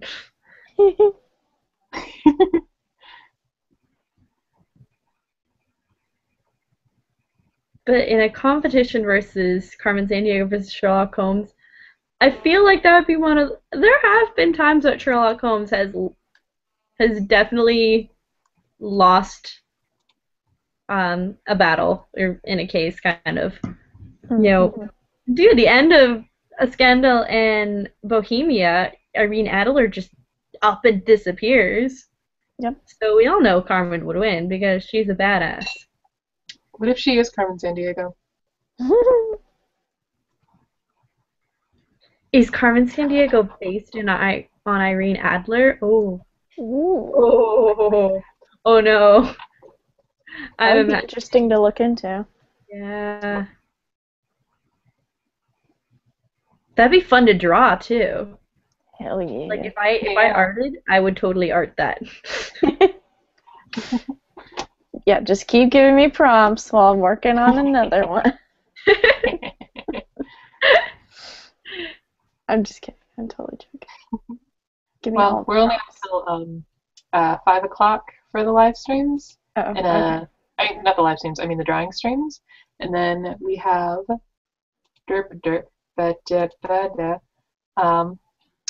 Sabrina and Barbara talking Victorian culture and costumes and stuff.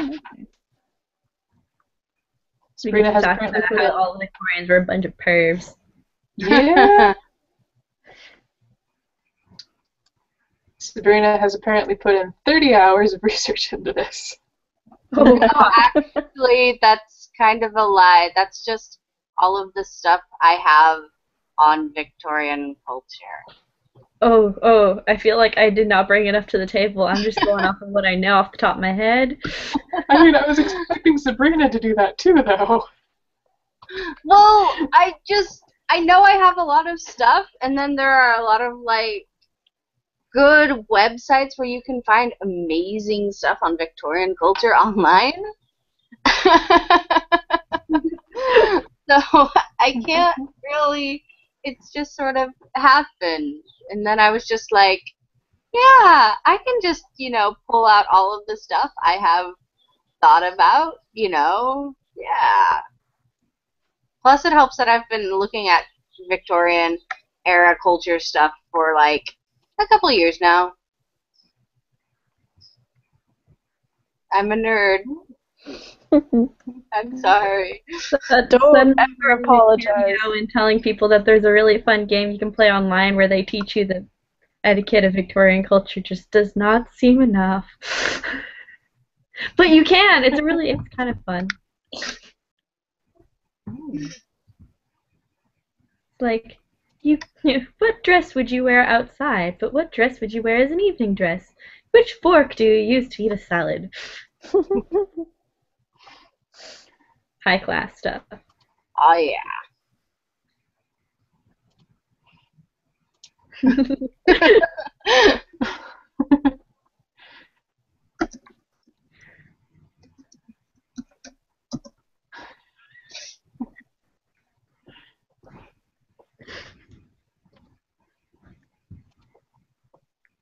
Well, I mean, crush a competition like a quaffle isn't too bad. I mean, you can score with quaffles. She said crush the competition with a snitch. Yeah. Oh gosh. I mean, if it was one of the American snitches, because those are actual people, just take the little guy and throw them at each other. Muggle Quidditch is the kind of correct term. Wait, have you guys heard about how Muggle Quidditch, quote unquote, is trying to like ditch Harry Potter so they can become more of a legit college sport? What? Yes. That's really, really hard to thing is how your game actually comes from that book. Yeah. But Really there dumb. are a lot of people within the Quidditch community that are just sort of like, we need to make it so that way we are like we are recognized as an actual sport, because right now, every time we get like some sort of media attention, it's just like, oh yeah, it's that one sport from Harry Potter. You mean that thing with the thing and the brooms between their legs? Isn't that gonna hurt when they fall down? That sort of thing, so. I can see where they're coming from, but at the same time, I'm sort of just like, oh, please don't.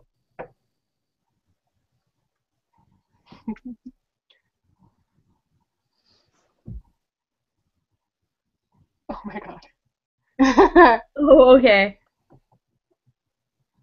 So Beautiful. someone's got to read this out loud because Jody just posted the most amazing fun fact in the entire universe. Okay. In the late 1990s, the Metro Washington Park Zoo in Portland, Oregon, now the Oregon Zoo, in conjunction with Gesundheit, ran a summer-long event titled Where in the Zoo is Carmen Sandiego, Oh my which God. functioned as a full immersion live-action Carmen's game in which zoo patrons were the investigating detectives. Actors were hired to play Carmen's henchmen, who would be found around the zoo, and on occasions on a costume Carmen would appear as well, but never in a locations with patrons could interact with her. Clues were given out at various stations by members of the Zoo Teens volunteer group. Huh, I kind That of would want have to been totally better if they'd never even casted a Carmen Sandiego, so you would never find her. That would have been hilarious.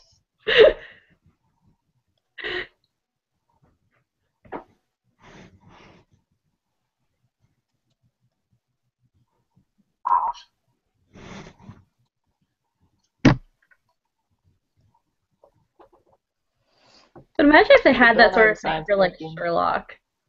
Like you're just running around and you're like, oh wow, there's this really cool witness that we need to interview.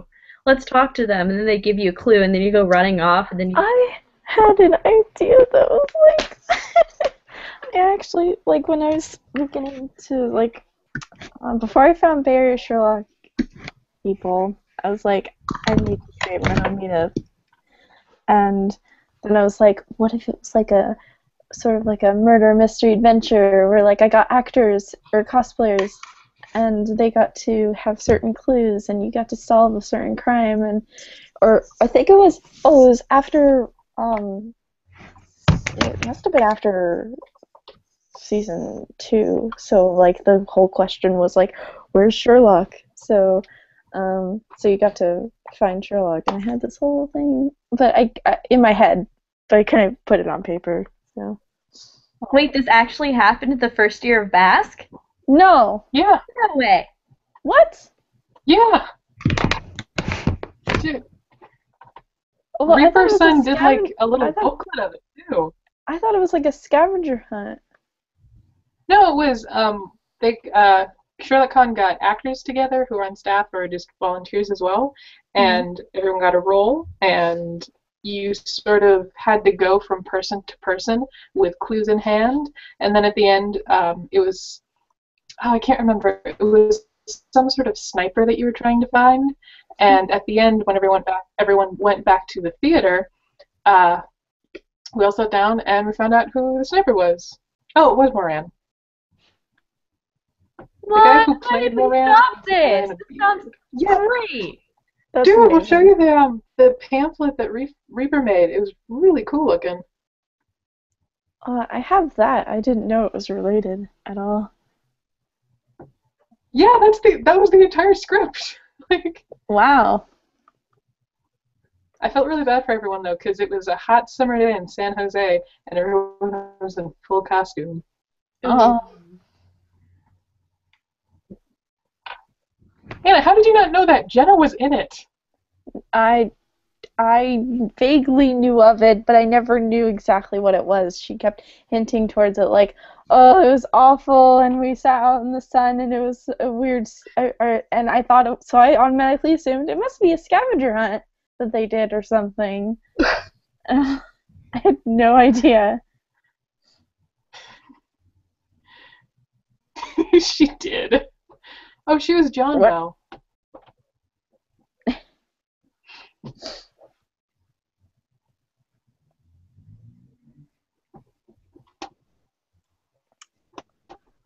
Jenna just texted me, is anyone looking at the Google Plus page? I think she's trying to interact with us.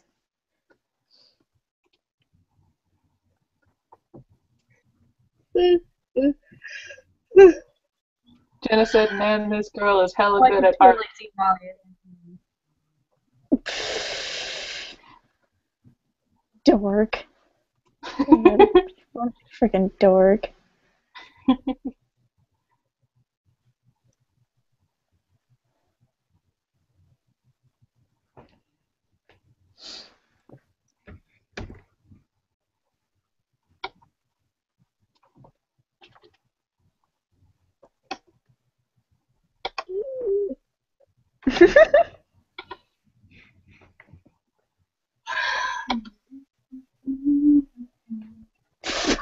Joey. Sorry. God.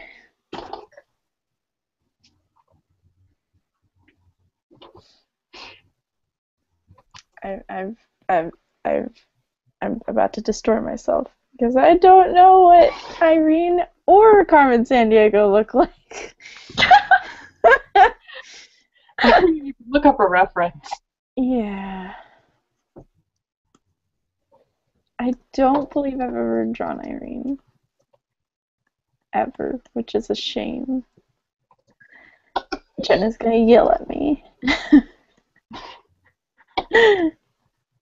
Well, now you're She changing doesn't really have the that. capability of yelling.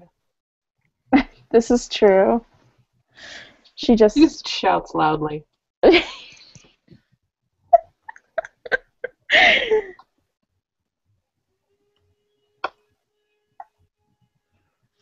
my gosh. Nope.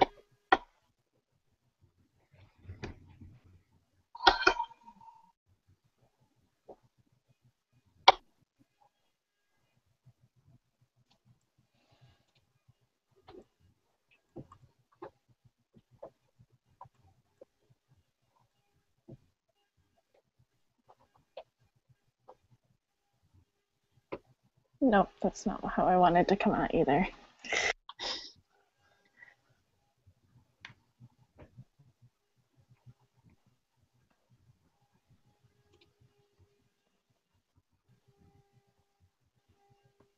Oh, that is true. She never wears more than one color. Joni points out that BBC Irene is all about the single-colored fashion. Ah. Gotta love monotone.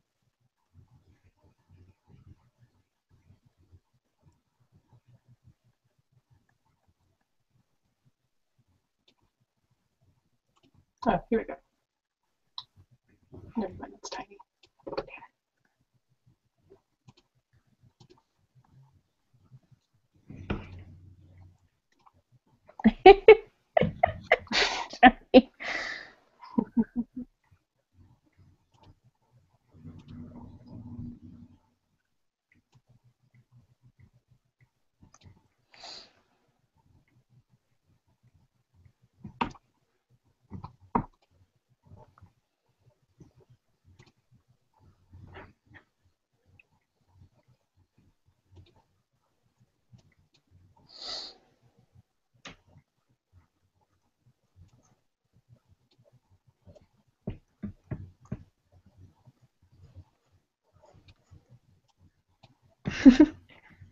Here you go. Aha. Oh. Just imagine Sandra Bullock.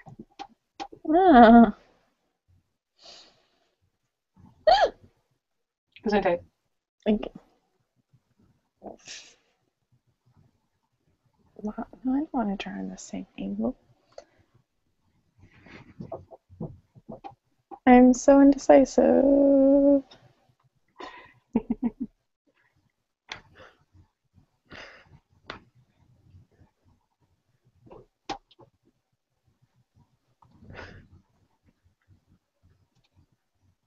There we go.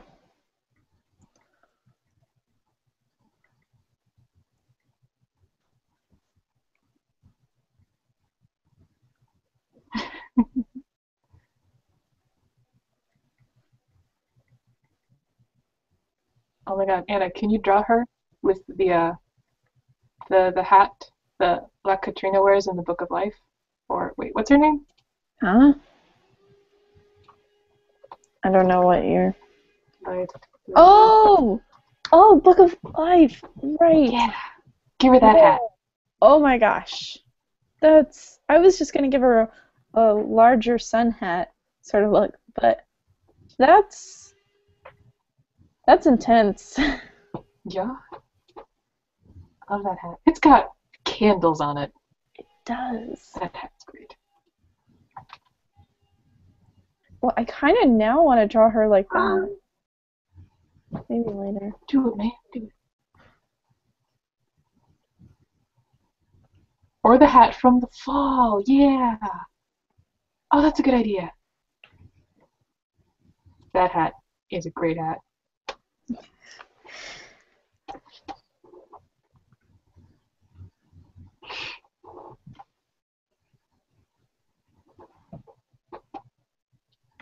Oh, thank you, Joni. I appreciate that, Joni. You know, I don't see you all that much now, Joni, so I have to do that, like, say that kind of phrasing. And every time I say it, I always immediately follow up with, our friend Joni does that. Because without that, it's just a phrase.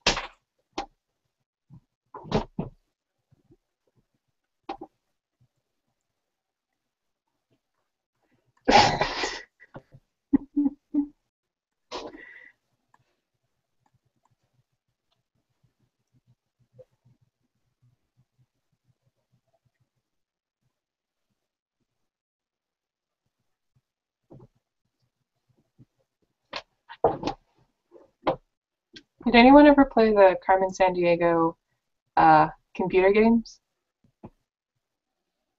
I think at Yeah. school. Yeah. That's the only way I knew about her up until a while back. And they were great games, but I hated them because we only got to play them for 25 minutes, but none of the games had the ability to save. So Aw. we had to play the same 25 minutes over and over again. Aw. That sucks. Old school computer games, yo. Right? I don't like what's happening here either. You could draw her as a fashion model. You can draw her like one of your French girls. Thank you. Thank you. Look at me. Exactly like that. Yes. Yes. Oh my god. You're fucking doing it. No.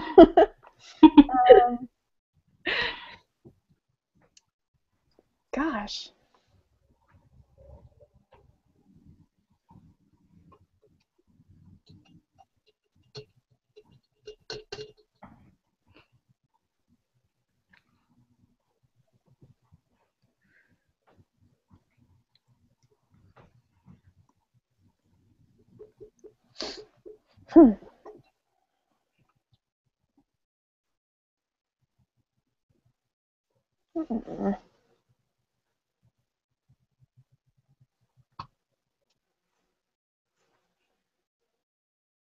We're just gonna be sitting here for ages.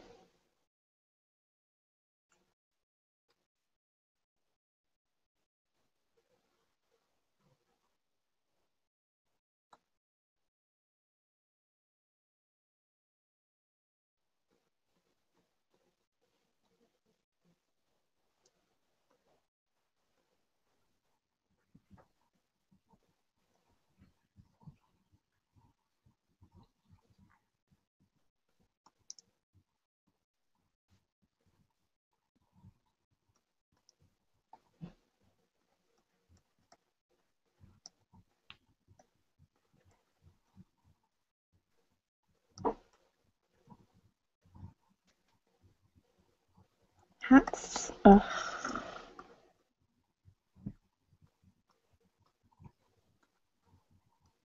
I'm reminded why I don't draw hats.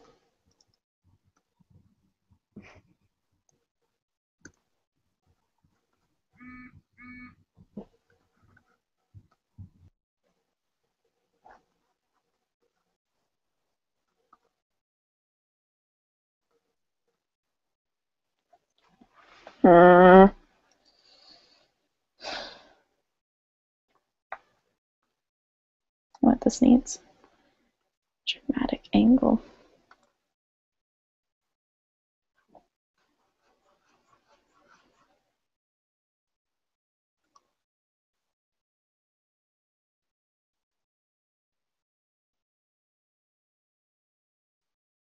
There we go.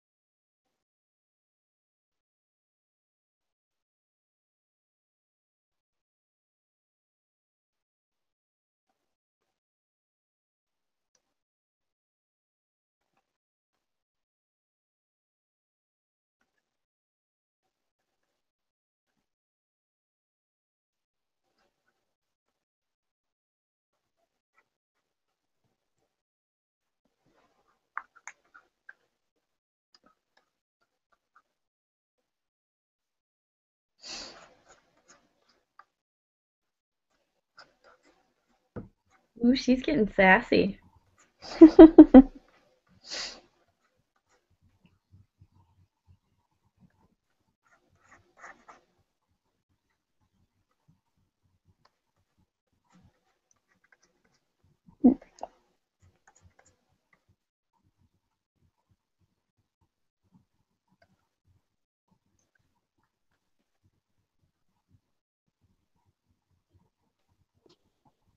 I feel like this would be a really good Halloween costume for her.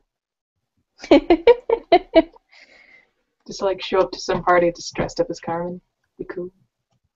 And then disappear into the night like she does. Mm-hmm. Yeah.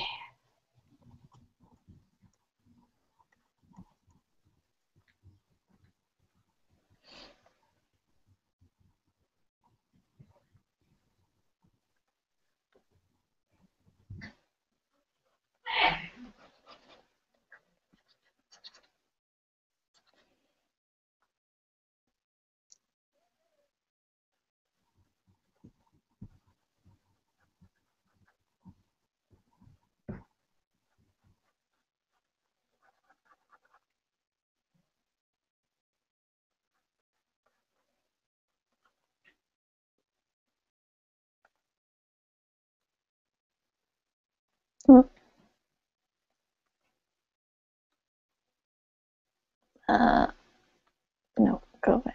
There. Sorry about that. It's alright. There you go.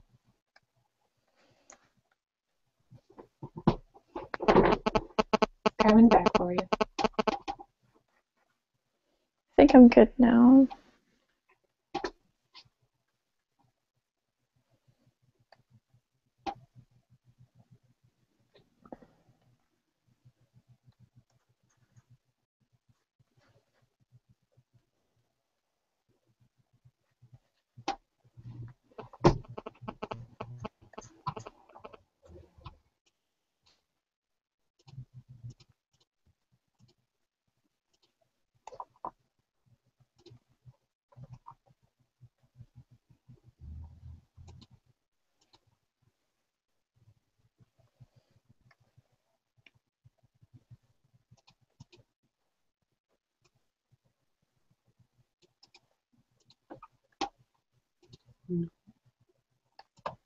Hmm.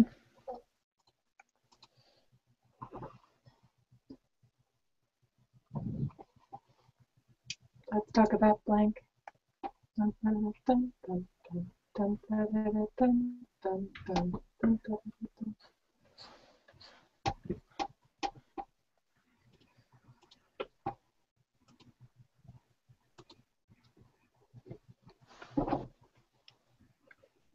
Okay, random thought time. It'd be really, really cool if there was music out there that's kind of like, I don't like Harry and the Potters, only Sherlock. There kinda is. There is? Yeah, man. They're totally tribute bands and stuff. Or, I mean, what are they called? Fan bands. Yeah. Caitlin. What is her name? Because I mean I know of Wizard Rock and I know TARDIS Rock, but I never heard Sherlock Rock. Would it be Sherlock? We've got a band that's going to be at the convention this year called I don't know if it's Gemini or Gemini, but they have a song called "I Owe You a Fall." It's a Sherlock tribute song. They're not a Sherlock band, but they wrote a song inspired by Sherlock. Blah, blah, blah. You schmoop a go-go? What?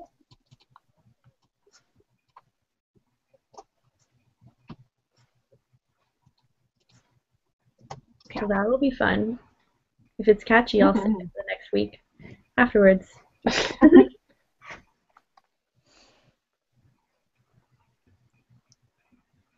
Oh, they are going to be on next week at about 10 or 11 o'clock, and they're going to do a little bit of an interview and then play a couple songs. Yes. Cool. Right?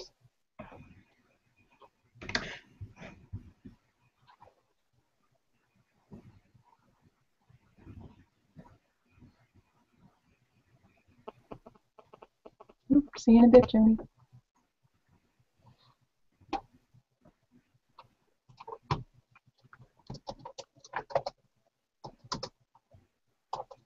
Oh, okay. Bye, Joni. Aw. Bye, Jenny.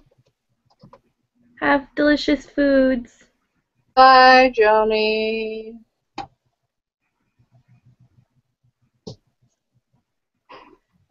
Hey, Jenna. Jenna. Woo! You just typing? Oh, Joni's gone. No, no, no, no, no, no, no. Hat man. Hat man.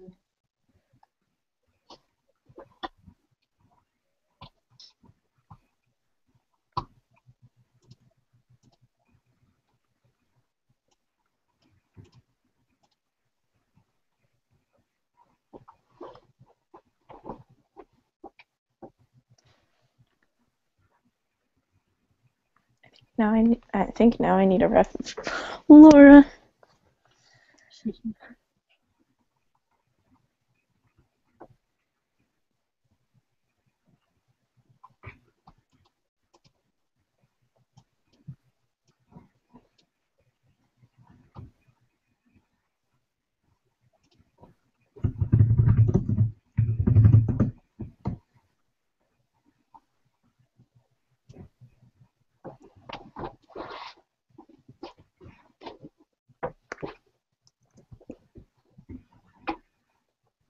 Hannah, you're so good at this.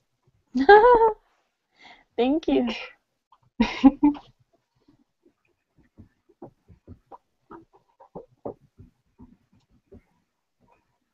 Lots and lots of practice. That's how.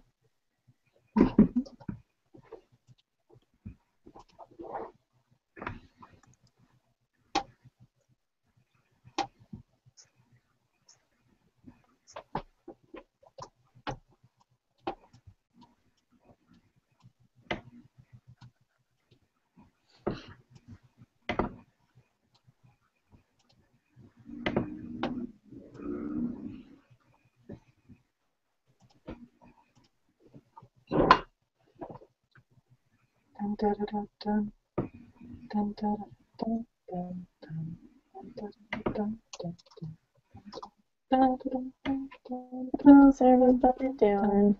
dun. Pretty good, pretty good. What's the weirdest hat that you guys own?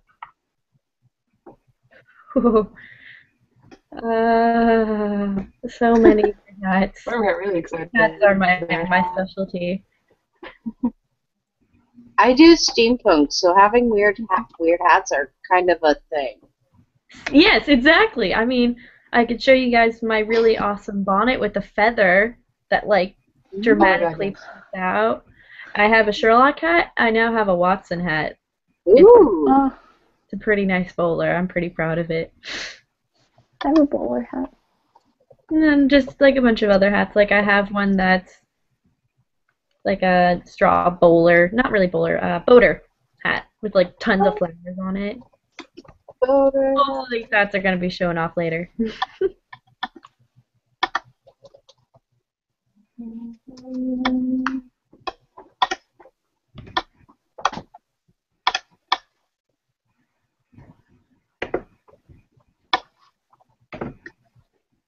Oh, sorry, I blanked Anna, out there. do you still need a reference for Irene? Yes, I do. Yeah, okay. I tried to find one where her face was in a similar angle, but this is the closest I could get. Oh, Barbara, if you open it up and Oh. use the screen share option. Oh, yeah. Yeah, then my Nice. computer won't run as slow. Okay. Yeah. Let's see if I can figure out Google Hangout. Hey, look, it's Jenna. Anna. It's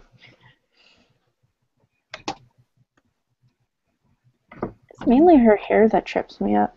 I'm like, what is your hair doing? Girl, Girl, what is your hair? Can I touch your hair? Girl, you need to get yourself to the salon. Get your hair did. What is this? Junior prom? Can you zoom in a little? At all? Oh, if you, Barbara, if you make the window smaller itself. Make the window smaller? Well, here, I'll Then the image Now I'm will be open bigger to for it. Anna. could do this. Aha. There you go. Oh, that works too.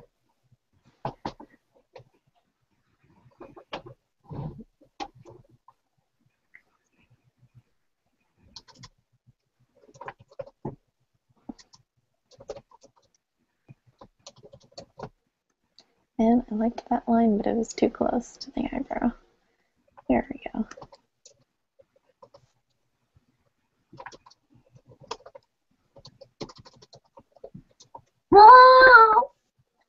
Bless you. Sorry. Thank you.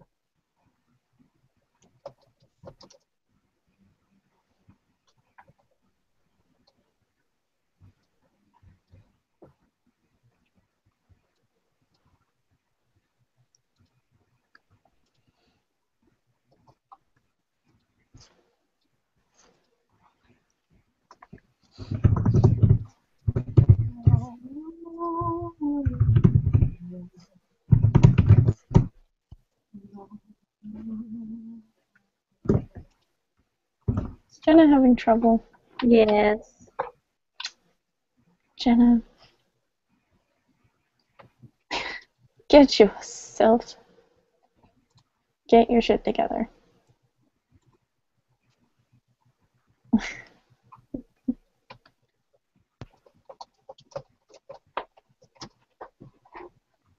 Get yourself to the salon. Check yourself before you wreck yourself.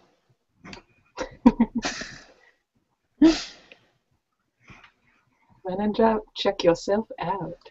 That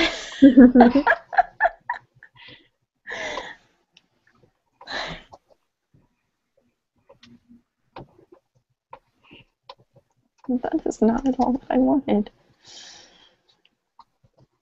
Okay. That'll work. No, Google Hangouts may have its faults this time around, but it is so much better than it was last year. Oh, yeah. This is Bruce. even compared to last year.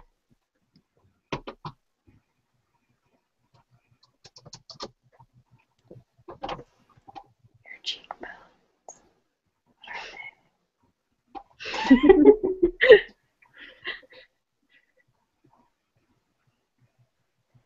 Insert whispering of Irene's cheekbones.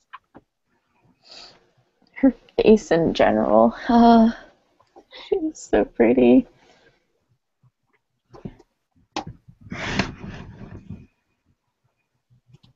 There we go.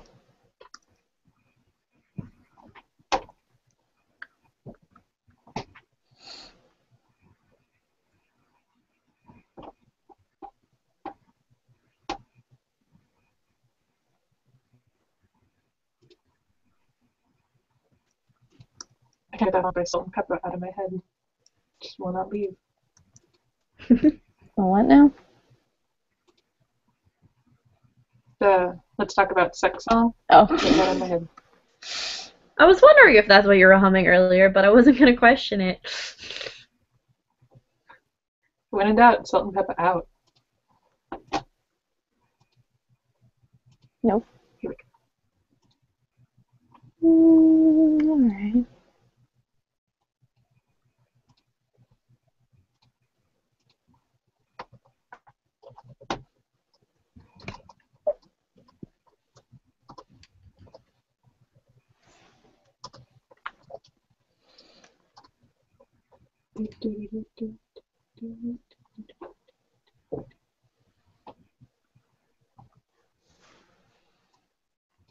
So guys, hey guys, Yeah. Okay. let's have a discussion. Okay. What is your least favorite Sherlock Holmes character? Ooh. That's really hard. That's really hard. Why Would we talk like in adaptation? or just Literally. And anytime I ask a Sherlock Holmes question, I just any adaptation. Just literally any one of them. You could list Milky Holmes characters if you wanted to. probably Irene Okay. Adler in Sherlock Holmes of the Robert Downey Jr. Sherlock Holmes. Yeah. Rachel McAdams, man. Great job, but no. Or the villain in the second movie. He was a little weird. A little bit too supernatural for my taste. Oh yeah, then the first one. I thought it was maybe it was. Yes, the first one. Yeah. Like tries to bring himself back to life, and there's all this weird stuff and cult things and. Yeah. I think it's because we have a fascination with that stuff. So like they tried to be like, hey, Sherlock tries to debunk that shit because it ain't real. I don't know. Going back to kind of earlier, sort of. It felt a little bit Scooby-Doo-ish, like Yeah. masking the monsters.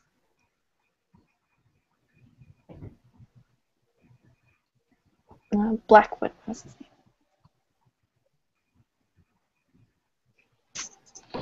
It is 5. I don't know how long we're It going is. for. Oh, if you'd like to, we can keep on going for another 15 minutes if you'd like to continue, but otherwise we can go into the Victorian culture and costume section. I guess I can. Yeah, I'll stop. This is pretty good. I can start it up again next time. Or, I don't know if there is a next time. I don't know what I'm doing. Oh no, you're on for next week. Oh, okay. You're on for next week at 3 o'clock, and you have a full hour. Okay, cool. And I will turn off the screen. I will still hang out, though. Yeah. I'll turn off the screen share, hon. Wait. Yeah, you did it. You did it.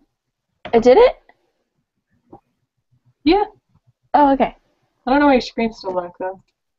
That is weird. Yeah, why isn't my video showing up? What? It just did the screen share. It's just showing my screen. Oh, you have to turn your camera on, Anna. Oh. Okay.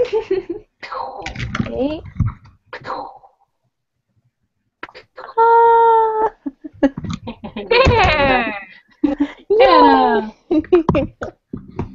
I did it. Okay, I'll be right back. Yay. Got a hat. Hey, that's a pretty fabulous hat.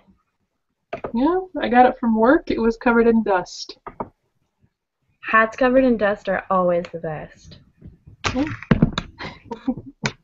Yay, you got in costume! Heck yeah, I did.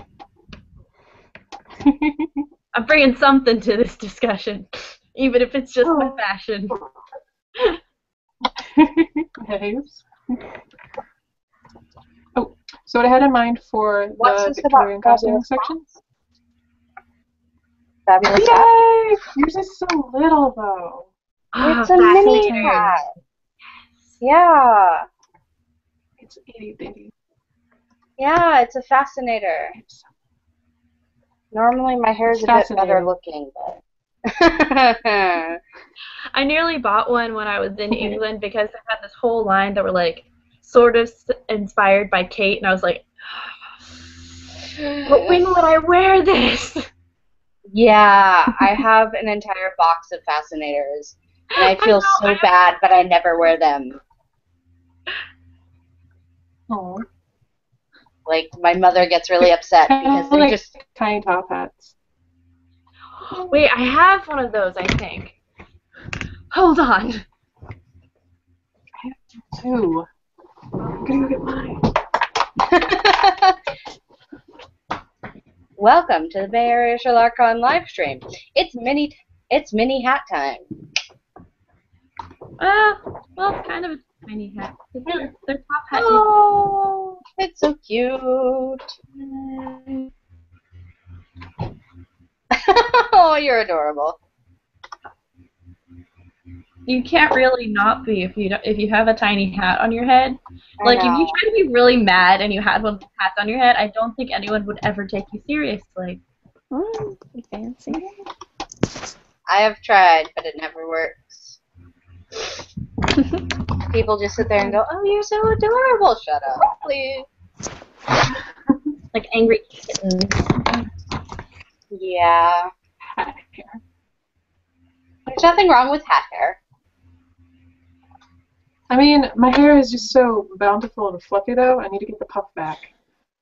Oh, yeah. Perfect. Right. So, what I like to do for the Victorian costuming section is that mainly going to be Sabrina and Barbara talking, and it's just talk as you would sort of like have a sort of literary discussion or just any kind of like discussion between you two. And if Jenna and Anna would like to stay on, you guys are free to and contribute to the discussion as you'd like. And I'll go ahead and mute myself too because I don't know anything Victorian stuff. You can ask us questions. Yeah, that's actually probably better because I don't know what people know and don't know. I can just quantify all these sorts of ideals, and people can just ask questions and the entire things. See, I have a bunch of knowledge. I don't know how you want me to present it. So, questions are amazing. Yeah. I'm very good at being not knowledgeable of things. Oh, Rachel, did you drop something? I dropped a banana peel. I don't want to pick it up though. It's a problem for future Rachel. Future Rachel at 12 o'clock at night. Hey, I'll be awake! Woo! Yeah, I will be too, actually. So one discussion question in the role is how did both or either of you, how did you find your interest in Victorian culture and costuming?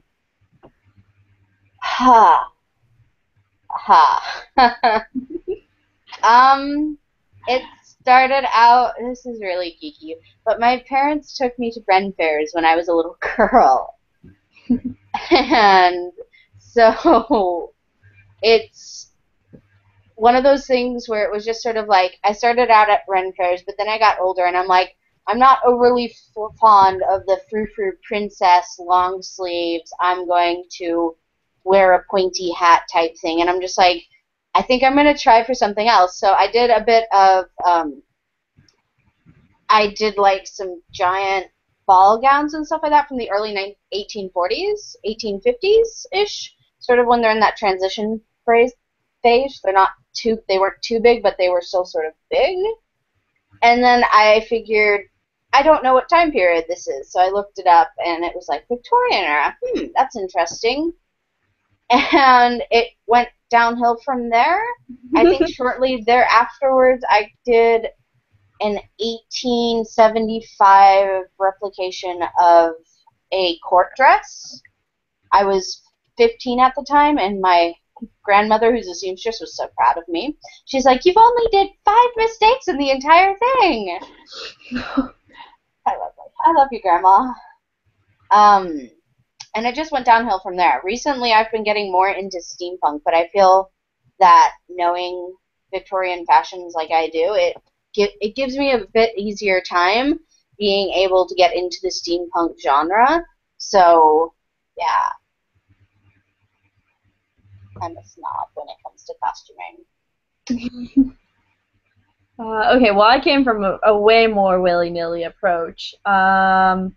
I always had a thing for Victorian literature. I started fairly young reading a lot of those books. Like one of my first childhood novels was The Secret Garden, The Little Princess. You know, I got into that very young. And then in high school, I started reading, you know, the traditional classics and things like that. And I decided, well, this is really cool. And then someone, I do not remember who this one. It might have been my mother. It might have been like a random friend. But someone came up to me and was like, hey, like you're really into like Victorian stuff. Like you should go to the Dickens Fair over in San Francisco that happens in winter. And I was like, okay, that sounds awesome. I have nothing to wear. And so I went into this just kind of throwing things together, trying to get a costume, and lucky for me, I had my freshman year of high school, I had been in a production of Oliver, the musical, so I had like a bunch of costume pieces like lying about. So I just tossed like a bunch of things together and was like, yeah, that looks Victorian, right? And then, you know, as you know, years got on, I read more of the books, got more into the history, understood everything. I was like, oh, okay, well, you know, this is from, you know, the early 1800s, this is from the later 1800s, I shouldn't mash that up. That's from the turn of the century, so that does not work. And you just kind of start piecing things together. I tend to stay away from the bigger ball gowns of like the 1850s and 60s. I tend to go closer to like 1890s, the ones like the bum rolls and things like that. The things that you could easily walk around the small hallways of the Dickens Fair without hitting people, because I tried to wear a hoop once during the Dickens Fair, and let's just say that I was like a ship. Things were like going everywhere and rocking back and forth and flying up. It becomes crazy. So it was kind of always there in my life. It was always prevalent, but actually putting the pieces together and learning everything, and then starting to put it into like my everyday wear, that came later in life. Sounds like I'm talking like I'm like 80, thinking about way back when, in the good old days. But okay, like a couple of years ago.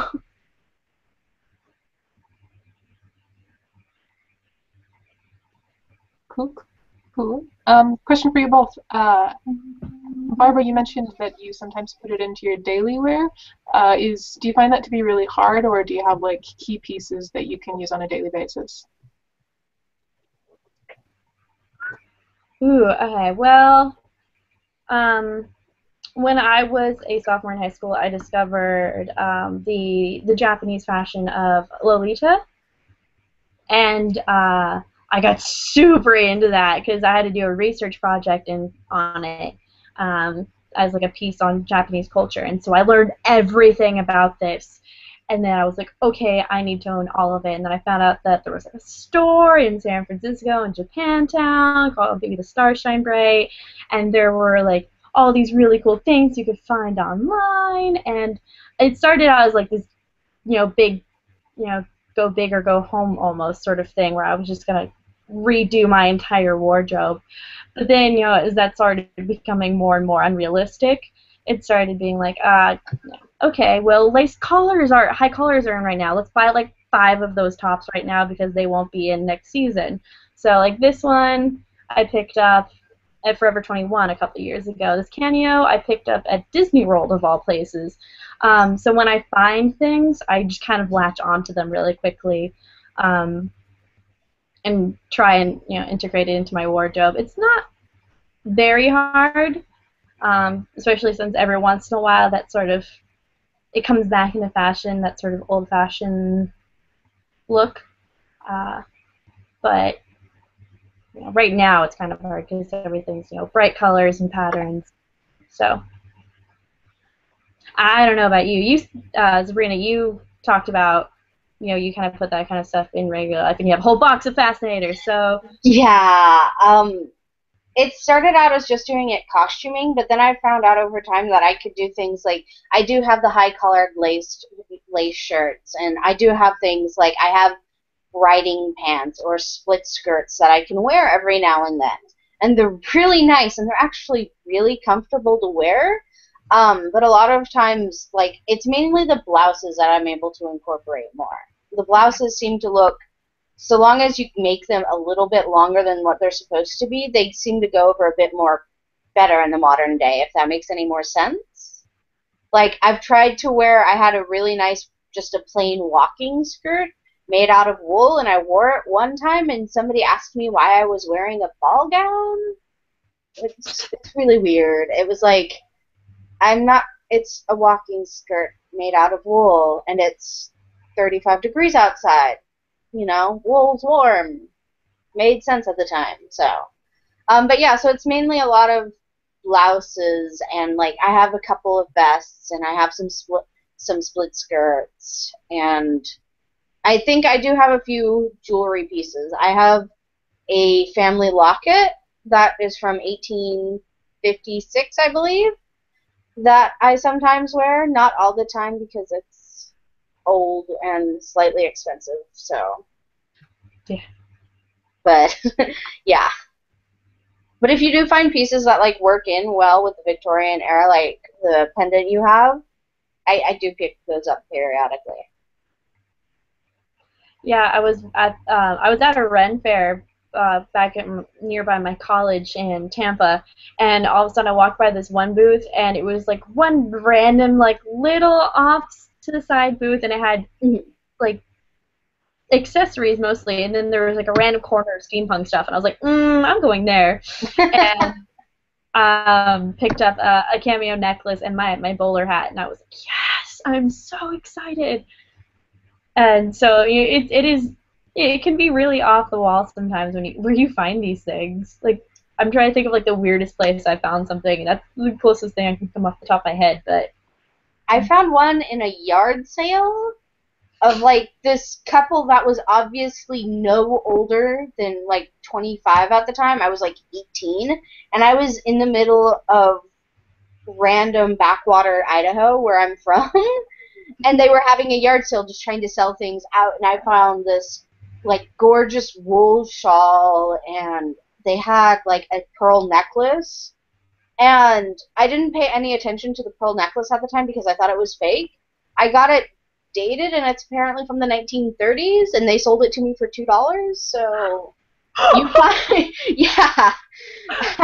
I was just sort of staring at the jeweler going, please tell me you're joking. And he's just like, well, how much did you pay for it? You must have paid a pretty penny. It's really nice, for the age it is. And I'm like, I paid $2 for it.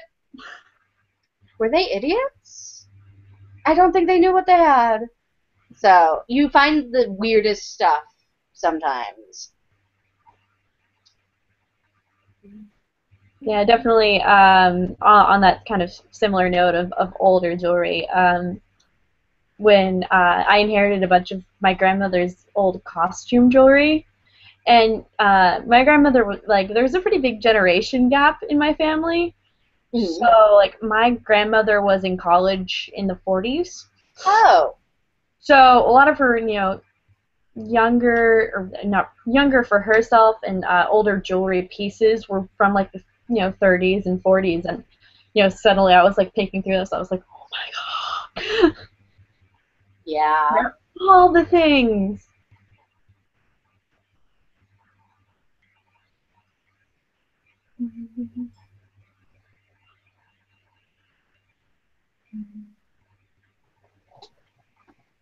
Sound good, guys? I just wanted to let you know that I've just invited a girl on named Alex, and she'd like to join in on the Victorian discussion group and later for the cosplay group, so you should expect her in a minute. Cool. I kind of wanted to work upon something that you just mentioned, Barbara, about how you got into Lolita clothing, and you mentioned like Baby Instruction Bright, which, by the way, is how I got into the fashion industry.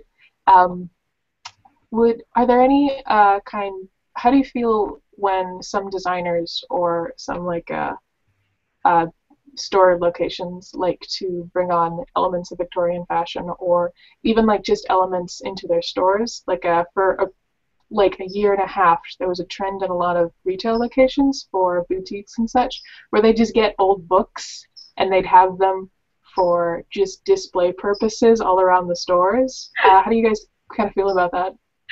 There's a store in the Tanforan Mall in San Bruno right now that is actually doing that. It's got like bunches of old books stacked on each other and like these old antique-looking bird cages with jewelry hanging off of them, and it's really intense decorating, and it almost like caught me off guard because like a few months ago it was like a random ass like boutique thing, and now suddenly it was like this really awesome store. I went inside and there wasn't a lot of, or mostly I like window shopped it.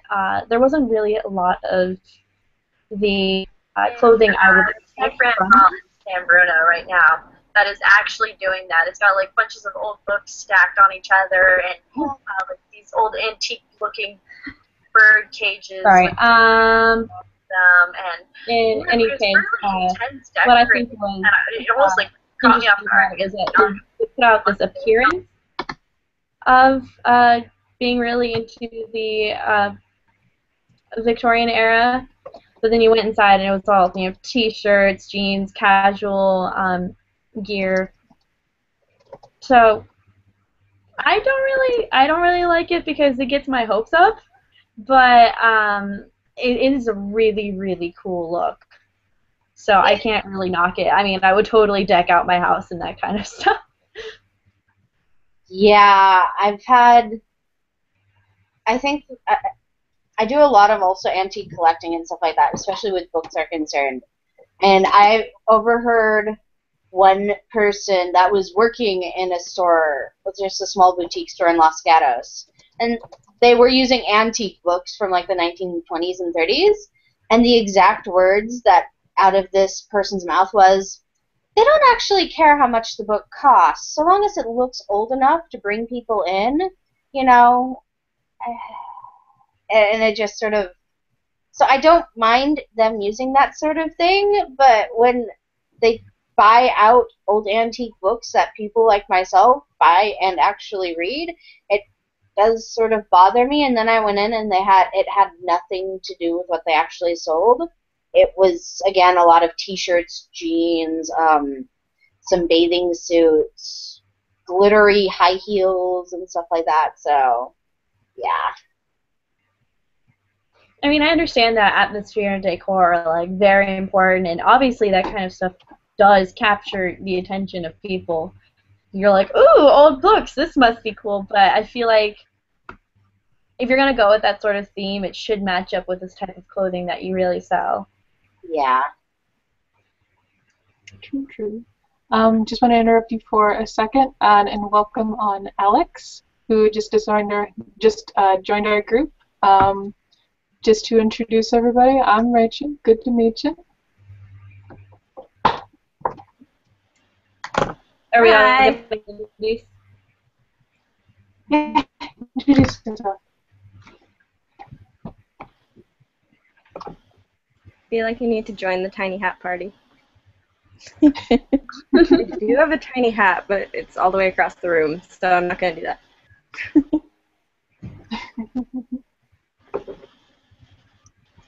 Is that bonnet? No, it's a tiny hat. Never mind. It's a tiny hat. It's so cute. Okay, tiny hat party. Oh, it's so cute.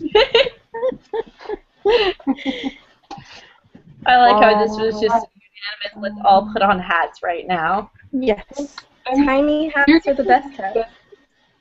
Your guys' make sense for the discussion. Mine's a cowboy hat. Well, maybe it makes sense for you. Yeah. Matters. I mean, if you're really gonna go for what makes sense to the conversation, I have a way better hat for that.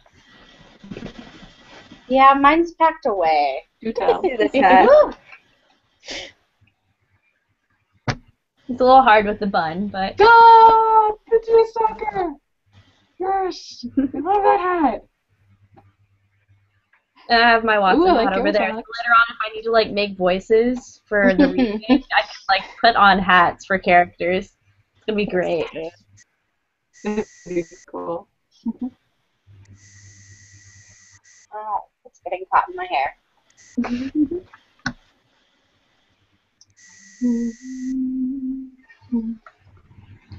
Okay, random question time. I feel like Sabrina, you know a lot more about steampunk than I do, because that's your forte. So it kind of feels like it's making because it went through like a really big popularity. I feel like in around like 2010 around there. 2010, 2011, yeah. And it's kind of starting to make its resurgence now. Do you see that happening? Do you see it becoming more popular? I do, actually. I'm a member of a group of people. We're the Bay Area Steampunk Society. I think that's the name of it. Anyway, we're the Bay Area steampunk people. We meet up every Wednesday, but a lot of the times, like, we recently did Clockwork Alchemy with AnimeCon, and, like, the year before they had 1,000 people. This year they had closer to 2,000 people that came.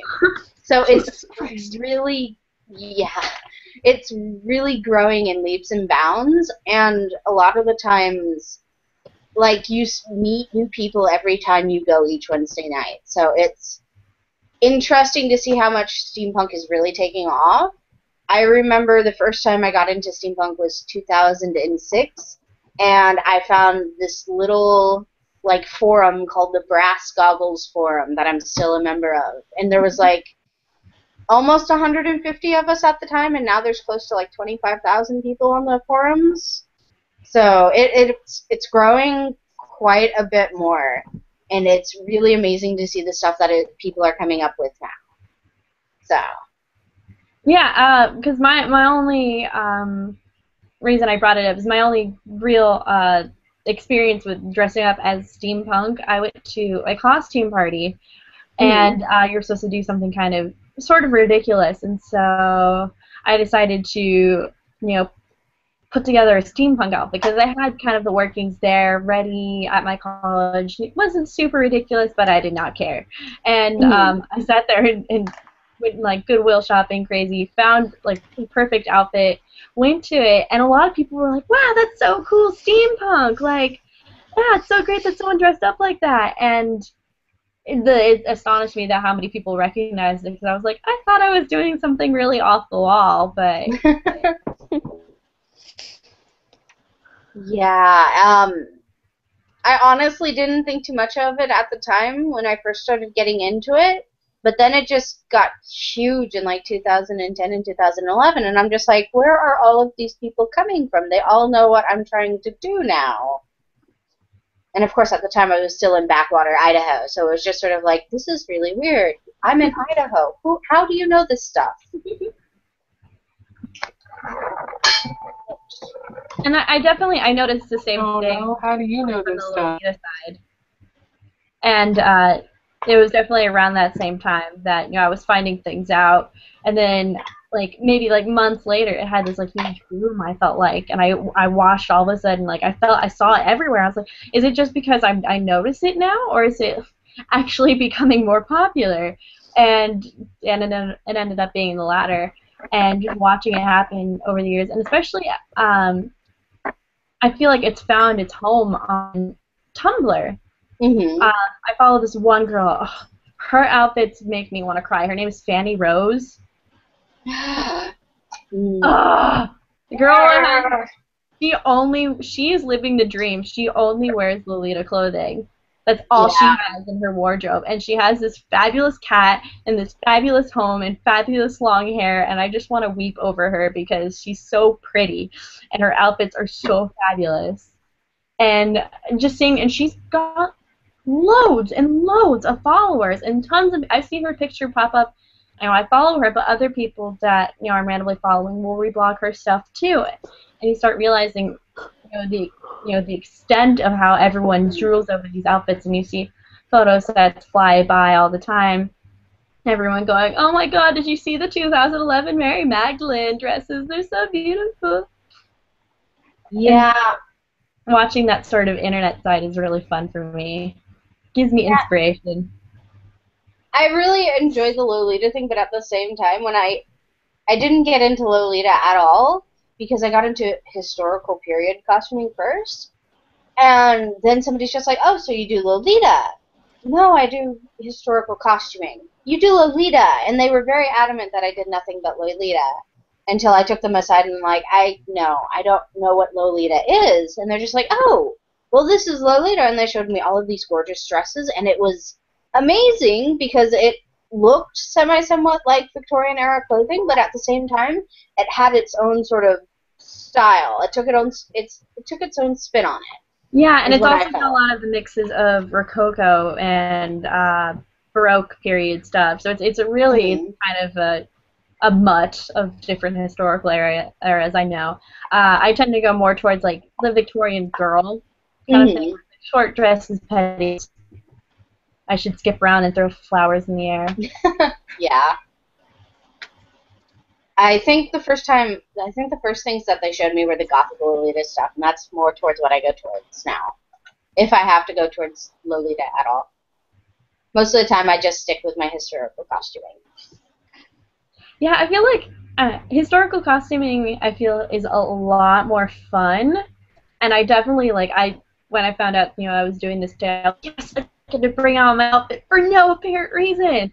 Because I love wearing, this is like my all-time favorite outfit. Mm-hmm. And, but just like working that into regular fashion, I found that Lolita was a little bit more acceptable almost.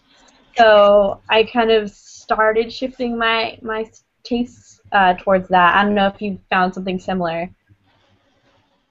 I have found that if you tone down a bit on what you wear normally for your steampunk wear, like I said, like split pants are a really nice thing. They're big, they're breezy, they're really fun to wear. And so those sort of things, like, I toned down it quite a bit. It almost makes it look like I'm just wearing a lot of browns and creams. But other than that, yeah, I wear a lot of vests, too, if I can find ones that fit. Vests and pocket watches. Yep. It was so specific.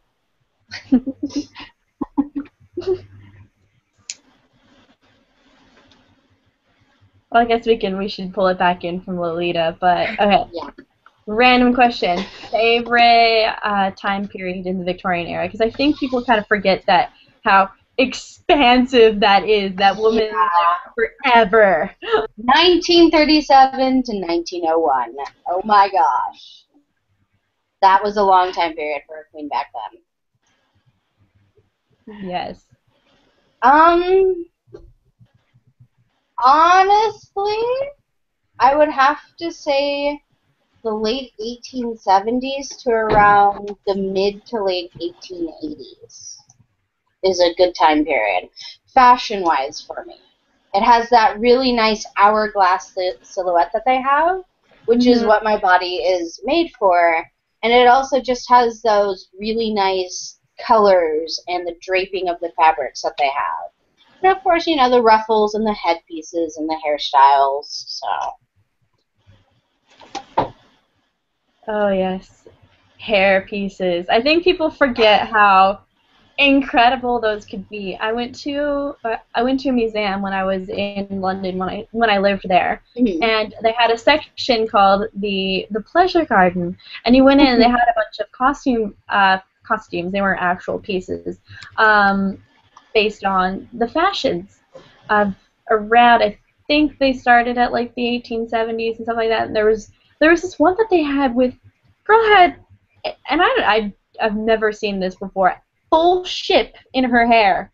And it was the most ridiculous thing. And everyone thinks, oh, tiny hats and bonnets and feathers. And you're like, no, man. No. You can have ships with people on it and bells ringing, and I mean, if they had had electricity, things would have been lighting up. Let's be honest. Yeah. But yeah, I did. So yeah, that's my main favorite time period because it works best with my figure, and it works best with like what I know how to do sewing wise and stuff like that. So, and I just really like the draping of the fabrics that they had during that time period. Yeah, I would definitely. I'm around that area. I'd say like the 1880s, like the 1890s. Definitely are my favorite era. I tend to. I've noticed in my outfits, I kind of have this reoccurrence of being more kind of upper middle class rather than like the super like ridiculous upper class outfits. I always call myself the governess kind of thing because that's how I tend to lean towards that more demure draping of skirts and things like that they kind of had. Very different silhouette. It was more lanky almost. I feel like. Yeah, no, I go towards generally whatever floats my boat. Recently, I've been working on, for the past couple of months, I've been working on a full period morning gown from like 1885. So it's all heavy satin, like tassels and lace, and it's gorgeous. And it's definitely upper class. So it's, it's big. Yeah, I think that's like one of my favorite things of the Victorian era when it comes to costumes is because you have this like they really run the gambit. Like, you know, there's people you can dress up as, you know, going to the Dickens Fair is a very good example of this. There are people in, you know, dirty, like the tattered chimney sway sort of thing. You know, the everything, the smudge dirt on their face, very Oliver Twist. Mm-hmm. And then right next to them is this person in, you know, bows everywhere, frills everywhere. Look at all of this. It's like it almost takes on a life of its own at that point. The dress is this monster, and it's releasing more frills into the universe. Yeah, I was at Dickens Fair this past year, and I sat down for a little bit of food because, of course, I was wearing a corset, and I'm like, I need at least a little bit of food before I pass out. So I'm sitting there trying to eat just a little bit of food in my corset, and this lady sits down next to me, and I look over, and it's like a female Father Christmas. She is green and red and fur, and she has holly all over her hair and on her dress. And I'm just sort of sitting there going, like, she was in a league of her own. She was the only person there that was wearing something like that. And you can tell she made it all by hand. And so I struck up this conversation, you know, saying, wow, that is an amazing piece. You must be a really good seamstress. And she's just like, oh, this, you know, I just threw whatever I had lying around, and I had a bunch of green and red fabric, so I figured, why not? And I'm like, I hate you. Yeah, I'm nowhere near the seamstress I would dream to be when it comes to this stuff. So Dickens Fair is always my favorite time because I can just buy it and it's already made. Mm-hmm. So I tend to, like, I started out with the basics, and then every year I buy like one item just to kind of add on. Like last year was, okay, I want to find gloves. Can I find some really awesome gloves here? Year before, okay, bodice. I need something to finish the silhouette. Let's see if I can find something. Like, so it was. Yeah. It's definitely fun, and I've looked at it like. I was wondering if Dickens Fair was sort of a worldwide thing, if this happened anywhere. It really is just a solely San Francisco thing, and it makes me wonder if the reason, like, I feel like I brush elbows with a lot of steampunks and Lolitas around San Francisco is because we have that event, and it does kind of inspire people to put more into their outfits. I'm not actually sure. I got into steampunk before I moved to California. So, like, my interactions with steampunk were solely through the internet. And, like, there was one other person in my area, but that person was 2 hours away. So when I moved here and somebody was just like, oh, there's this steampunk group that meets up every Wednesdays, I was sort of just like, oh, there are more people besides for me? And then I saw more steampunks, and then I saw more Lolitas, and then I started getting into, like, the Piers events, which is the historical costuming people. I wanted to join Piers so badly. Ah! I love them. I feel like we should probably explain what Piers is if someone doesn't know. They host random historical events. I've seen them kind of run the gambit of eras, but they usually host one post-Dickens Fair Victorian ball.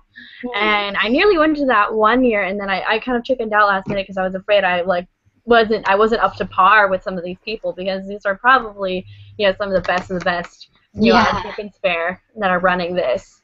Mm-hmm. Another thing about Piers, I actually met up with I think he's the head dude that does it. He just randomly sat in on the Sherlock tea party that we had at Fanime. He sat at my table, and we just started talking about fandom and stuff. And then he was like, by the way, I do this thing called Piers. I'm like, okay, I don't know what that is. And he just went on and explained it. I'm like, that sounds so cool. And then he was like, afterwards, he's like, yeah, let's be friends on Facebook and stuff. I'm like, sure. So it's always amusing to see his updates, and like all the costumes are really cool and stuff. So yeah. Yeah. They also host like ballroom dancing lessons every Sunday, so it's like that's a bit more informal thing to go to, that if you're a little bit worried that you won't be able to get into, like, you won't be able to look at some of their costumes and go, I am completely insignificant with my sewing skills right now. They're, like, really super nice about this sort of thing, and it's really fun. It's cool. They have a few things coming up. They had a Firefly-themed event recently. I didn't get to go to that because, unfortunately, I wound up having to work the next day, but it was, like, looking at some of the photos from their events, it's amazing. I wanted to go to the Alameda picnic that they normally have, but it's the same weekend as Bay Area Sherlock Con, so darn it. Oh well. That's okay. We'll dress up in our outfits anyway. And we will have our own picnic. Yes. So, do you connect, like, your love of Sherlock Holmes with, this steampunk, everything Victorian? Like, did you discover it around the same time? Because I definitely was, like, Sherlock around the same time, but it was for completely different reasons. Honestly, I got into Sherlock quite a bit earlier. My dad read me Sherlock Holmes when I was a little girl. My dad and my mom both sort of tag-teamed, and when I was around 8 or 9, they started reading me Sherlock Holmes. And then they stopped at around 11 because that's when I found Harry Potter, and they sort of pushed it off to the side. And then they handed me the books when I was older and said, you're old enough to read them yourself, and so. But I guess reading Sherlock Holmes when I was younger got me into the more Victorian era things, so. Yeah, I was kind of weird. I really was always interested in Sherlock Holmes and the idea of reading the canon, but I always felt like I was, like, almost like I was, like, unworthy to read it yet, because I wasn't sure if I had, like, I wanted to understand everything that was in it and then the context. And so I almost kind of roundabout and, like, read every other book I could from the Victorian era, and then finally I was like, you know what, I'm going to do it. And I read the entire series of books and shorts and everything, like, 4 months? Like, straight, just one right after another. Yeah. That was my freshman year of college, I did that. I did that summer of my junior year. So that's always fun.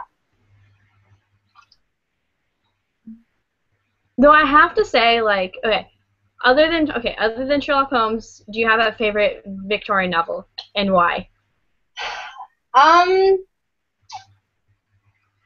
That's really hard because honestly, it's between two books, Around the World in 80 Days and 20,000 Leagues Under the Sea. Definitely getting the steampunk vibe. Yeah, those are probably my two all-time favorites. There's a few others, but most of them are, of course, you know, Dickens works. Oliver Twist is always fun. Classic, yeah. Mine goes a completely different route. I really, really loved Jane Eyre when I read it the first time.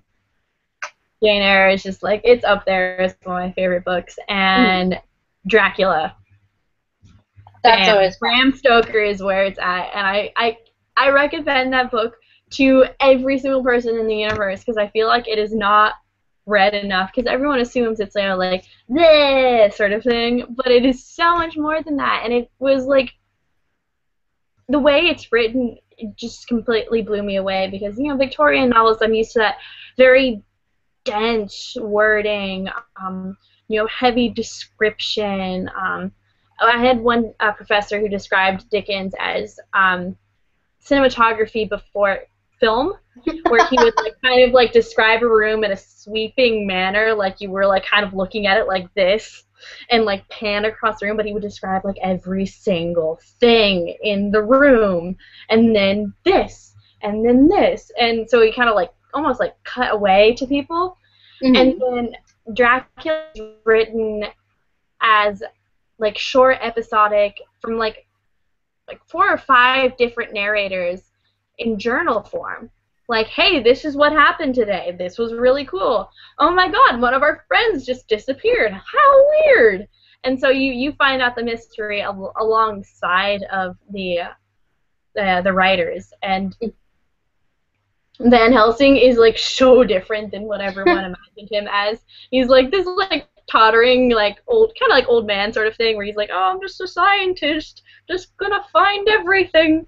And he sits there and he like he's like reads it out to a recorder pretty much, rather than actually write it down himself because he doesn't, you know, he can't really sit still and write things. He's pacing and stuff like that. And I don't know, I just feel like that book was the book that really lit the flame in me when it came to Victorian literature because it was just so a curveball for me.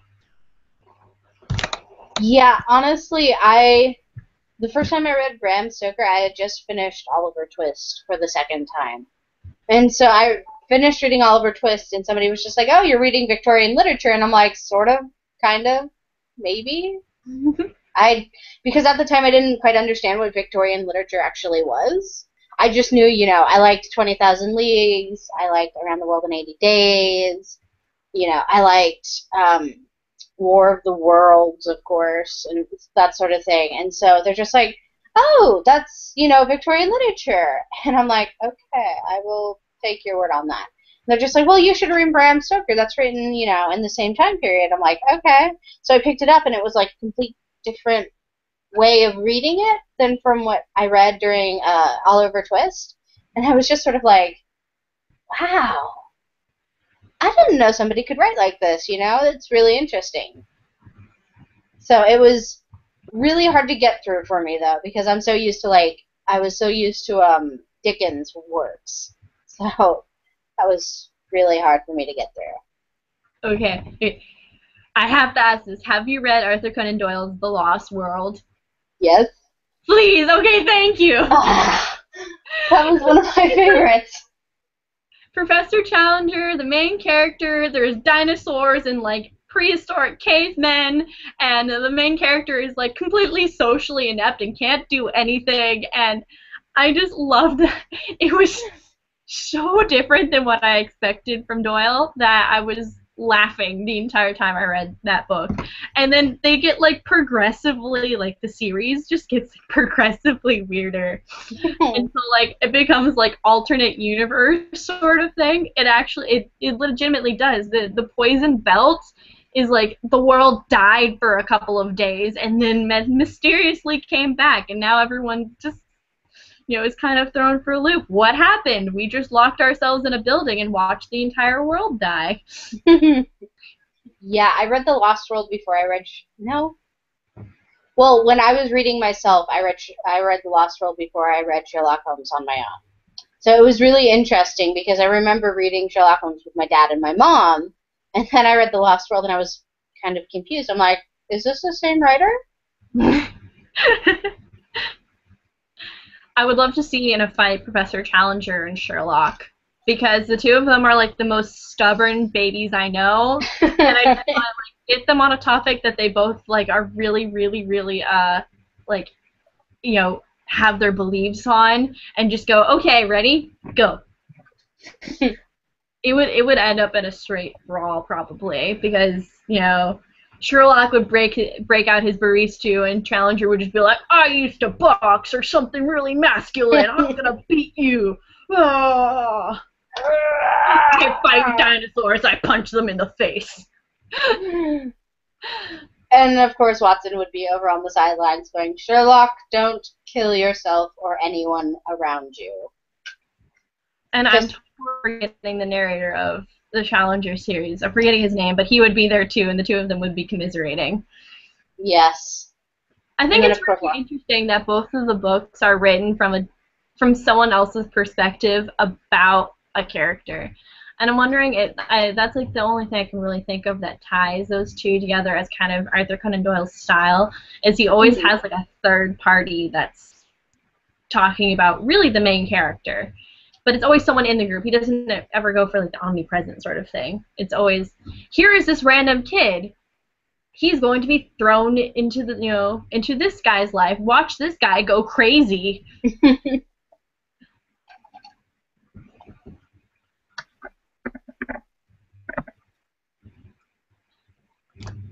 But I don't know. I always felt like just really, really getting into those books is really what started my looking into the history, because I really wanted to understand what was going on and why people were saying these things, the beliefs behind it all, and why they wrote these books. Because I always thought it was really interesting that the Victorians always seem, when you call someone a Victorian, usually it's prudish. You're calling someone kind of prudish. Yeah. You think about Penny Dreadfuls and Murder and all of these books that came out, you think about the nice romantic classics like Jane Eyre with his psychotic wife that he's trapped in a tower. Oh, spoilers, sorry. If anyone has not read Jane Eyre, I apologize. Sorry. But it's a reoccurring theme of everything's so twisted, and it does not come across in their outfits, because they're, as we were talking about earlier, was frills on frills and skirts, high necklines, skirts down to the floors, sleeves no longer than a certain thing on some during the winter time. They had rules. Yeah. You changed for dinner. You had to put on a more demure dress almost. Yeah. Like, you're about to eat dinner with your family. Please raise that collar at least half an inch more. Yes. That part always made me laugh, because my mother was just like, so long as you aren't naked or in your underwear, I don't care what you come to the table in. I have come to the table for dinner full out in my PJs. I have not changed. I just shuffle down my food. Thanks. Yep. But the dinner was like such a huge ordeal for them. It was a ritual almost that they had every night. You had to ring the gong, and then everyone had to go get dressed in their finest attire, even if it was just your family. Everyone had to walk down, stand up when the master of the house came and sat. This person ate first, this person ate last.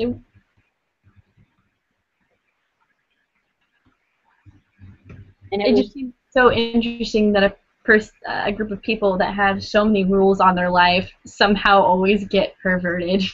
Yeah.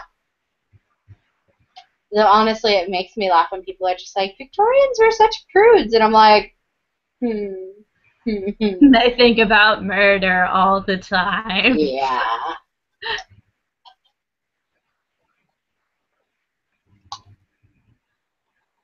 Well, we haven't opened up to questions in a bit, so questions, Any anyone? questions? Yeah, you guys were talking for like a full half hour. Sorry. We were fangirling, don't mind us.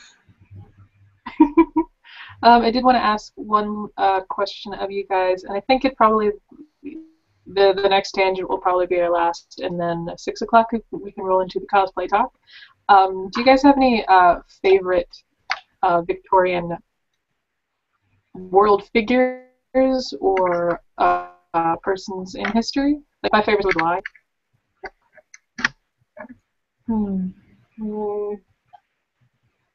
Real person.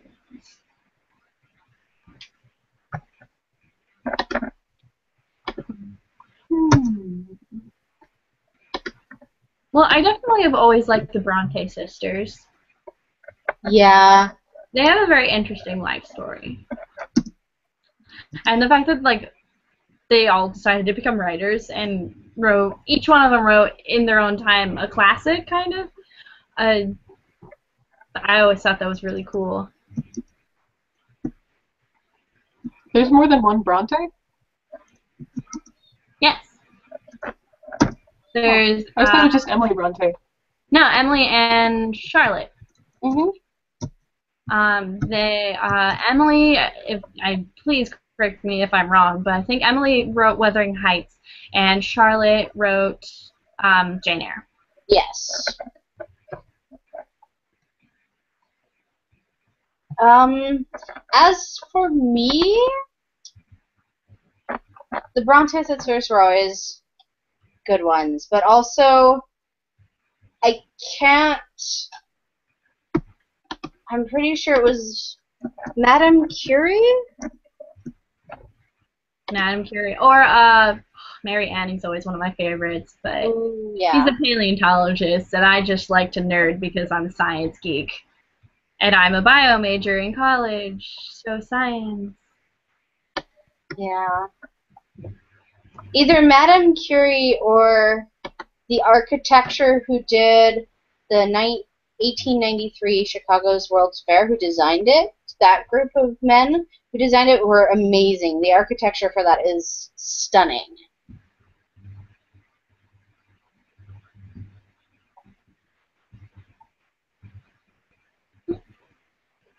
But there are a few others whose names I can't remember, and I feel really there's bad definitely about people I'm forgetting.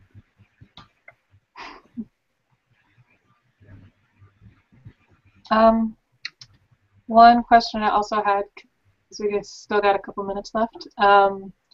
You guys were mentioning off and on certain like stories that you're super into that came out in the Victorian period and super into the authors. Do you have a favorite and a least favorite of the adaptations? Because I know about The Lost World through a very bad TV movie. it. I haven't even watched it because I can't ruin one of my favorite books. Lost World, like the original book, like the rest of the series is like, whoo, like you can, I don't know, I feel like Doyle lost a little bit of his marbles partway through. Yeah. They were definitely written later on in his life. There are a load of adaptions out there of Jane Eyre, and I think there is this one that was done by, I'm pretty sure, the BBC. That was really, really good, but then again, BBC adaptions tend to be good. So that was definitely one of my favorites of Jane Eyre. I will go with least favorite adaptation, and there was a recent adaptation of Around the World in 80 Days. Ooh. That it sort of made me just cringe. And I felt bad for even watching it because I loved the books so much that I was just sort of like,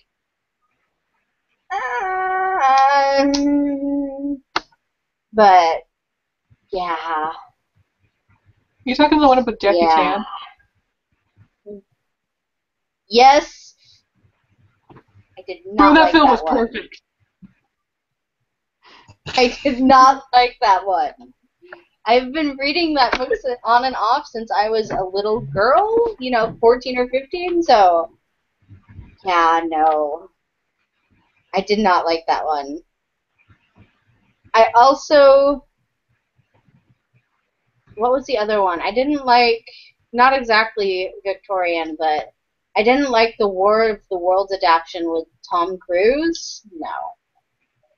Wait, okay, well, we still have some time. Your opinions on Wild Wild West. Go. Don't talk to me about that movie. No, that movie's perfect. Don't talk to me about that movie. Great. Don't Don't me shit on about that, man. that That film is great. Will Smith went out and he didn't do The Matrix because he wanted to do that film. The film is sacred. Don't talk to me about that movie. Giant mechanical spiders. It's a fun movie, but no. I have to wonder how many people decided to go into steampunk just because they wanted to dress up like Will Smith.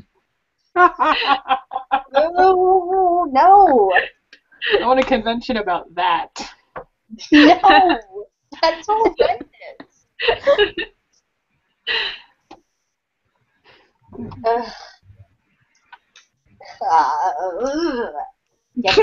Series. It's okay. We all have those movies. You just look at it and you go, God, there went my book. Or there went my, favorite era. There went my favorite thing.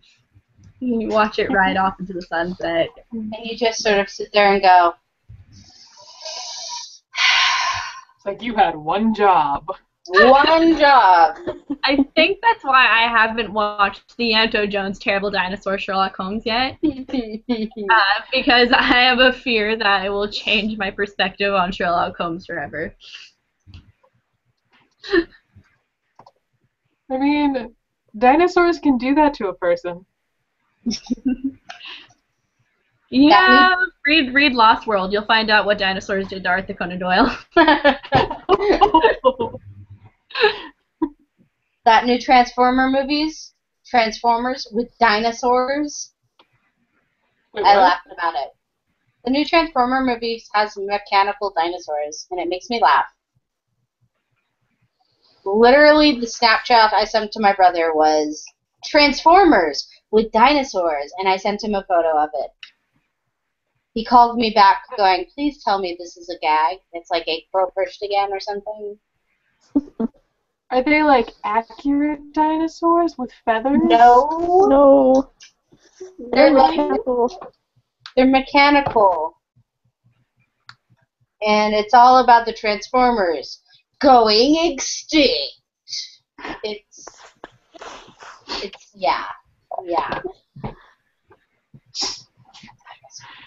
I didn't know machines could go extinct. Molly! Sorry, you're talking. Yeah. Surprise. Ooh, you came in at the perfect time, so we can segue into the cosplay discussion hour. Woo! So, similar to the Victorian culture discussion hour, I don't know shit about it, so you guys are just free to talk as you please. I guess we could all go around and say how we got into it. Yeah.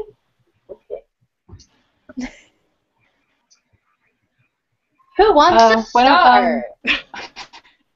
Why don't Anna and Alex start the discussion? You guys have been pretty quiet in the Victorian part, so. Okay. Why did I ask that? Okay. How I got into it. it's funny because I was already surrounded with costume stuff. Like, I knew about conventions, but I didn't know how deep it went. Like, I didn't know how,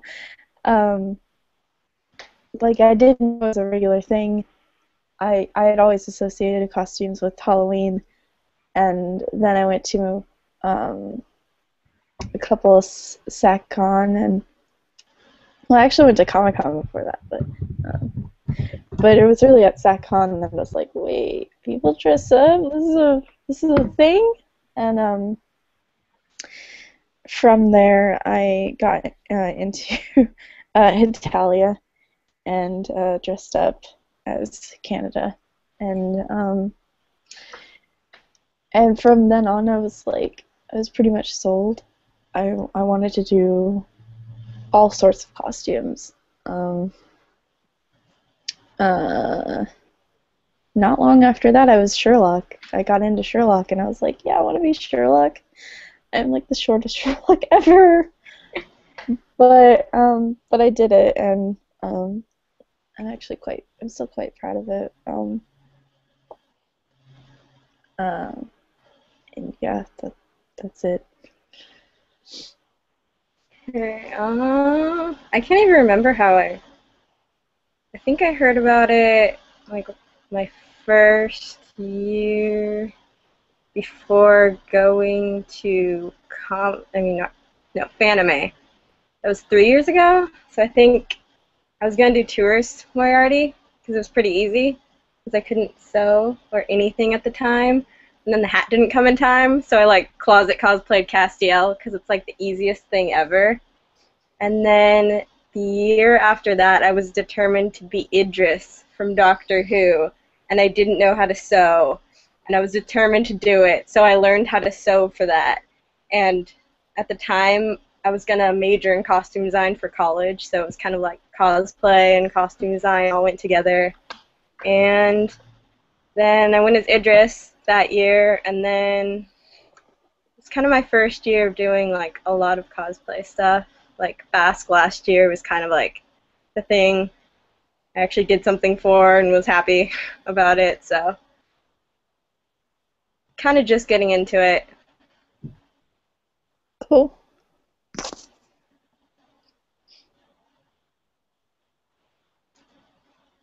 Molly? Well, funnily enough, give me 1 second.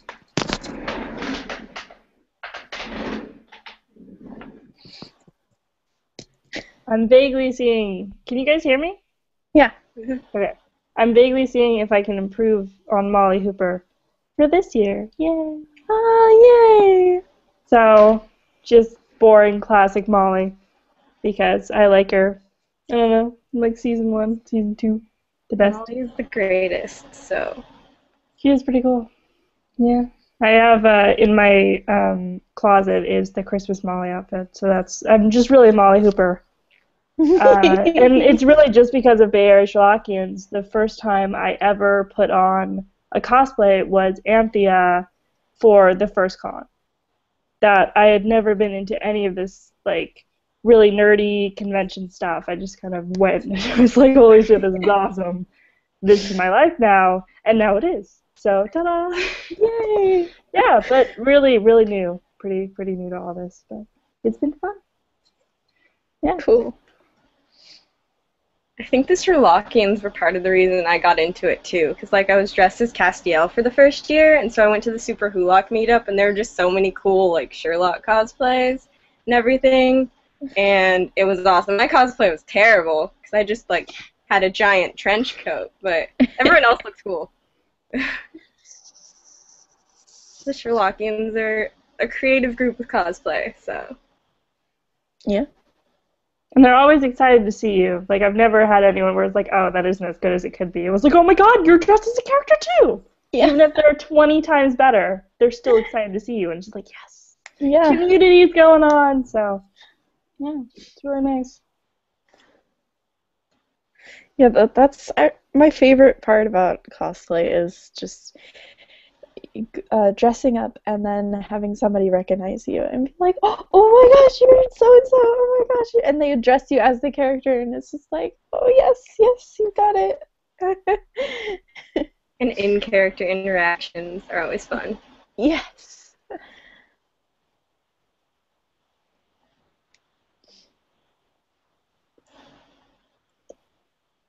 Sorry, I'm working on a cosplay right now and I tied a knot accidentally, so... Cosplay problems. That's another key point of it, where like every bit is frustration, and you're like, oh, the outfit was easy, and it's like, no, it took hours and days and blood and sweat and tears. So many. But it's like I didn't learn how to sew the traditional way, like let's make a simple dress or anything. I started with Idris, so the first thing I learned how to sew was like fully boned corsets, and that's like all I can sew still. And my mom laughs at me because I just made like this fully boned corset for what I'm doing for Basque. Again, like I did another corset for Basque. My mom's laughing at me because I can't hem my own skirt. I'm just like, Mom, can you do this for me? I don't know how. Oh.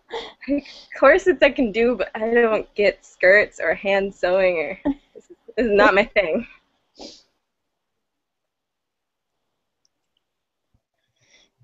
Yeah, when I first came on, I didn't know anything about sewing, so I just bought from the store. I still do that, and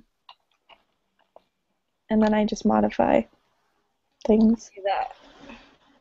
Thrift stores are the greatest. yes. I mean, I do the modification stuff with just regular clothes, where it's like, it would be awesome if it didn't have this stupid thing on it, then I just get it and take the stupid thing off, and then you have better clothes. So that's how I learned to sew, was just like really basic, terrible stitching, just like, I want this to be better, and so then I started. And then I got kind of lazy with this thing I'm doing right here and just stapled it before I sewed it. Because I was like, I wasn't sure how the fit was, so I was like, I'm just gonna, and then put it on. I was like, okay, that'll work. And now I'll have to sew it later. That's but smart. We should do that. It works sometimes. Not gonna lie, sorry, not gonna lie, people who when I was in college and I had a sewing class, one of the things we got in our tackle box was an actual fucking stapler and a big thing to replace all the staples with. People actually do that in sewing. They're useful. You just snap, you're done. It's there. I've fixed lots of things with staples first and then done something. Oh yeah, I hemmed a pair of pants once with staples and duct tape. It was pretty great. Perfect duct tape. It was pretty last minute. It's good though.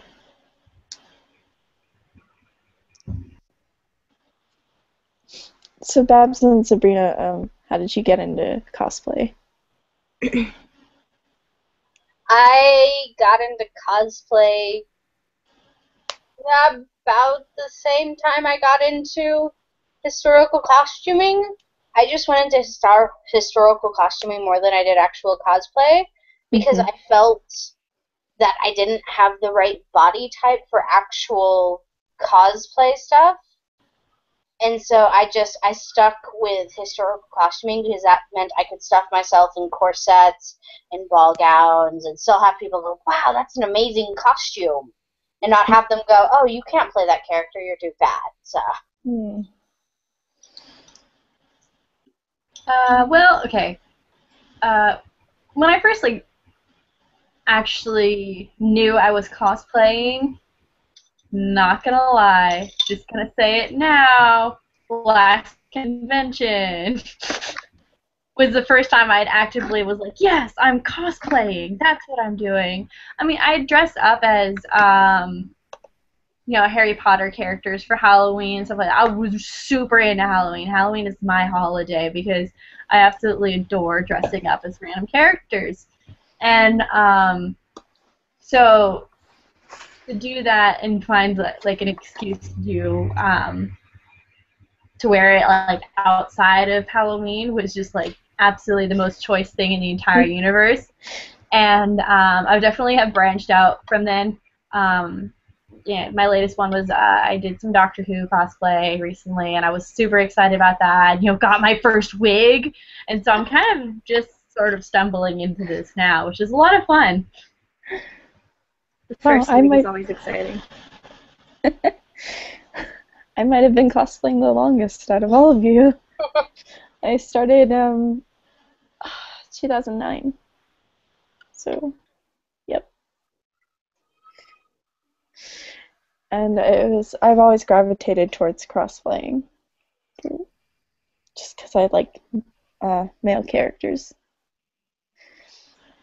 And that was a fun story. The first time I put on I put on Ace Bandage because I didn't have a binder. And I walked out and my parents looked at me and they were so confused. They were just so confused.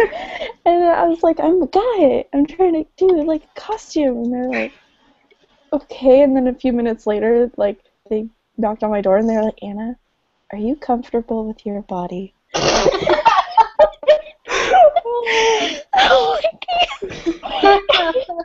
I had no idea about that stuff either. So I just said, I had told them honestly, like, yes, I am. I like being a girl. I like dressing up as a girl. But I also want to dress up as a guy. Like, so it was hilarious.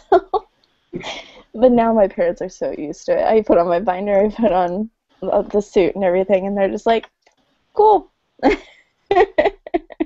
And her mom's like that now. She walked into my room the other night, and I was just in the full-on tourist Moriarty outfit with my friend, and she just told me what she wanted to tell me, walked out of the room, and just added, okay, Moriarty, at the very end. I was like, yes.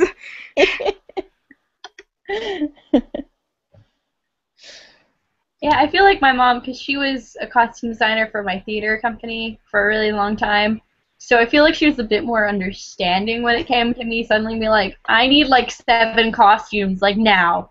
Is that possible? Can I play every single character from Sherlock Holmes? Can we do this, Mother? And she was definitely like, oh yeah, totally, let's do it. Like, let's go find stuff. She was definitely. I feel like she's probably more quietly suffering when she sees me running around with costumes going, I'm a character, I'm so cool. Yeah, my parents are surprisingly okay with me cosplaying. They still find my historical costuming habit a bit tiresome, simply because I spend so much money on the fabrics and on all of the stuff to make them that they're just sort of like, we'd rather you just do regular cosplay. And I'm like, but it's my own money. That's a lot of money. So I think the worst time was I was trying to get on a replicated corset from 1879. And so it had a little bit of a curve going on there. And so I was trying to get into it, and it was the first time I had been putting on a corset by myself. And so I was sitting there pulling the laces as tight as they could go because at this point I had been wearing corsets for at least 2 or 3 years, and I felt pretty comfortable. And then my dad walks in, and he's just like, dinner's ready in 5 minutes. Please make sure you're at least presentable. And he walks right back out my door. He closes my door, and I hear him yell down the hall, Sabrina's in her weird costumes again. Oh. I love my family. So much.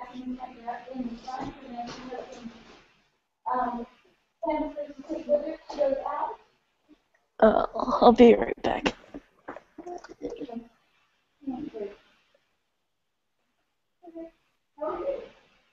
Okay.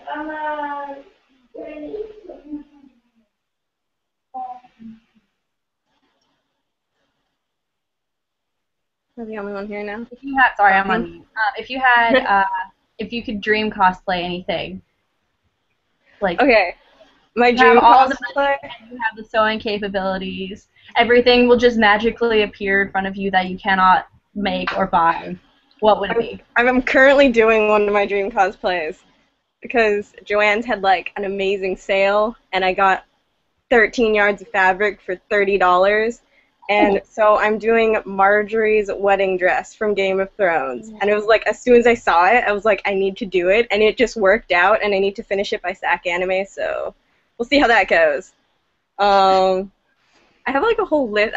There's a lot of cosplays I want to do. So many.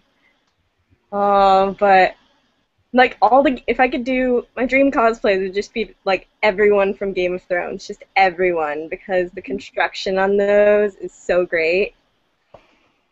And I like challenging myself, and I regret it later every time, but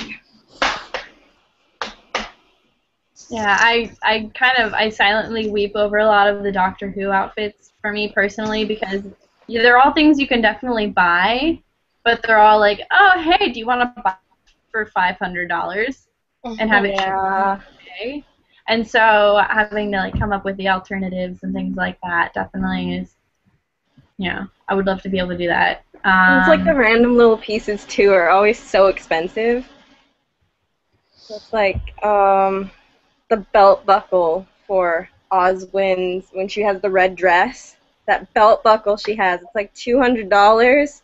That stupid amazing belt buckle, and I can't afford that, but I want it. And I mean, it's definitely the same in the Sherlock fandom too. Like I've seen, I saw this one girl. She was like, I just bought a Belfast jacket, and I was, oh my god, that's a lot. Holy shit! I and she like posted pictures of it on her Tumblr, and she's like, I'm about to stitch the red, buttonhole into it, and I just sat there like crying silently because I knew that's a really, oh my gosh.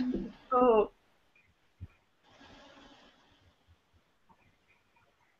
But there's so many alternatives out there, so that's good. Yeah. You don't need Belfast to cosplay. Yeah. Dream cosplay is just for the shoes, always. I would have. Yes, Serena? Yeah. Okay. I would have to say dream cosplay would have to be anything from Exaholic, Yoko from Exaholic by Clam. Her outfits are ridiculously amazing, and if you look through some of the art books, they're gorgeous. And then you just sort of sit there going, I don't even know how I would begin with that. So no. It also doesn't help that I'm not as tall as her. I'm kind of short. There's my shortness. Gosh. Nobody is actually as tall as most Clamp characters, though. True.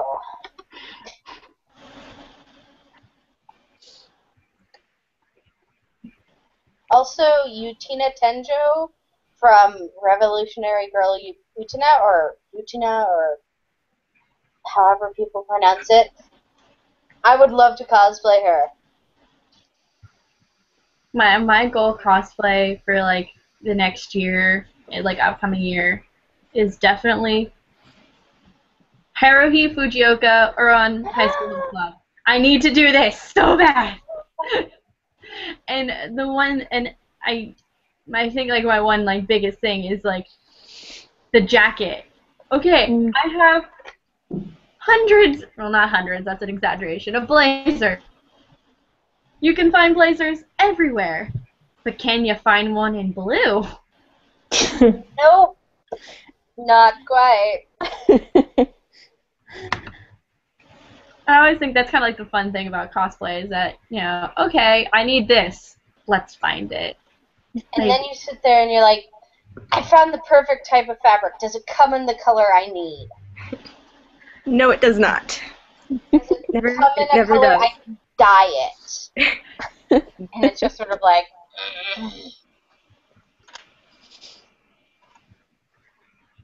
I normally, I don't cosplay at all. I love the community, and I'm not very good at putting things together as far as clothing-wise goes to actually do cosplay. But I've always wanted to do, if I was ever in a relationship with someone who does cosplay, I'd want to do this thing. It's from a really stupid show called A Magical Play, and there's this character who wears a giant fish, and the fish is sentient, and it would be really cute to like make a giant like coat or like a sort of big poncho, and then you just hug over her to be the fish that she wears. And I've always wanted to do that because it's so dumb sounding, but it's so cute. That would be cute. Couples cosplay. Which I think that's everyone's dream. leads into, do you guys have any examples or people that you look up to as far as like couples cosplays go?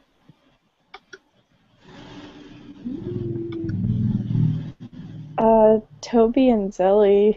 Toby and Zelly. Even though like they've moved on, they're still forever my Mariana and Moriarty. Like Yes, they are. And I love Attack on Titan too, so I'm stoked that they're cosplaying from that. So,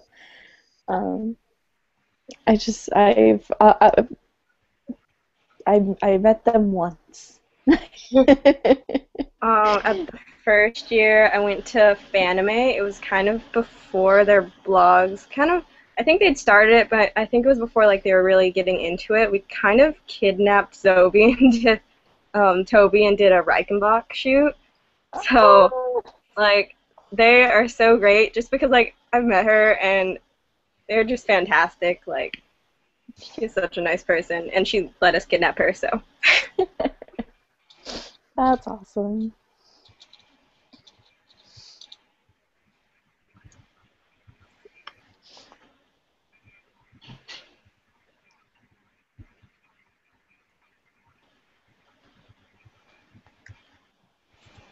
I don't really have a favorite couples cosplay duo. So. Offend. No, I'm just kidding. Anna and Anna. I'm totally kidding. Oh my god. Although recently we put up more no wait, it was a while back. We put up pictures of Azura and Crowley, and one of these bloggers that we followed really closely was like, "These two are my headcanon," and it was just, it meant so much to us. We were just like, no.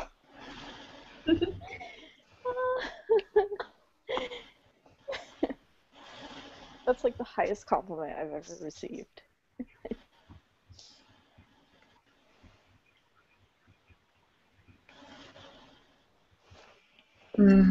Alright, favorite couples cosplay. Well, I can't go for the Jenna Anna one now. Thanks, guys. I was gonna kiss up. No, I definitely, a while back, Matt 11, the really famous 11th Doctor cosplayer, he teamed up with a girl who did Clara, and they were fantastic on like multiple levels, and I was drooling over it. And they only did really one shoot together, but I thought it was really, really, really fantastic and really well done. That's what I'm going with. Now I have to say, when Dee cosplayed Carlos and I was Cecil, that was gorgeous. I saw those pictures and they were super cute. Carlos. She was like the perfect femme Carlos too. So it was gorgeous. Perfect Carlos. Perfect Carlos and her perfect hair and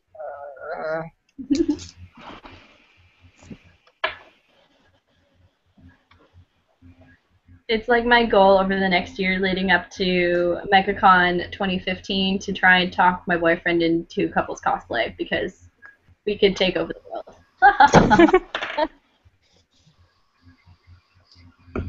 Sort of in the same vein, I have a couple of like my cosplay idols. There's a really good Thorn cosplayer who's on Tumblr. Their username is HIZSI, and I'll give you the link in the chat.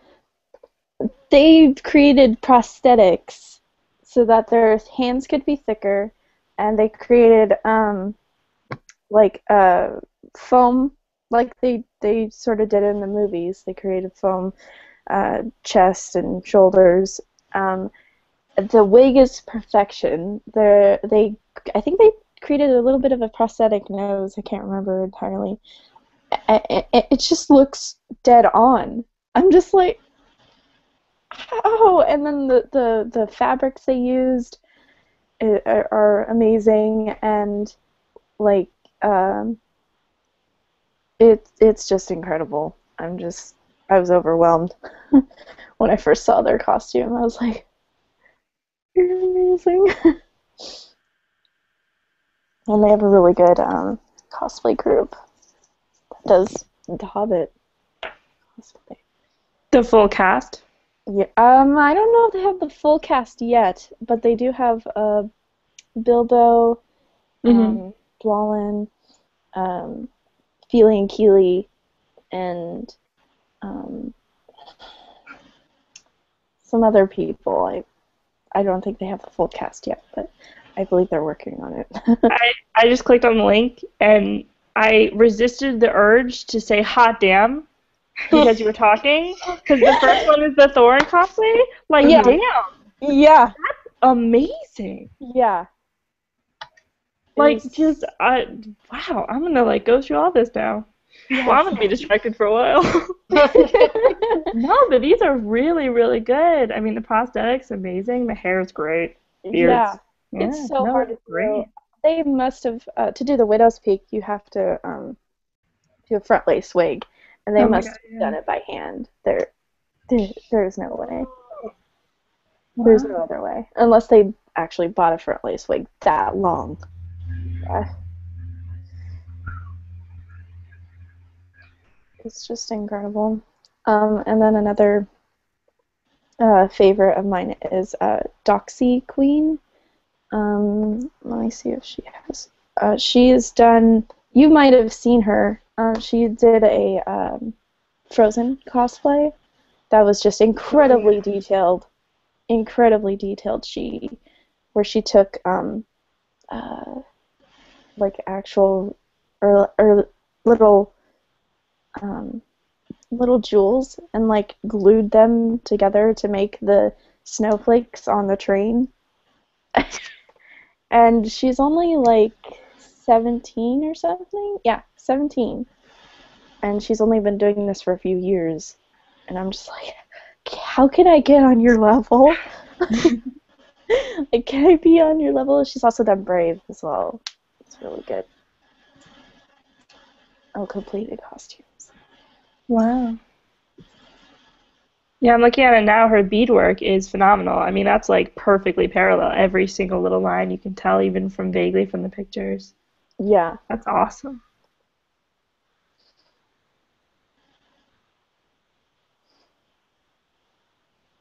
And she does her own stuff too, her own creations. I was just like, how?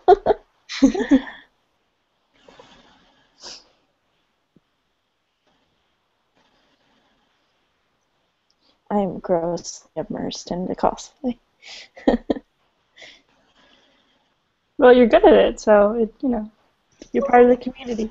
Oh yeah, you guys are so cute. Especially with Jenna now to do the I always forget their names because I haven't read it, but the ones where you guys are the most adorable, that one. Is Zarfel and Crowley?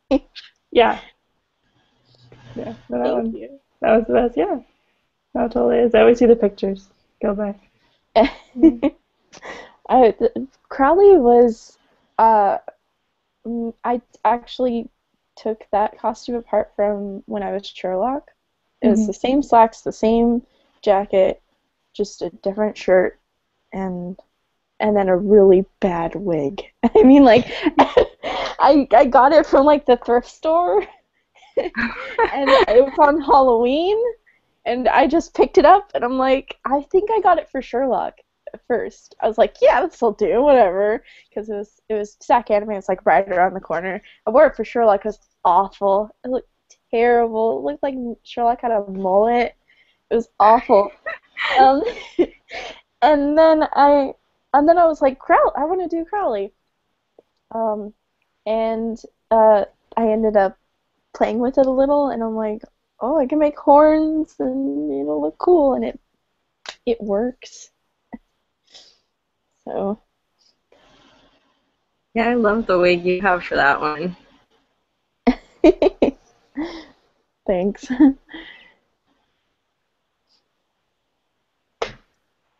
Oh, and I'm excited because I found new shoes. Probably, well, actually, probably wear the same clunky shoes I have for Crowley because they're 90s style, but I found new pointed shiny shoes for like Cecil and probably Moriarty or something. I totally love suits, so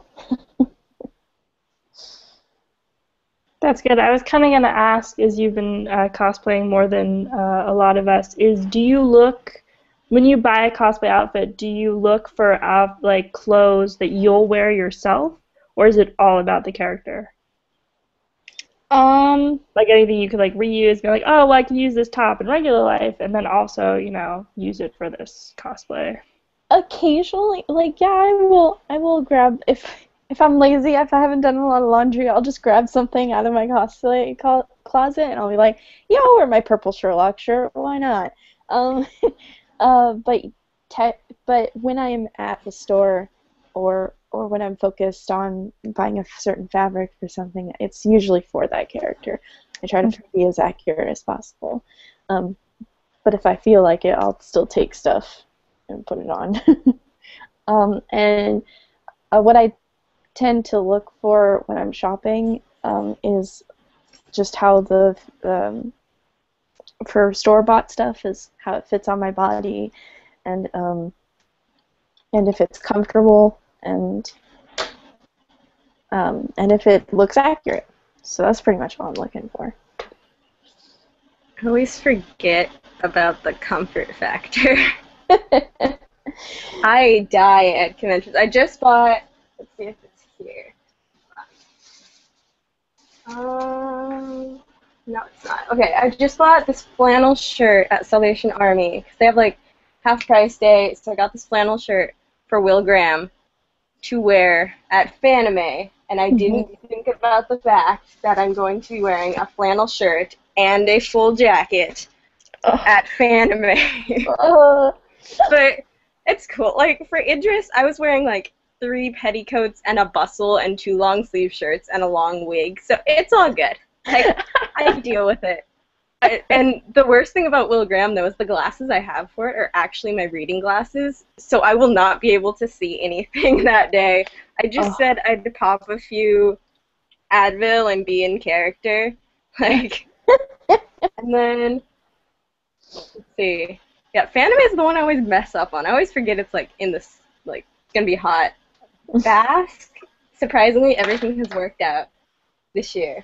Nothing, and last year my cosplay was pretty good. Like, it was not hot at all, so we're good. But I always forget the comfort level with my cosplays, because I usually shop just for cosplays. I'll go to the thrift store, and if it's not something I'm making, I'll go and find something like that I think is perfect for that character or something, and then I'll just get it and not think about wearing it for 10 hours at a convention or something.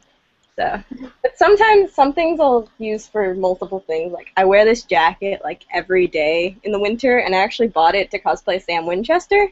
So some things cross over.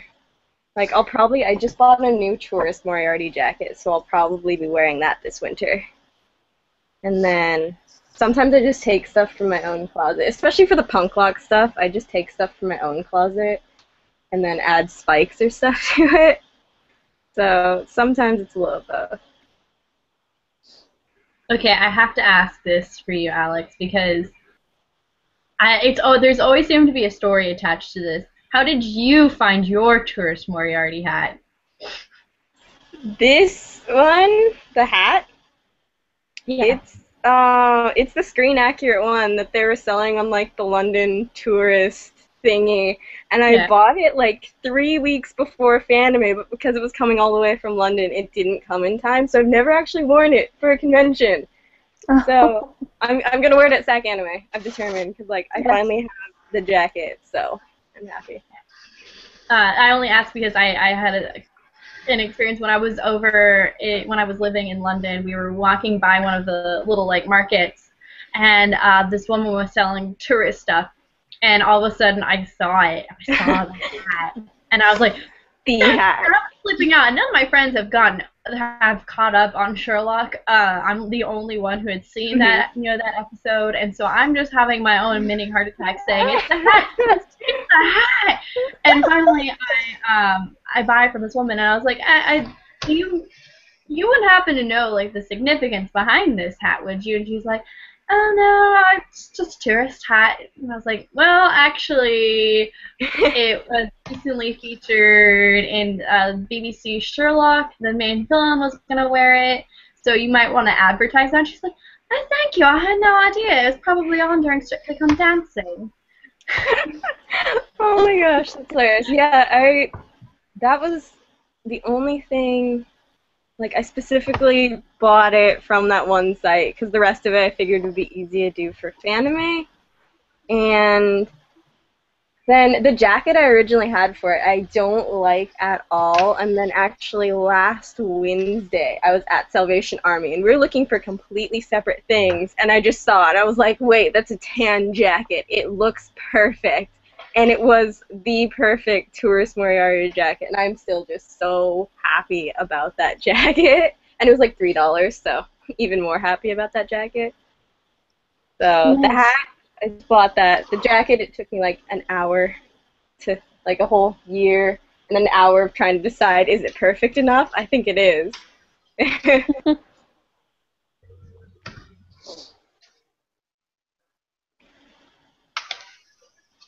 Hey, Lex. Hi. Were you here earlier when we were sharing how we got into cosplay? I was watching the stream. You should tell us that now. How did you get into cosplay, even though I know? Well, I mean, Alex knows the whole story because she was there for basically all of it. It was Sherlock for me, actually. Kate and I were going, my best friend Kate, we do an Ask Blog. We were going to Fanime, and we decided that, hey, let's try out this thing that we're hearing a little bit about, and we did Sherlock and John at the Super Hulock meetup, and it sort of just evolved from there. And I've been doing that for, I guess, 2.5 years-ish now. Cool. Nice. I cannot wait to see everyone's cosplays at Basque this year. I'm so excited. Yeah, I really got to step up my game. You guys are yeah, you do. I mean, last year was amazing. I, have the pictures still on my computer just in case we need to use them again. And they were just, every single person I took a photo of was just, the costume was so well done. And it was just, like, amazing. Because they were like, yeah, I just did it. It's like, just do it. It can't be that easy, because you look amazing, so stop that. No humble. Be awesome. And Barbara, I'm actually really surprised you started off so recently, because you, like, outdid me, like, so bad. You had, like, 17 costume changes. I'm like, seriously? Another one? All right. Go ahead.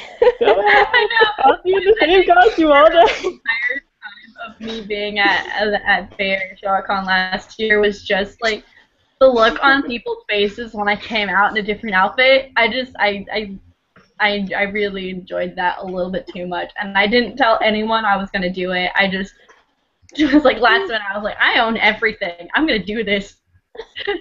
It was great.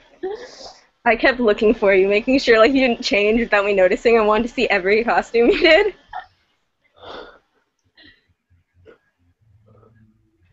This year I'm changing a lot. I have a lot that I want to do. Yeah, tell us about all of y'all. Tell us about cosplay plans for Basque. Cosplay plans. Unless you don't want to divulge.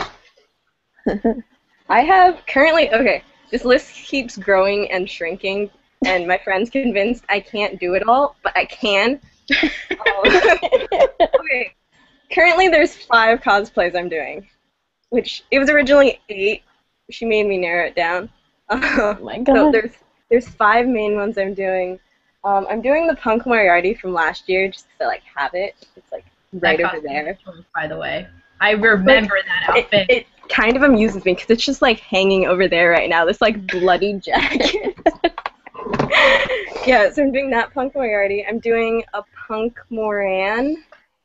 I'm doing, okay, my big thing this year that started off as a joke between my friend and I, but then somehow I started doing it, is Magical Girl Sherlock. Oh my god. So that's happening. It's gonna be great. Okay, that's the corset I made this year. It's like the purple shirt of sex, but in magical girl corset form. So I'm just really amused by this cosplay mostly. Rachel is excited. Yes, magical girl show. It's gonna be fun. It's gonna be fun. I'm really enjoying this. You should all read the comments we're getting on this right now in our group chat of just, I'm guessing, who is this? Who are you? Make yourself known. I think it's Rachel. You think so? I don't know. Well, in any case, that makes the most sense because she's definitely. It's Rachel. Of course it's Rachel. Of course. And then I'm gonna follow you around the whole con. I don't even know how. Okay, the thing I'm most excited about for that is that I'm making a harpoon, but it's gonna be decked out in like pretty ribbons and stuff. It's gonna be a magical girl harpoon. Like, I am so excited for this. Oh my god. We're friends now. We're friends now. Okay. It's cool. And then I'm also doing. What am I doing? I'm missing one. I'm missing two. Oh, it's right in front of me. I'm working on it. We're doing Teen Lock / Unilock, and I'm doing Sherlock, and Harrison, Lord Moran's, is doing Victor Trevor, and we're gonna be awesome. And then, oh, I'm cosplaying Janine, like Janine in just the blue shirt, Janine. She's my favorite, and I had to cosplay her. I had to, but I didn't want to make a bridesmaid's dress, so I bought a blue shirt. So it's going to be fun. I don't know how I'm going to do it all, but I'm going to have fun with it. Awesome.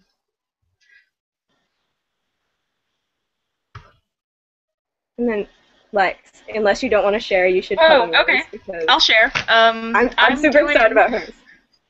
I'm doing Magical Girl John, maybe, with Alex. That one, she showed me a whole bunch of designs, and I'm super interested in that.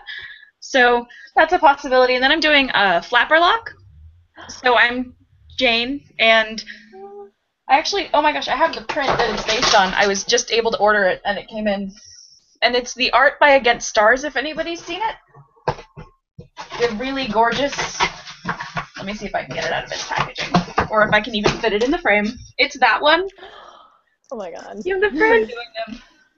Oh my Based god. on that. So I'm going to do as much beading as I possibly can, but there is only a month, and it takes a while, so those are the two. I'm not going to overload myself too much, because I'm also working on, like, Elsa right now and a couple of other things. Oh, yeah, but, the Elsas. yeah, I'm actually cutting my sequins for Elsa right now, because that's going to take 100 hours of my life. But for baskets, Magical Girl John, and then Flapperlock. Oh, and she's going to have a magical ribbon gun, because I decided that was a good idea. Oh, yeah. I actually found a fake rifle that I think I'm going to do some paint work on, and then add some, like, ribbons and bows, That is too. perfect. So. Beautiful. So beautiful. It will be magical.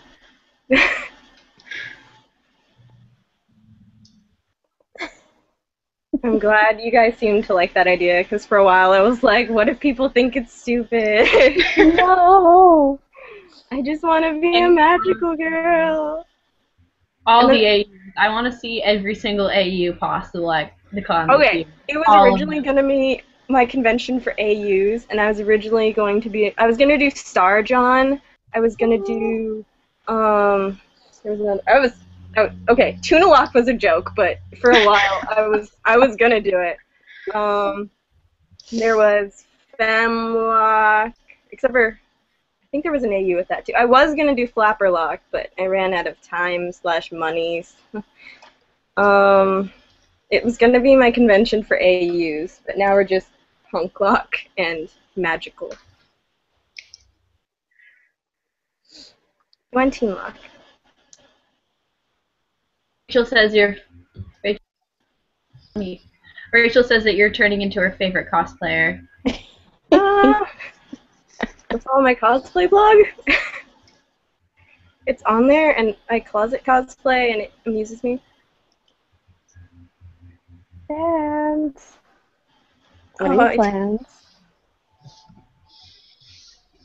Wait, me? Yeah. Are you getting a million again?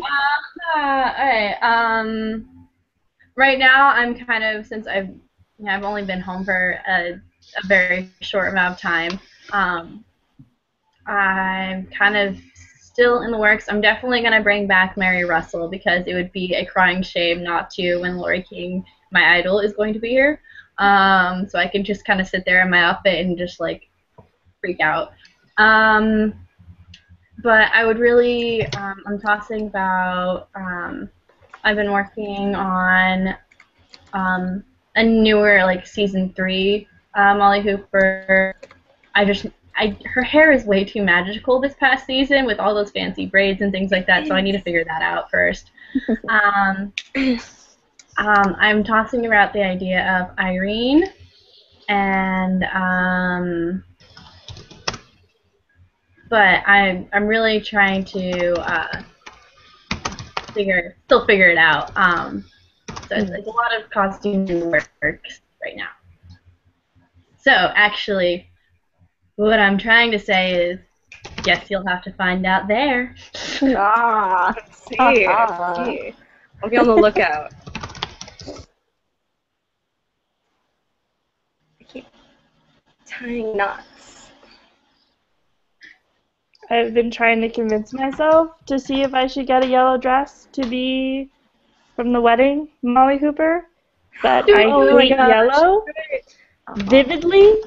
So I don't know if I can make myself do it. But I have a boyfriend, so he can dress up as a suit and then it could be a thing.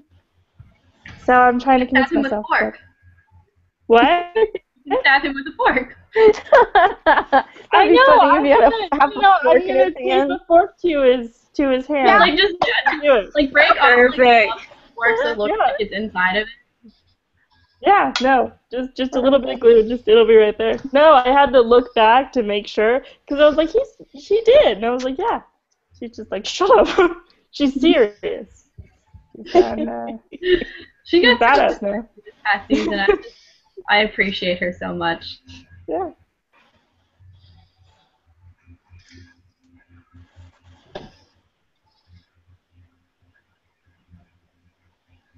There's Sabrina. Oh, Anna, what are you planning on doing? Well, Jen and I want to do Femlock. I don't know if that's happening. If she doesn't, because I'm already done with it. But if she can't find an outfit, then I'm most likely going to trade it out for either Moriarty or Sherlock. I would my wish list right now is I would love to do John. But because I'm the right height, I have the shoes, I have jeans, I just don't have his shirt. And it's bugging me. Is it hard to find? Yes. Oh, really? Surprisingly. You wouldn't think so. But I've checked. I like to shop around my area. I could order online, but they get more expensive. And it's just like, I just want a thrift store striped shirt, please. And I had once tried to like paint on stripes. It looked awful. So have you thought of doing like one of his other outfits, like the infamous cream sweater? The cream sweater is even harder to find. Seriously. Like, wait, really? I own 2 of those. I just sold one to Sabrina. I have another one. It's not as perfect, but I'm not using it. Like I wanted to use them for Star John, but I don't remember what I was gonna do with it. It didn't work for whatever I was gonna do with it. So I have like 2 that I just found in my dad's closet and stole. So Oh my I think gosh. you have a post about it in the tag. If you're interested, like, Okay. We'll check it out. So I have everything. I have the wig. I have my makeup. I have shoes. I have jeans. So yeah. So definitely either Femlock, Moriarty, and Sherlock are definitely lined up. John is a maybe.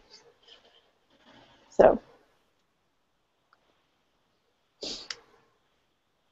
And I recently saw Flying Rotten. I don't know if you guys follow her. She's an artist who does Where John. oh yeah. She did her newest comic with Sherlock being a werewolf, and it was like I kind of want to like somehow just do like the skull, like wear it as a mask. She thinks that Sherlock's form is like just a wolf skull. It looked really cool. I'm like, but I don't know how to do that, so it's probably not gonna happen. There's Sabrina. Yes. What are your plans? I have no clue. Honestly, I've been working on the convention and trying to get it out there so much that I've sort of just pushed cosplay off to the side. So, yeah. That is... I may... Like, maybe I'll bring the rest of a female John Watson with the cream sweater. And then I think I'll probably pull out some of my Victorian pieces and do Victorian wear. And then I'm also thinking about doing Mary Watson from Sherlock. I have the wig, so. Awesome.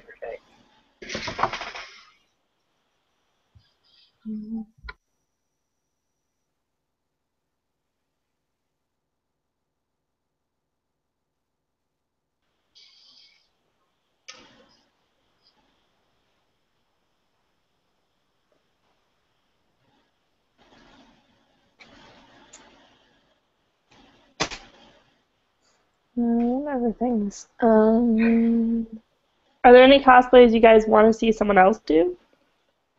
Like, from a certain AU? Like, if someone's watching this and they're like, I will take on the challenge to do that. And we'll see them there. I don't know. I hope to see Fawnlock again. Yes! Sherlock. That was another AU I was thinking of. I saw some pictures from 221BCon where someone did do Star John, and I want to see a Star John because Star John is like one of the most adorable AUs I've seen, and it's not one of the bigger ones because I know a lot of people haven't heard about it, but I love Star John so much. Like, Star John is adorable. Yes. Has there been a ballet lock at any of the cons that you guys have seen? I don't think so. I haven't seen any. You can Google it. I only recently saw any fan art for it, so I don't know. Is it like a new I've only seen a AU? little. No, it was it's like not. a year ago. There was a very brief Oh, really? but very popular set of like fan art for a little while, and then there were a lot of jokes about it after the sign-ups free.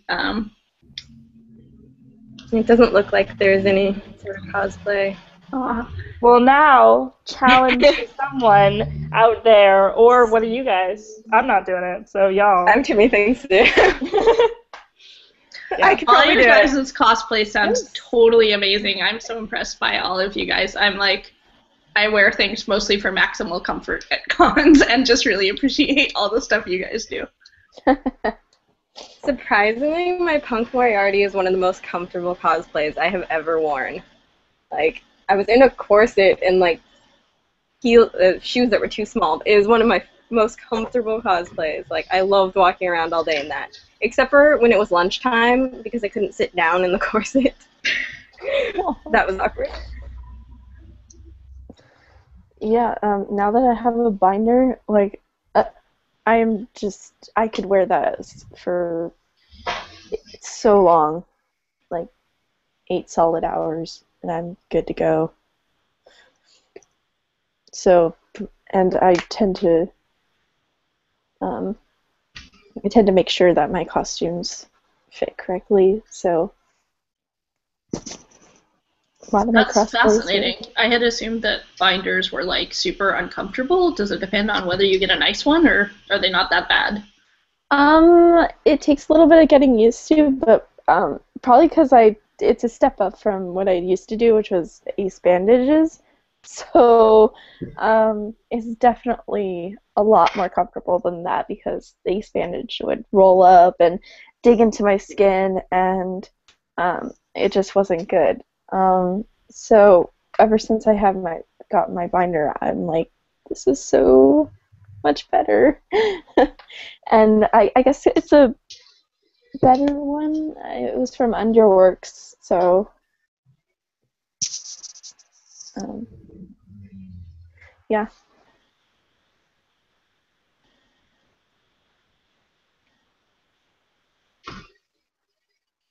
Just to let you guys know, we're approaching 7 o'clock, and if Molly's ready in a couple of minutes, we can get into the first part of our fanfiction theater, and she's going to be reading Destination Toasts, 1,000 Watsons Walk Into a Bar.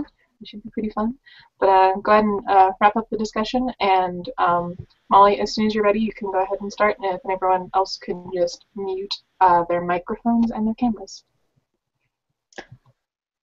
Well, any final comments before I take over? I have to get going, but it was great talking to all of you about cosplay. It was fun, Yeah. so I'll probably be back Yay. to watch later, but can't wait to see you guys.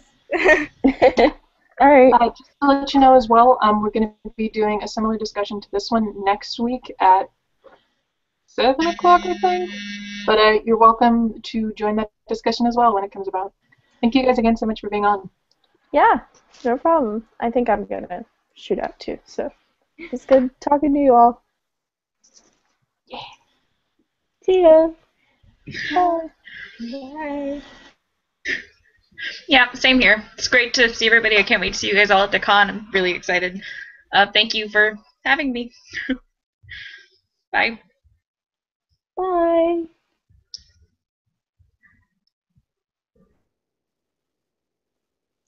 Okay.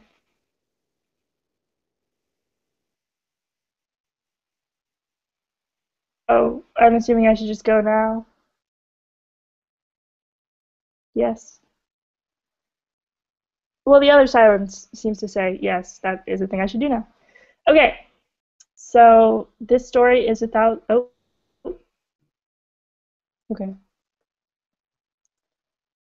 Well, for the author of this fic, I don't know. Do you want to leave? Don't be self-conscious. I've already read your fic and I like it, so.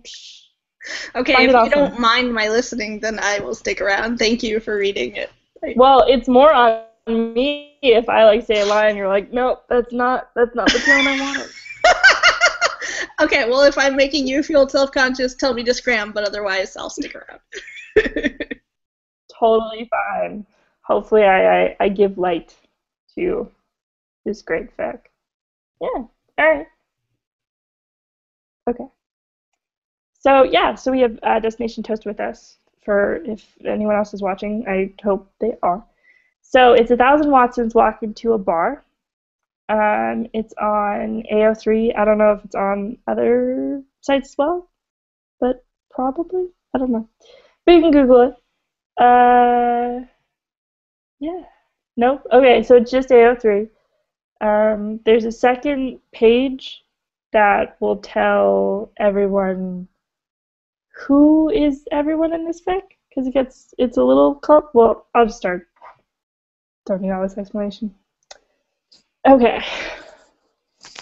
I'm gonna take one quick drink.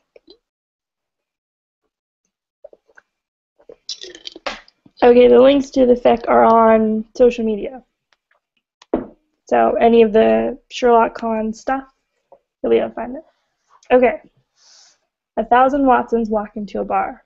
Summary. Once in a while, all the Sherlock AU John Watsons get together for drinks.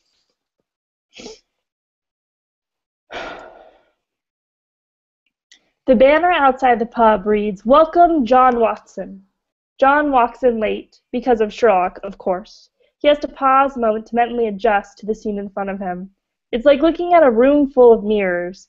Some of them decidedly funhouse mirrors, though. Hundreds of other John Watsons turn towards him as he enters. They lick their lips, smile, and wave. He licks his lips, smiles, and waves back. "John, come have a drink," one of them waves from a table full of military AU Watsons. It's the Watson from the Canadian Forces, John notes. He hasn't served in a number of years, but John isn't surprised to see him still most at ease with the other military men. John hesitates for a moment, considering joining him.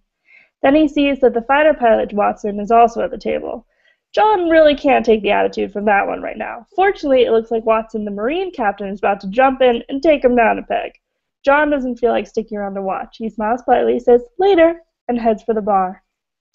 He has to pass through the support group of Watsons who've lost their Sherlocks along the way. There's someone telling the most heart-wrenching story about a brain tumor. And now he really needs a drink. He orders a pint, and as he waits, he listens to the conversation of the Watsons on the stools nearby. "Sherlock is just so French sometimes, you know," says a frustrated Watson in tennis togs. The nearby Watsons, one of whom John is surprised to see wearing a baseball uniform, respond with quizzical looks, then shrug and nod sympathetically. "He's certainly arrogant," they agree. On John's other side, he suddenly hears a chorus of admiring noises, and he turns to see an array of Watsons grinning at one in their midst who is blushing. "Wait, you had sex with two of him? At once? Tell us what that was like," several Watsons demand as they lean in to clap him on the shoulder. John sighs. He has long ago come to accept that, for whatever reason, in most universes, he is having sex with Sherlock. He thanks the barkeep for his drink and wanders off. In the process, he passes some Watsons who were not so fortunate in their choice of threesomes. The Watsons who had sex with both Holmes brothers at the same time are sitting by themselves, getting disgruntled looks from the others. Only the Watsons who have had sex with Harry, or the ones who purposefully had sex with Moriarty, are more outcasts. John walks on. He smiles as he waves to the parental Watsons, many of them exchanging photos of a dark-haired boy named Hamish at varying ages, but others mentioning Jeannie, Ava, or other girls' names, but doesn't have much to contribute to their proud, exhausted chatter. Instead, he stops briefly at a table where a herd of Watsons are clustered around one in a tux, shouting names. "Daniel Craig," one demands. The Watson in a tux chuckles. Sherlock doesn't have to deduce anything about him. We're friends. There are oohs of envy. More celebrity names are called out, and the well-groomed Watson shares personal tidbits, occasionally scandalous, that Sherlock has inferred about each. After lingering for a few amusing bits of Hollywood gossip, John moves on to where most of the women are clustered. All the Joannes and Janes and Johnnies are oddly fascinating, softer versions of himself, but he can't decide whether it's wrong that he finds most of them a bit attractive. Either way, he can't help but flirt a little, though without any success. It can't be too weird, though, because he definitely saw a pair of male Watsons getting handsy with one another in the corner. Close at hand, another Watson is playing a solo game of darts with impressive accuracy. Right-handed? That's a new one. John considers joining him, but a conversation from a nearby table draws his attention. But does he ever seem to know a bit too much about the criminal mind? One Watson is asking worriedly. Sure, the other nods. And is he good at manipulating people? A master, they agree. Are you sure he's not a serial killer? The first Watson asks. Don't be such a Donovan, another says dismissively. My Sherlock isn't a serial killer, a second says firmly. But he is a monster. I mean, literally a monster. Mine's a machine, a third chips in. Well, mine's an angel, a final Watson remarks. Again, literally. But not really as nice as you think, given that. John, wandering further, finds himself on the periphery of a crowd of Watsons all vying for dominance, while other Watsons watch admiringly. Oh God, the Omegaverse Watsons. John just does not understand them. He realized that a couple of furrier folks on the edge of the crowd are actually werewolves. One of them is asking an Omega Watson, "What, really? Pregnant? I mean, what do I want to give for herself?" lubricating arse, but yeah, I don't think I'm up for that. John shudders and turns away, nor does he join the Watsons trading stories of vampires or of zombies. Instead, he pauses for a few minutes to share a drink with a Watson in fancy breeches and a jacket from the early 1800s, and a couple Watsons in waistcoats from sometime around World War I and World War II, if he's not mistaken. John is curious about the state of medical science in each of their time periods, but he doesn't get a chance to ask because the more recent Watsons are busy trying to help the Regency-era Watson decide what to make of a marriage proposal. From Sherlock, of course. John sighs and moves on. He pauses for a bit at the kids' table. Several boys in red and yellow or black and yellow striped scarves are levitating their drinks to the delight of the other youngsters. Nearby, a few Watsons in more mundane school clothes, is that in uniform one of the boys? How unexpectedly posh! Are talking to a nerdy Watson with a leather jacket wrapped around his shoulders. They seem to be discussing how the rules of rugby compare to those of American football, of all things. At an adjacent table, John spots a hedgehog sipping from a bowl of beer shared by a small bat.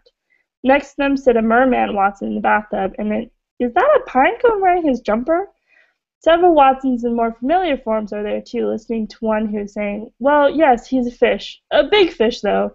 You'd think he'd be kind of ineffectual, but actually, he's rather brilliant. Isn't he always? Another agrees. A fish sounds rather nice, actually.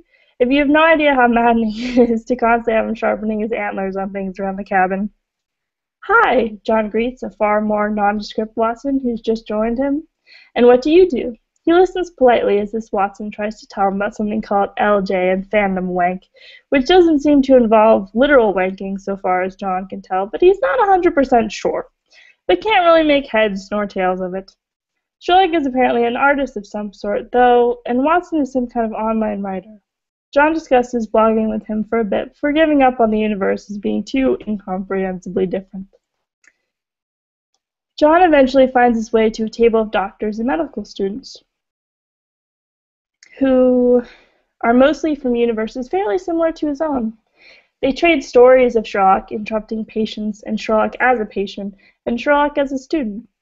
As one Watson regales the rest with tales of Sherlock auditing his medical courses and slowly seducing him, other Watsons grin knowingly. John just blushes. Soon, though, they're back to a mixture of complaining about Sherlock admiringly and admiring him complainingly, and John happily joins them for that. Much later. So, see you later this year at WatsCon? One asks as they put on their coats. John shrugs. I don't know. It's so much bigger with everyone there. And John always feels such peer pressure to grow a mustache when hanging out with most of the other versions of the various Watsons, which he doesn't really want to do. Yeah, but it's got a lot better since the recent explosion of Joanne's. True. Most of the new Joanne Watsons are quite badass, he says. I can learn things from them. And they're quite fit, too. He nods agreement. Most of the recent of Joanne's at the all-Sherlockian WatsCon look very different from him, so he's not too bothered that he thinks so. Right, I'm in, he smiles. There are handshakes and claps on the shoulder all around, and reminders to take care of Sherlock until they meet again.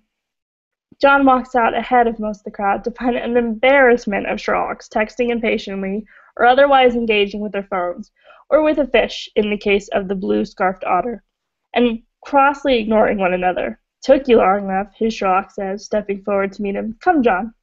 Sherlock takes the lead, and John, with a final fond glance back to the pub, follows, as always. So, that's the end of the story. I hope you liked it. Oh, it's okay. I just skipped over that self-lubrication thing for a second. Thank you. For anyone else who's watching, there's part 2, which just explains which Watson was which, as Destiny's Toast went through each universe, which, if you didn't get it the first time around. So now you can come back, so I'm not talking to myself. Please. Or am I reading more? No, I'm not. Yeah? Hi. Hi! Yeah. Sorry about that. Other camera. Good reading. It was great. I love that fic so much. So we're gonna have Barbara read 2 pieces of fan fiction. One by I Ship an Armada and Shiny Sherlock, and then the other is by 30%. Sorry, I have a terrible memory. She's primarily reading 2 because Molly is going to be reading from the canon Arthur Conan Doyle stories later on, and those are a little bit longer. So we're going to have Barbara on to read whichever fic that she prefers first. And take it away, Barbara, when you feel comfortable. Okay.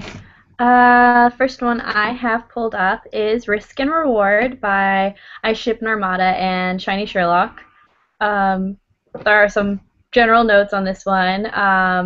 The prompt was they were given 3 words for the prompt, which were cottage, delivery boy, and ice pick, and this is what resulted. So let us begin.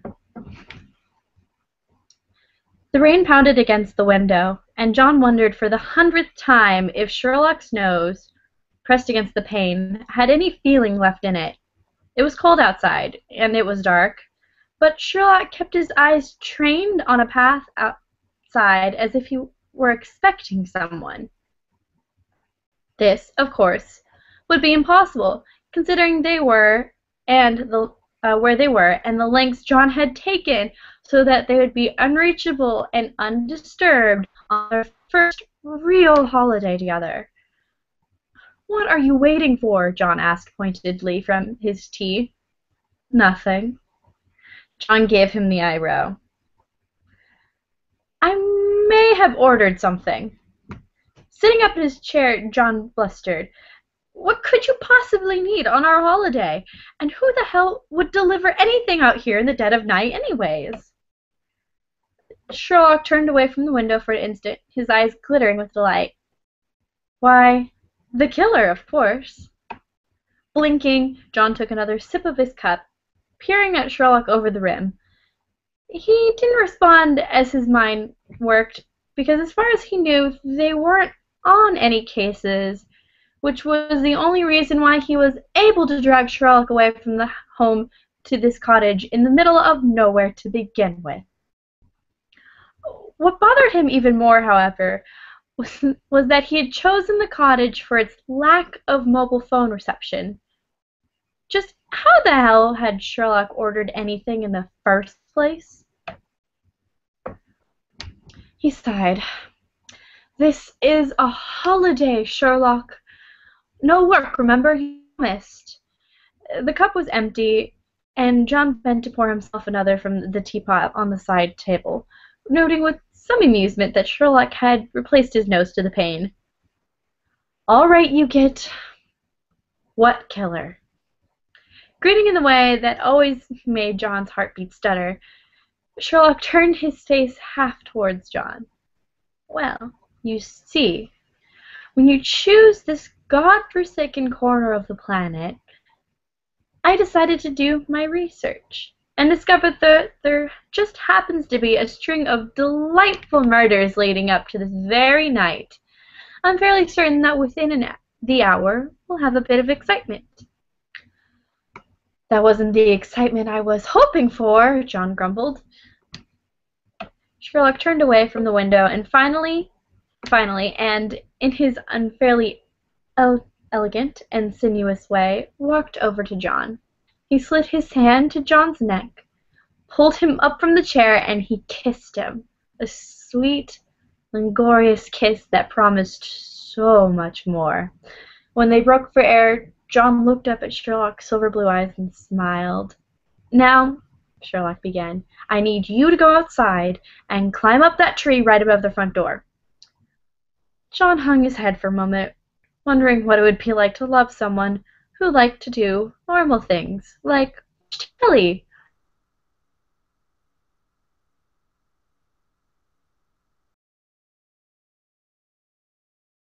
Outside. Sherlock rolled his eyes. "Acute observation, John." He pushed at John's chest. "But I need you to be ready." With a grumble, John straightened and considered resorting to drastic measures to distract Sherlock. Sod the killer. This was their holiday, and he was significantly disappointed they weren't already in bed as it was. He gave Sherlock the look. Sherlock narrowed his eyes. No, no, no, no time for that, he said. John frowned. Perhaps he also pouted. Sherlock seemed to take pity on him, drawing him close, pressing him up against him just so. And John melted into his arms as Sherlock brought his lips closer to John's ear. Just think how good it will be after confronting the killer, tackling him to the ground, and the excitement coursing through your veins. Helpless when Sherlock used his voice against him, John sighed. Fine, all right. Nearly jumping for joy, Sherlock spun around and pressed his nose to the glass once more. I'm not leaving you down here unarmed. Sherlock flicked his hand at him. Fine. Given that Sherlock didn't move, John took it upon himself to rummage through the cottage until he found something that might serve as a weapon. In the drawer by the sink, he found an acceptable tool and stalked over to Sherlock, placing it in his hand. Oh, yes, Sherlock said with approval, his hand grasping the handle. That'll do. He waved John off, his eyes red on the path outside. Go quickly, before he arrives. What exactly am I looking for? It would be helpful if John had an idea. He didn't want to tackle the caretaker or some hapless citizen. A delivery boy. John frowned. A delivery boy, he repeated. They were an hour out from the nearest town, and that town was populated by 150 farmers and their families. When they drove through to get to the cottage, John hadn't seen anything more than a small market and a petrol station, much less a restaurant that would deliver. How did... Sherlock stopped him with a look. The look that said, bloody don't ask questions. John resisted the urge to stick out his tongue. Instead, grabbing his jacket from the coat tree and shrugging it over his jumper, he glanced outside, truly regretting not bringing a hat or an umbrella. This was going to be miserable. You're gonna owe me for this, John groused. Sherlock let out a deep rumble of a laugh and answered, Don't worry, John. I plan to reward you for your efforts. A thrill of arousal ran through John at the prospect. He pursed his lips and nodded, though Sherlock wasn't looking. And he opened the door. Instantly blasted with an icy sheet of rain, all the feelings of anticipation and warmth were also doused, and John's face fixed itself into a scowl. He stomped through the mud to the damned tree and began to climb, boots slipping against the slickened trunk. He found a perch along a strong limb. He fairly directed above the porch, only then did he think to ask himself what exactly Sherlock wanted to do from up there. Another sigh escaped from him as he realized what the plan must be. Ridiculous! Dangerous! A plan likely to fail and end in at least one person injured. A plan that had Sherlock written all over it. John considered scrambling back down and telling Sherlock exactly what a shit plan it was, but a flash of light caught his eye. A small car was making its way up the muddy road. It stopped at the end of the path, and then a slight, shadowy figure was climbing out and walking cautiously up the path to the cottage. When the figure stepped into the pool of light from the cottage window, it paused and raised a hand to pull back the slicker's hood. It was a boy, no more than 15 or 16, carrying a plastic takeout bag. John could smell the food where he perched. Egg rolls. He'd know that scent a mile away. His stomach growled, and he was thankful for the pounding of the rain that masked it. The boy paused and cocked his head, and then turned in a slow circle. John saw he was rather bland in appearance, nothing special about him, and made him stand out except for his glowing red eyes. What the bloody hell? Well, at least it was something new, but as far as he could recall, he'd never seen that before. The boy, or whatever it was, sniffed the air like a dog, and John wondered how he could possibly smell anything over the enticing scent of egg rolls. John wondered if he could wrestle them away from the creature without damaging them, because really, they did smell divine. His stomach grumbled again. The boy's head looked directly at John, and bared sharp, blade-like teeth. John shuddered. Hey, mister, did you order some Chinese? Completely startled, John lost his balance and, with an unelegant cry of alarm, fell from the tree like a stone. He then landed half upon the boy. Demon? Werewolf? Was pure luck, and they both collapsed to the ground in a heap. Thankfully, the bag of egg rolls had survived intact. Sherlock! John bellowed, scrambling to his feet. Jesus Christ, mate, take it easy, the boy complained, standing up, rubbing his hip. Unable to contain the slightly panicked squeak in his voice had become, John nonetheless demanded, What the hell are you? At that moment, thunder crashed above, and Sherlock tore open the door with a dramatic flourish, wielding an ice pick above his head as his dressing gown fluttered around him like a cape. John had barely taken a breath before Sherlock frowned and lowered his head. No, Sherlock pointed at the boy. Red contacts, fake teeth, all wrong. John was panting now from the adrenaline. His eyes darted back and forth between Sherlock and the boy. Not the killer? No, said Sherlock, utterly disappointed. Just an idiot delivering egg rolls. Yes, the boy was taken aback. Boy, idiot! John's anger coalesced and aimed itself at the boy. Yes, idiot! What were you thinking? We could have killed you. A tad ashamed, the boy slipped the plastic teeth out of his mouth. Sorry, he mumbled. Just having a bit of fun. Usually it's just sloppy lovebirds up here. He glared at both of them.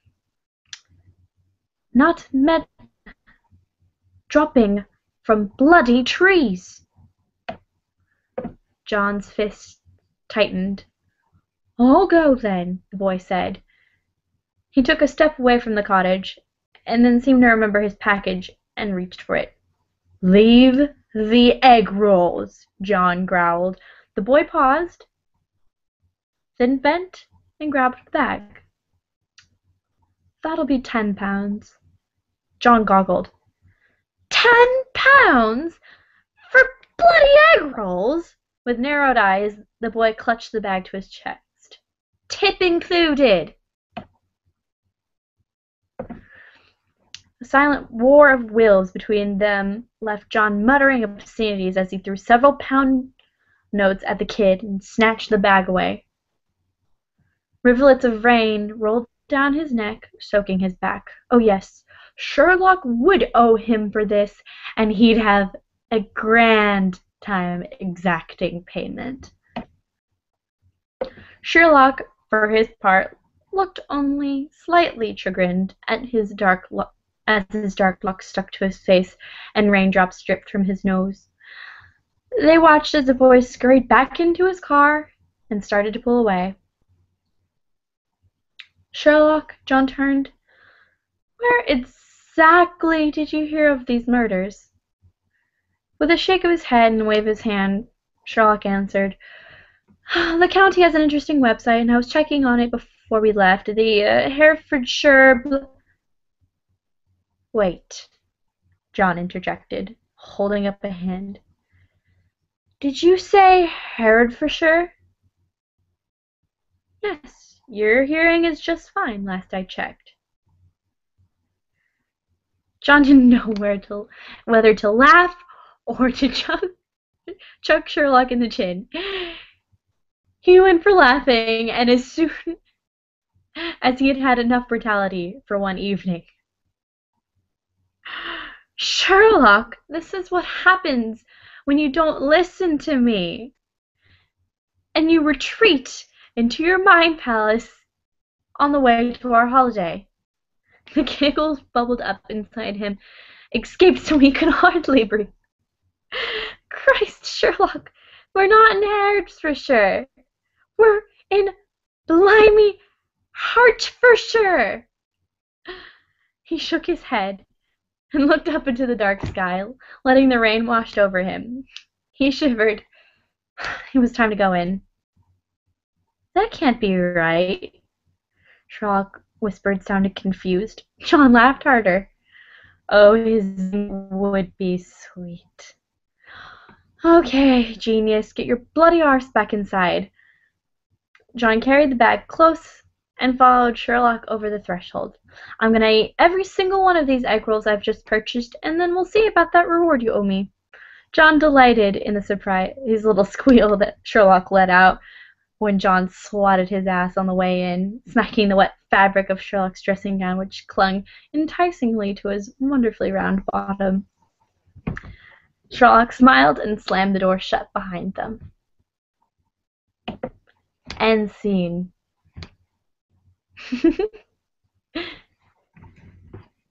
Okay, so I need to open up the next one. By the way, that was Risk and Reward again. I ship an Armada and Training Sherlock's fic, and you can find it on AO3.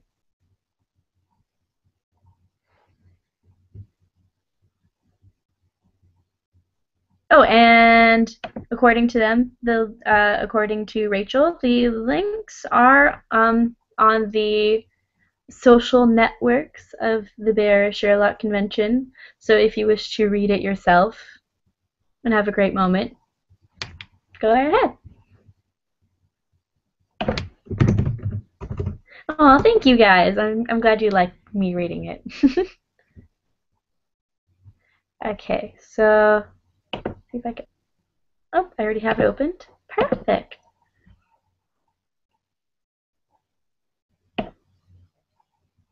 Okay, so the next one is by 30%, and it is titled Geometry. Do they have any important notes? Nope, just that it was a gift for someone. How nice.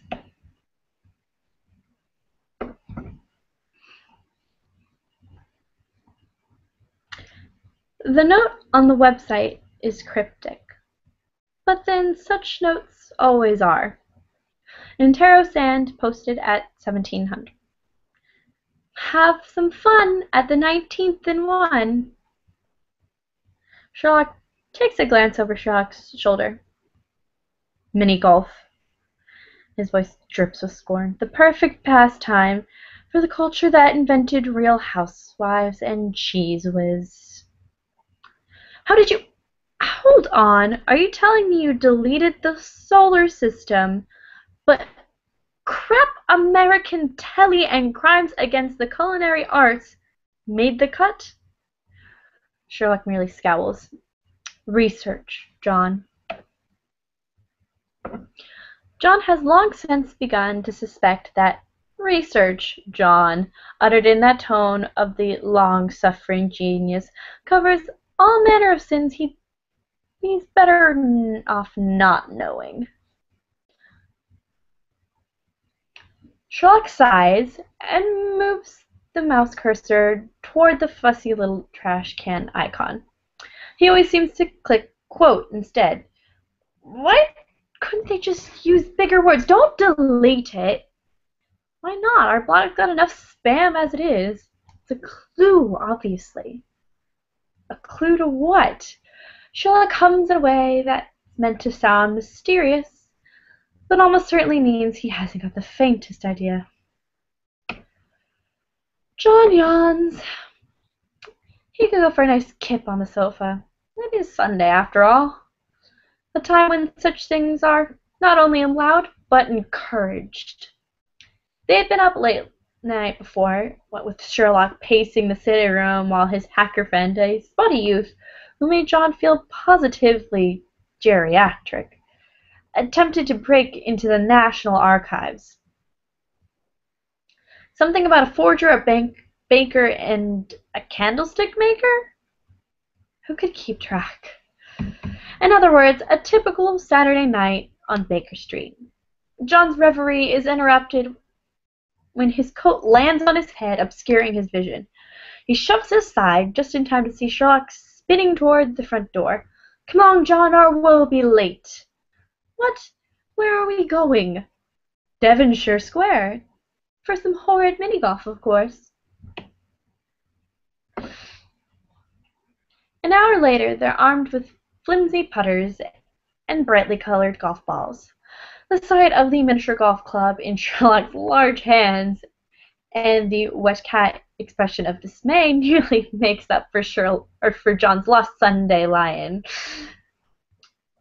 "Haven't you played mini-golf before?" "John, of course I've played mini-golf before." "Well, why are we here now, then?" Sherlock sighs in his "why am I surrounded by imbeciles" sigh, and gestures with the putter.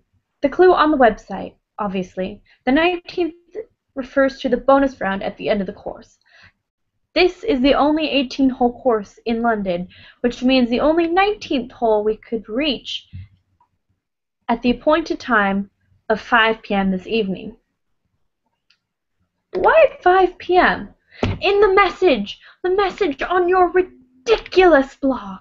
The timestamp is clearly forged. It was out of sequence with the post before and after, ergo a clue.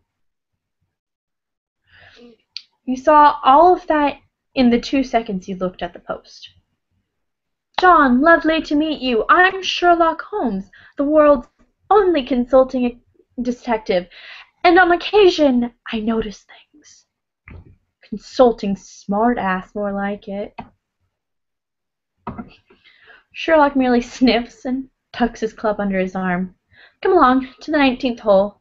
"Oi, wait up! We're meant to play some mini-golf here, aren't we?" "Since when are you enamored of the rules? I've yet to spot an armed guard enforcing our adherence to the course." "We're here, we've paid, we've got nearly an hour before 5. I say we play a game." Sherlock grows more affronted with every word, and John starts to wonder if he'll ever need to locate smelling salts. John grins. "Come on, it's just geometry, right?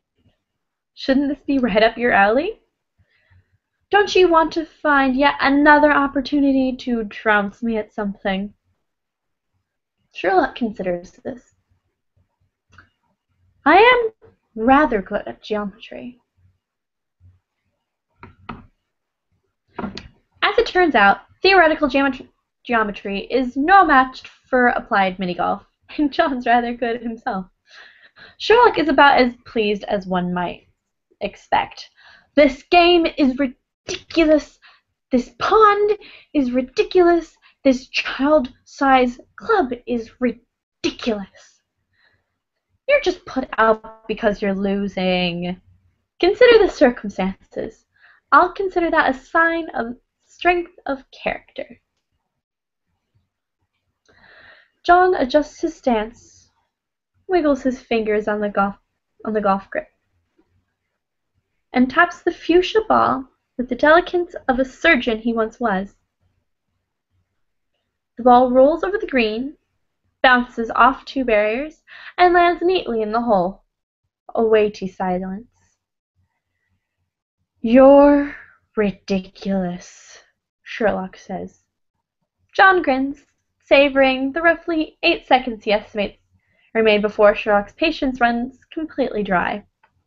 John glances at his watch. "Look, almost. Shall we wait to the 19th hole?" Sherlock releases his breath through his teeth, regarding his putter through his narrow eyes. He nods once, and John won't be surprised if he wakes up tomorrow to find 221B repurposed into a small mini-golf training ground for the over-competitive consulting detective. They make their way toward the 19th hole in silence. Sherlock trudges, and John endeavors to keep the bounce in his step to a minimum. They reach the final hole, and Sherlock grumbles. The clue says we're to get a hole in one. I suppose you'd give it a try. John grins. Are you acknowledging that I, John Watson, am a better mini golf player? Sherlock scowls. I may need to take a picture for posterity, you know. Will you get on with it? Fine, fine. John eyes the obstacle in front of him, a windmill with a lazily turning arm. He'll only have one shot at it, and then the ball will be gone. If he hits the center target, he'll get some sort of prize. That must be where the clue can be found. He narrows his eyes and licks his lips, lining the putter with care. Sherlock's stare is nearly burning a hole in the back of his neck, and he can't resist a few extra test swings, just to sense the man's blood pressure rise. He grins and gives the small ball a solid knock. It shoots over the green, up the slope, and rolls right into the center channel. Perfect shot. He turns and winks at Sherlock, who looks as if he'd swallowed something sour, but gives a grudging nod. John strolls up to the windmill, his club swinging at his side, to collect his prize, a small plushed rabbit, and a simple slip of paper that says, Cinnamon. Sherlock appears, hovering over John's shoulder. When John looks up, confused, Sherlock simply points across the courtyard to the adjoining restaurant and bar. John reads the awning. Cinnamon Kitchen. They enter the darkened restaurant and nearly collide with Lestrade, Molly, and Mrs. Hudson. John starts to apologize, then remark on the coincidence when Molly interrupts him with a jovial "Happy birthday!" and a bit of confetti in his hair. John blinks. What? I can't believe you didn't tell me. Mrs. Hudson gathers him up in a rib-compressing hug. Lestrade claps him on the shoulder. John glances towards Sherlock in confusion. The anniversary of the day of your birth. I'm sure you've heard of it. I understand people often gather and eat and make unfortunate small talk. Yes, but I don't really celebrate it. I'm kind of old for that, you know? It's true. At this point in his life circumstances, he girds himself for the possibility of a drunken phone call from Harry, and that's about it. Sherlock shrugs. You were moping. It was tedious. He hadn't been moping. He'd just, well, been dumped again, and maybe a bit sofa-bound, when not following Sherlock's coattails into cases. He blinks. So there was no mysterious case? What about the comment on the blog? Sherlock sniffs. That was Molly's idea. Apparently she has an internet alter ego. His eyes light up, the steam of impending deduction gathering almost vividly behind his ears, and Molly's eyes widen with alarm. John applies an elbow to his ribs, and Sherlock's teeth click shut. His mouth twists. Entirely mundane, as befits the phrase alter ego, obviously. Wait a minute. Did you take me out for mini-golf on my birthday? Sherlock hunched his shoulders. You paid for it, if you recall. But I was the one who insisted we play. Sherlock raises his eyebrows. And John sighs. Right. You manipulative bastard. Mrs. Hudson beams, and Sherlock slips an arm around Molly's waist, and all at once John feels absurdly pleased with life. Well, then, let me buy you all a drink. A few hours, several pints for John, and 2 double scotches for Sherlock, and 3 hot toddies for Mrs. Hudson later, they share a cab back to Baker Street. John is sandwiched in the middle, with Mrs. Hudson dozing on one shoulder and Sherlock pressed against the other. It's quiet and warm, the silence between them a comfortable, familiar weight. John lets his leg relax into Sherlock's thigh, and Sherlock nudges back, companionable. John tilts his head until he catches the sight of dark curls in the striking profile, and that set of mouth that doesn't look quite so forbidding now. The corner of Sherlock's quirks under his scrutiny, and not for the first time, he wonders, what if? Yay, the end.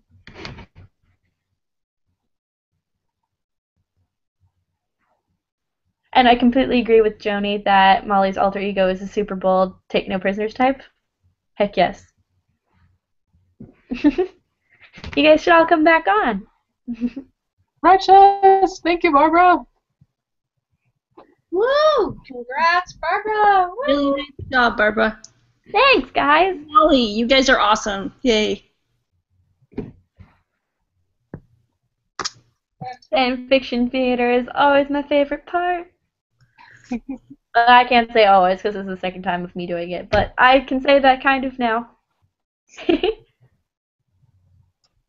No, it was good, and I'm very glad you got the one that was more sexually explicit than me.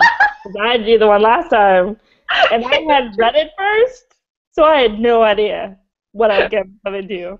I just started reading it, and I was like, all right, okay, we're doing this now. All right. Oh yes, honey lips. Honey lips, that's what it was. Sorry about that again. No, it was good, but no, that was. It was fun watching the color kind of appear on your face. Yeah. I just read it. Yeah. No, this will forever be my embarrassment spectrum as it gets redder. You'll know. Oh, but that was really good. I like how you giggled while John giggled. That was adorable. It was like you saw it a little bit more. We were just like, oh my god, it's ridiculous. Just give me my damn egg rolls. It made me really crave egg rolls. Me too! But I can't tonight, but if only. I'm pretty sure I'm going to be ordering Chinese food now because of that. I know, I might go grab some for lunch tomorrow or something like that, because I've been slowly munching on dinner when no one's paying attention. Yeah, thanks guys, getting us, the power of the fanfic writer. You make us crave all these egg rolls. So it's about 7:47, and Google Hangouts is unfortunately going to kick us off because they only allow 8-hour streams at a time, which is an improvement from last year when they only allowed 4-hour ones. I got cut off last time. I had to reread it. That was really sad.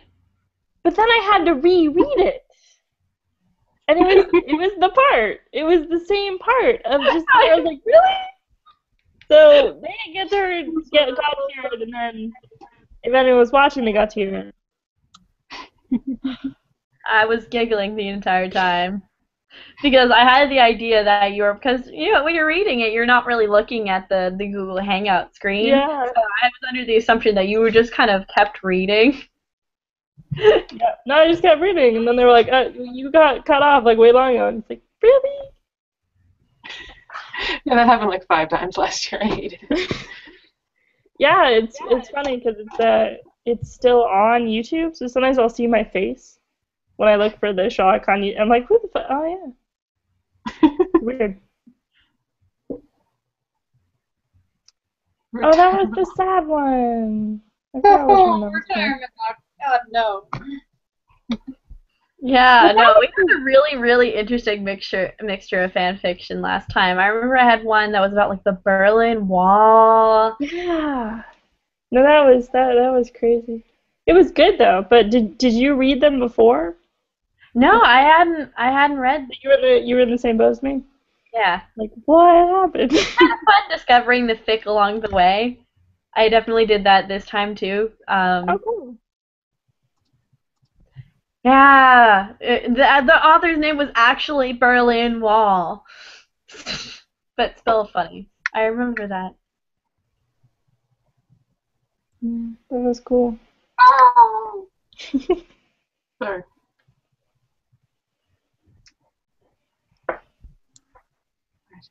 So it's about 7:50 now, and we're gonna go ahead and take a 10-minute break. Stream's gonna stop broadcasting, and then at 8 p.m. sharp, everyone who is here or who is currently here is welcome to come back, and we're gonna have a discussion on Sherlock Holmes satire, and basically have a big conversation about all the really, really bad Sherlock Holmes adaptations, because those are always fun. Real quick. Quick count me in. That's awesome. That sounds really fun. I have to duck out for a little bit. What's the schedule later on? Is it posted somewhere or? Oh, the schedule for the next 3 hours, it's just going to be 8 o'clock to 9 is going to be that satire discussion. 9 o'clock to 10 is going to be more Reader's Theater, and we're going to have some Neil Gaiman story, and then Molly's going to be reading the original canon Sherlock Holmes, and then at 10 o'clock to 11, we're going to have Sabrina do a live cooking show. Does it Awesome. have to be a live cooking show, or can I talk about cooking shows? I'm in an apartment building, and I'm really concerned that they would get really upset if I started cooking at 10 o'clock at night. I mean, No your choice flambé. is The last time I did that, I lit myself on fire. Oh, you're not supposed to light yourself on fire. You light the food on fire. Don't have Sabrina on flambe. So no flambé, okay? Almost. You could teach us how to brew the perfect cup of tea. Yeah. Perfect I can do that. mixture of cooking and unless you have like a gas stove, but there should be really no flames involved with that. Yeah, I have some long hair. That's the main reason why I caught on fire last time. Oh god. I didn't even realize my hair was on fire until it was like up to my arms, up to like my elbows, at which point I was like, oh no! Ah. I lost a good chunk of hair. Bye, guys! See you soon. I'm going to go ahead and end the stream for now, and we'll be back at 8 o'clock, and everyone will get an Google invite again. So keep an eye on your emails. See you in a bit, guys. Bye.